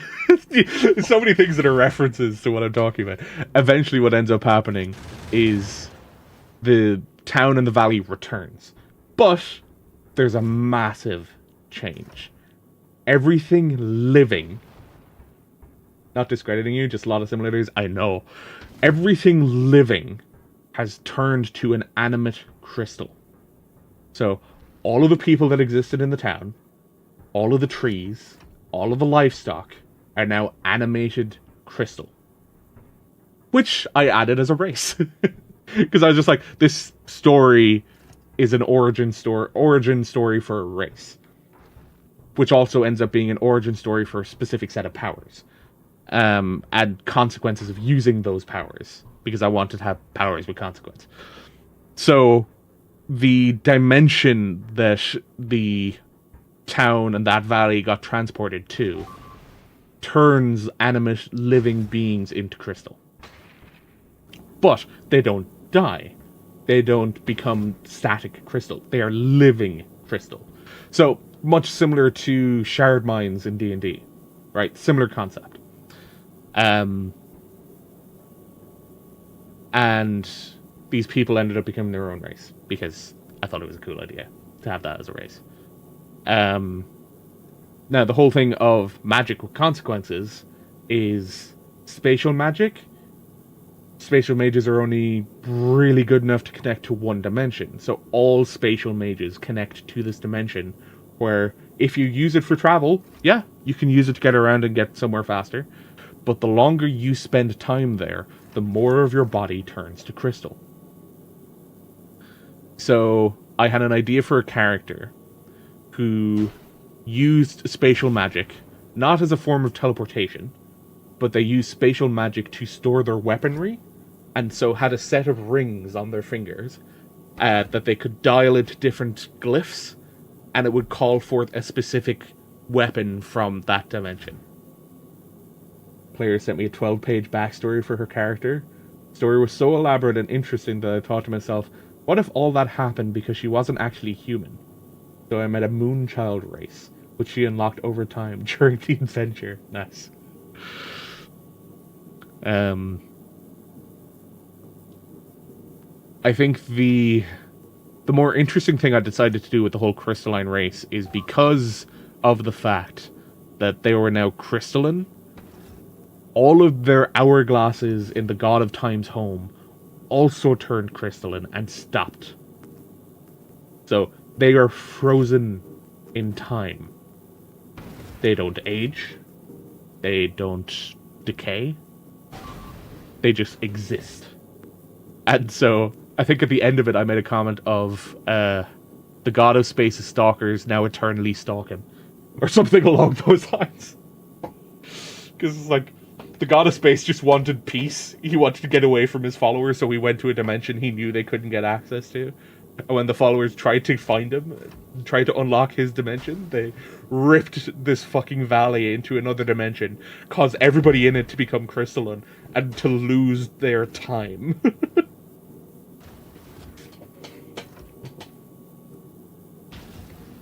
Yeah. It's like, I've got a lot of ideas.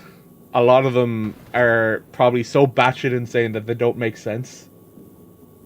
Basically at a MIDI portent. Could see into the ethereal plane and stuff like that. She had white hair, white eyes, which turned cosmic translucent blue with stars in them when she used her powers. Nice. That is a beautiful visual. I know at one point as well, when I was working on this stuff, I was talking to Muttley about it. And I was just like, yeah, I really want to figure out what the solar system would be like, so that I can have a good understanding of how the planet works and how, like, what the year cycle is, what the sky would look like at any point in time. And it was just like, does that really matter? I was just like, I want it to look cool. Also explaining why she couldn't just use it whenever, because people would get scared of her. Yeah, I could see why. The idea I ended up sticking with for the planet ended up being Pandora from Avatar. The blue people kind, not the elemental kind. Although I did take some things from Avatar: Last Airbender as well. The whole elemental magic system idea kind of stemmed from some of the stuff that's in Last Airbender. But because I wanted to have a planet orbiting a gas giant, which is Pandora from fucking Cameron's Avatar. The more interesting element that I wanted to go with for that, though, was having the planet be affected by, or not affected, it's a twinned planet. So there's another moon the same size of that planet orbiting the gas giant. And they're in very similar orbits. People say Avatar without context. I always assume Cameron. Really?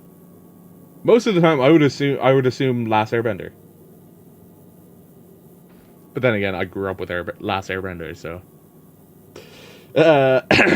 fucking. So the idea with having a twinned planet where they're very similar orbits, they're both orbiting the gas giant, was that I think it's like every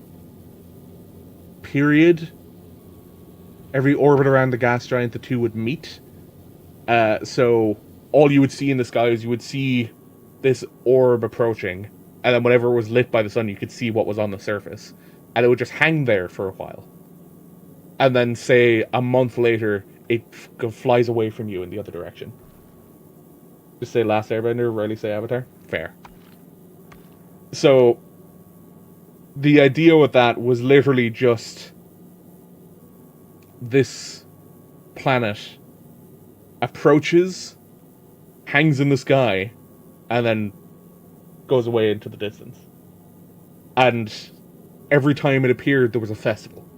Because it was just like, our brother has appeared. It's like, people are having a festival when that shit happens.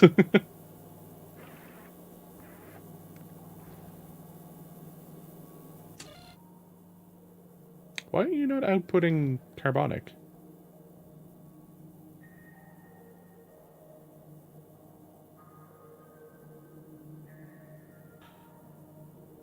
I need to do this as well, don't I? Oh shit, these aren't updated.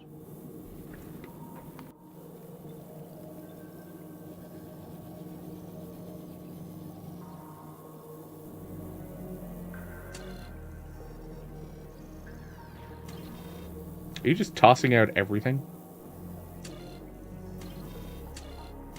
Oh, because I didn't connect these. That would explain why.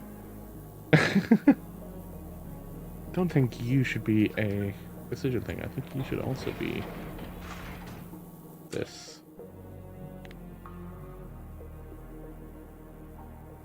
Started a campaign with a moon calendar. World had 3 moons in different cycles. Gave up on actually using that real quick because it was way too hard to track. Yeah. I mean, more likely than not, the ideas that I have with like tracking everything that way are too complex for use in a tabletop RPG.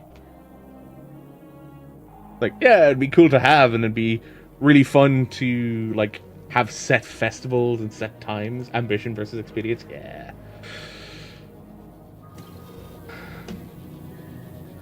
What way can I do this?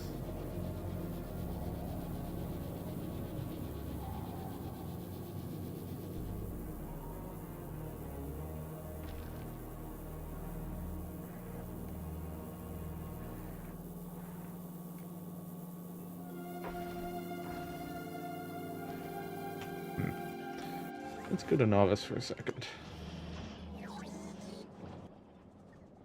Okay. So, if we grab belt,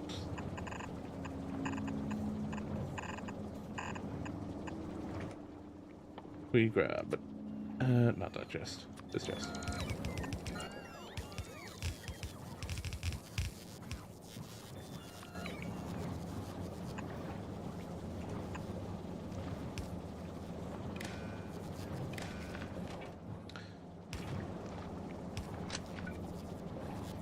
This. Hold all else. Played some MTG Arena Cube the last few days. Really fascinating because it uses some of the digital only cards and mechanics. Ah, interesting. So grab a decider combinator and a console combinator in case I need it in our arithmetic combinator. So we tell this to get what's something easy to see. Fuck it, let's do plastics. Sure. This is set filters. This is also set filters. Oh, this isn't connecting. Don't want to connect to that. Start away. So, plastic. We want to keep 20 plastic on the belt. So, if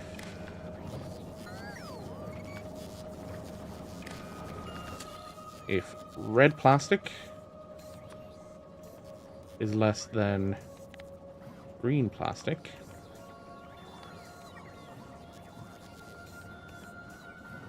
then output plastic.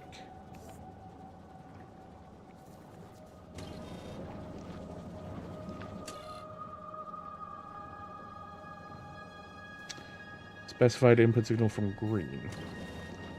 Then put that into this.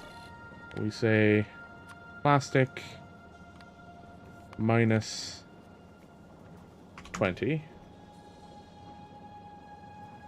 Output it as output each. Yeah, need to do each in to get each out. That makes sense.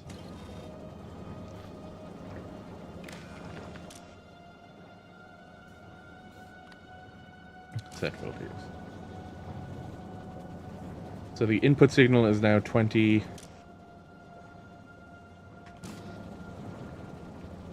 Don't have an output yet, so we send that to the output. Adding cards from your opponent's deck to your hand changes to cards that stay even through different zones. One of my favorite is exile any creature, then return it under your control. It's an enchantment for the rest of the game. Like if they bounce it to their hand, it still stays an enchantment. Ah, interesting.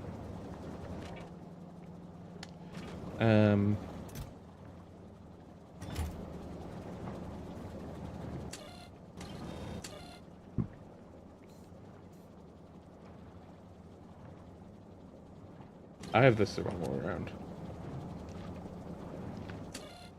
Red.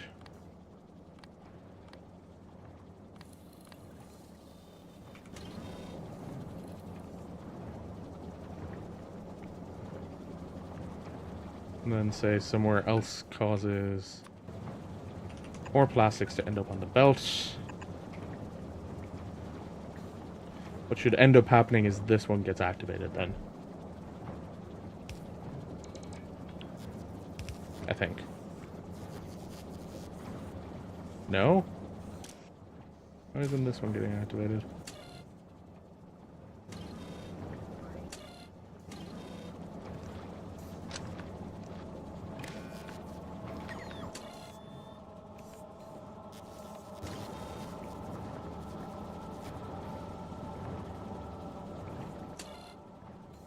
The output of the red signal. Oh, there's no output signal right now. Okay. I shouldn't have gotten rid of it. If this into this. Inch minus 20. Oop, nope. 20. Each output each. Okay, that's working. And now that'll input until it's back down to 20.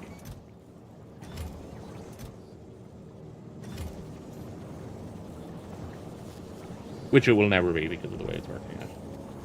Basically, you get the enter the battlefield. If it has activated abilities, you can still use it, but it isn't a creature anymore. That's pretty cool, actually.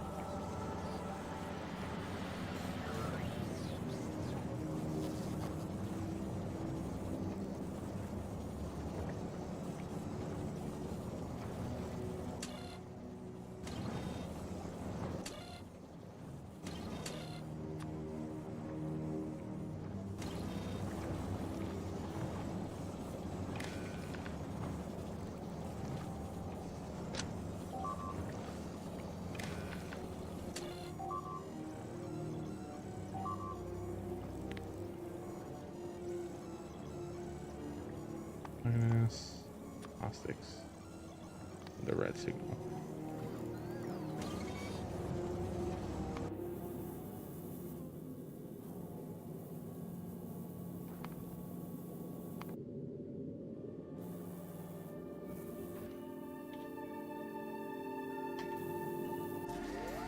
So I need arithmetic and a decider combinator for it to work properly.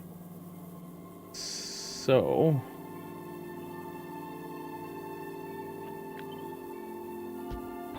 put that over there. Get another one and get a decider combinator. So decider combinator checks belt contents against the maximum. So go back here. Nope. Here. We have the maximum we're looking for here. So we connect this. And we're reading belt contents.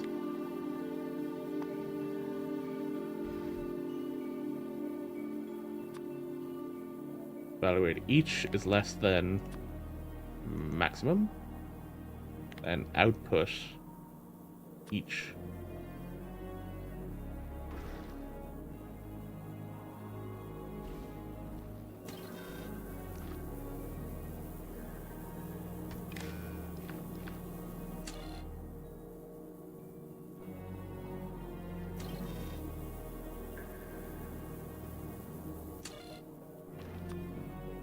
Also put them on here.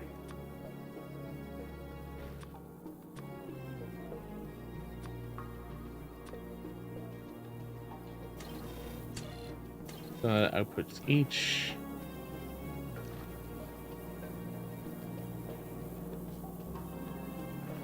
Pass that there. Background grabs. Love great filters. Pretty stuff here in there. The absolute meme card, Oracle of the Alpha, shuffles a power 9 into your deck, which is all the Moxes, Black Lotus, Time Walk, Time Twister, and Ancestral Recall.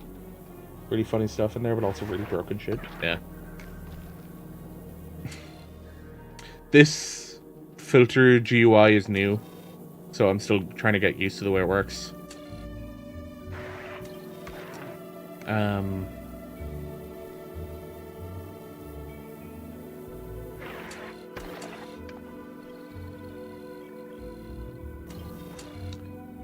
Everything minus 40 and output that. Yeah, that should be fine then. So it just needs a 2. Yeah, the old one was not as handy as this one is.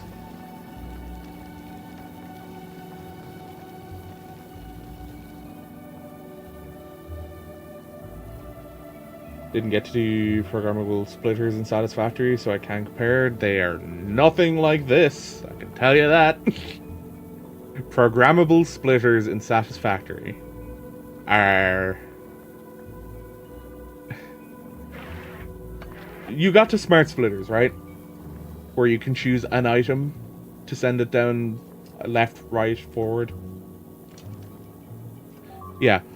Programmable splitters is the smart splitters, except you can choose many different items to send down either left, middle, or right. That's it. That's all the programmable splitters are. They're really simple.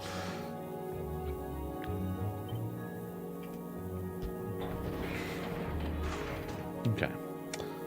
So, output of this, and that. Oh, nope, not red.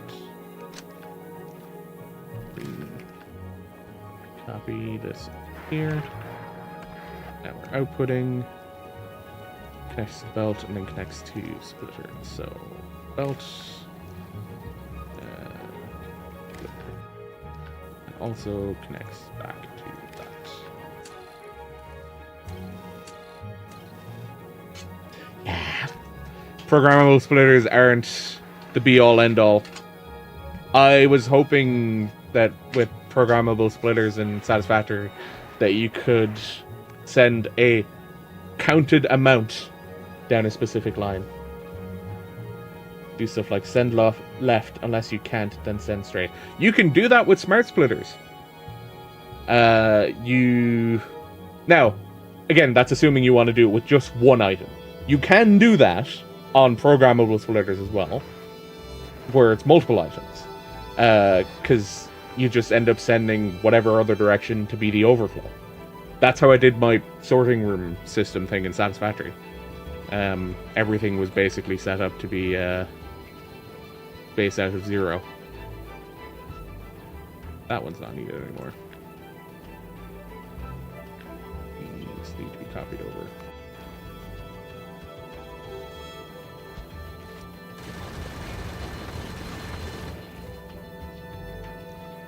Green goes here. Green goes there. Red there. That's already connected. The output of this goes to here. Oh, there. Thank you. Yes. One other big change that they did in this version was the cabling that I'm using here. So the cabling previously you had to build in an assembler the cabling. So we didn't have access to the cabling easily. You had to construct it as an item and then use it as an item. I see. Yeah, I never spent a ton of time with smart splitters because the tractor stations were the bigger issue. So I built one station per item. Otherwise, I'd run out of coal because my copper was overfilling. Tractor couldn't bring any coal as there was no space. Yep. Sounds about right. Hey, you have all of your engines now. I just need to wait for everything else to show up. Still 700 space platform components to go.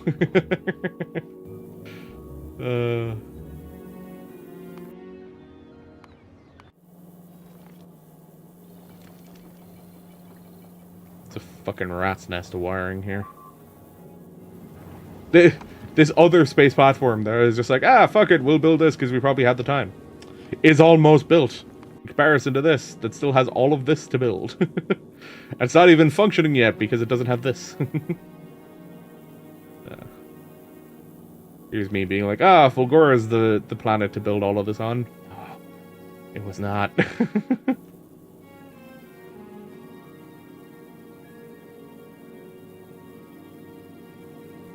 Yeah. I only built one tractor/truck station, and even then, that one that I built, the purpose for it was bringing Caterium to my heavy modular frame factory, and even then, it was very simple what I was doing. There we go. That should help improve the quality of the quality modules. Oh, you're getting attacked again.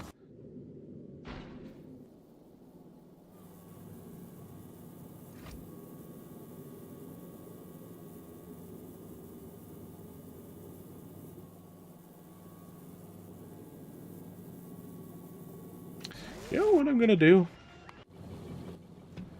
I'm gonna request from Nauvis a bunch of fucking steel. Let's see, 5,000. How much do I have? I have 4,000. 400 is on the way. Oh, that's pretty good, actually, capacity-wise.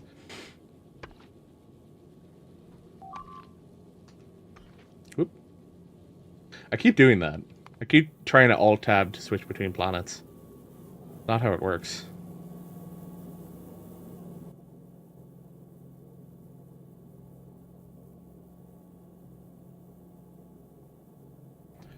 I also don't think you can transport from one space platform to another. I don't think that's possible.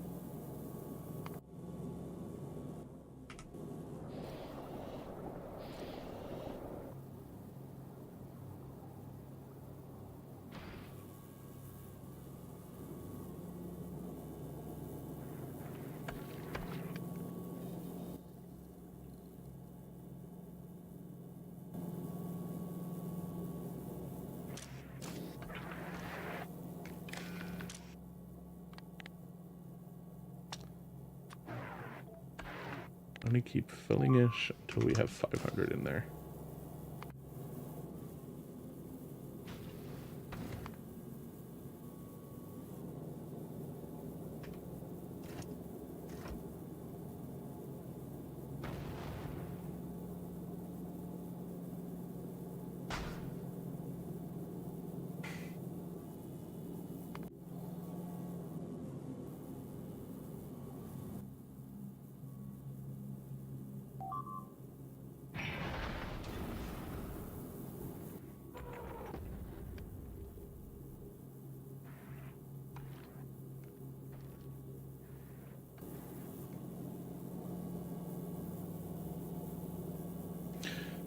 We'll get Nauvis to help build you, Soren.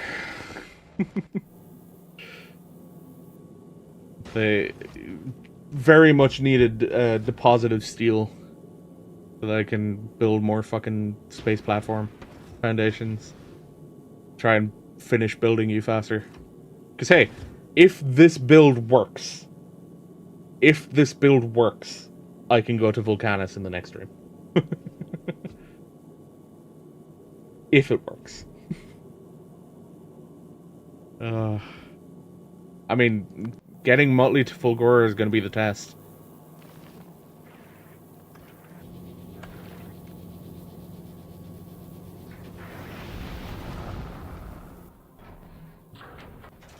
Yeah, more steel. What? So what am I missing on Nauvis for... Alright, fine. We can delete this now. Oop, there you go. For more of these. I think it's time. So if it is just time, then...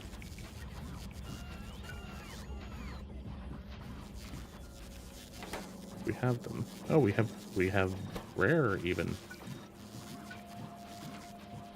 How many rares do we have? Just one. Okay.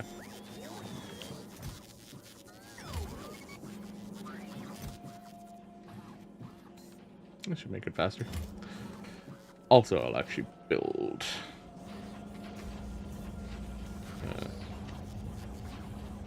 a neighboring one whose entire thing is just build more of these, please.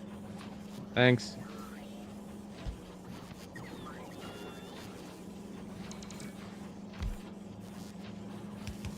Oh, right. Yeah, I can also upgrade these now.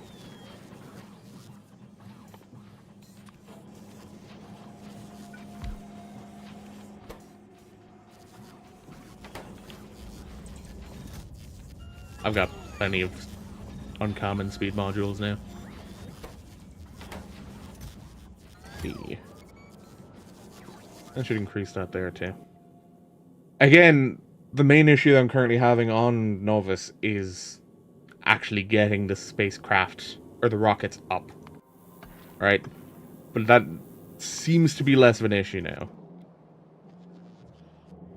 Because we're actually backing up on processing units. So we're actually storing a whole lot more of them. So we're actually building more rockets and sending them up.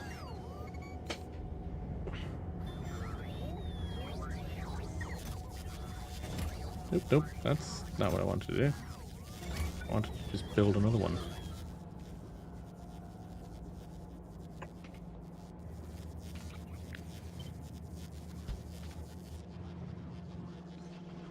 Oh yeah, right. I forgot I turned some of these lights purple.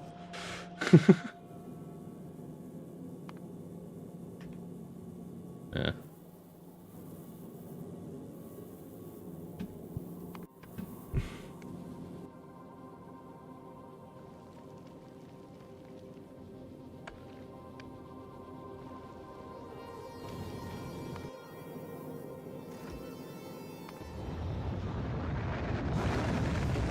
Oh, you're out of network? God damn it. Of course you're out of network. Alright. I'm gonna have to just let this go. And let this build a little bit tomorrow night. While I'm just chilling out. So that we can get some materials over to Fulgora. So that we can finish building Soren the spaceship. But I'm gonna call it for stream. It is getting quite late. I need to get to sleep. I have work in the morning. So, thanks for hanging out, Soren. Hope you have a good evening. And I hope you have a good day tomorrow as well. Peace.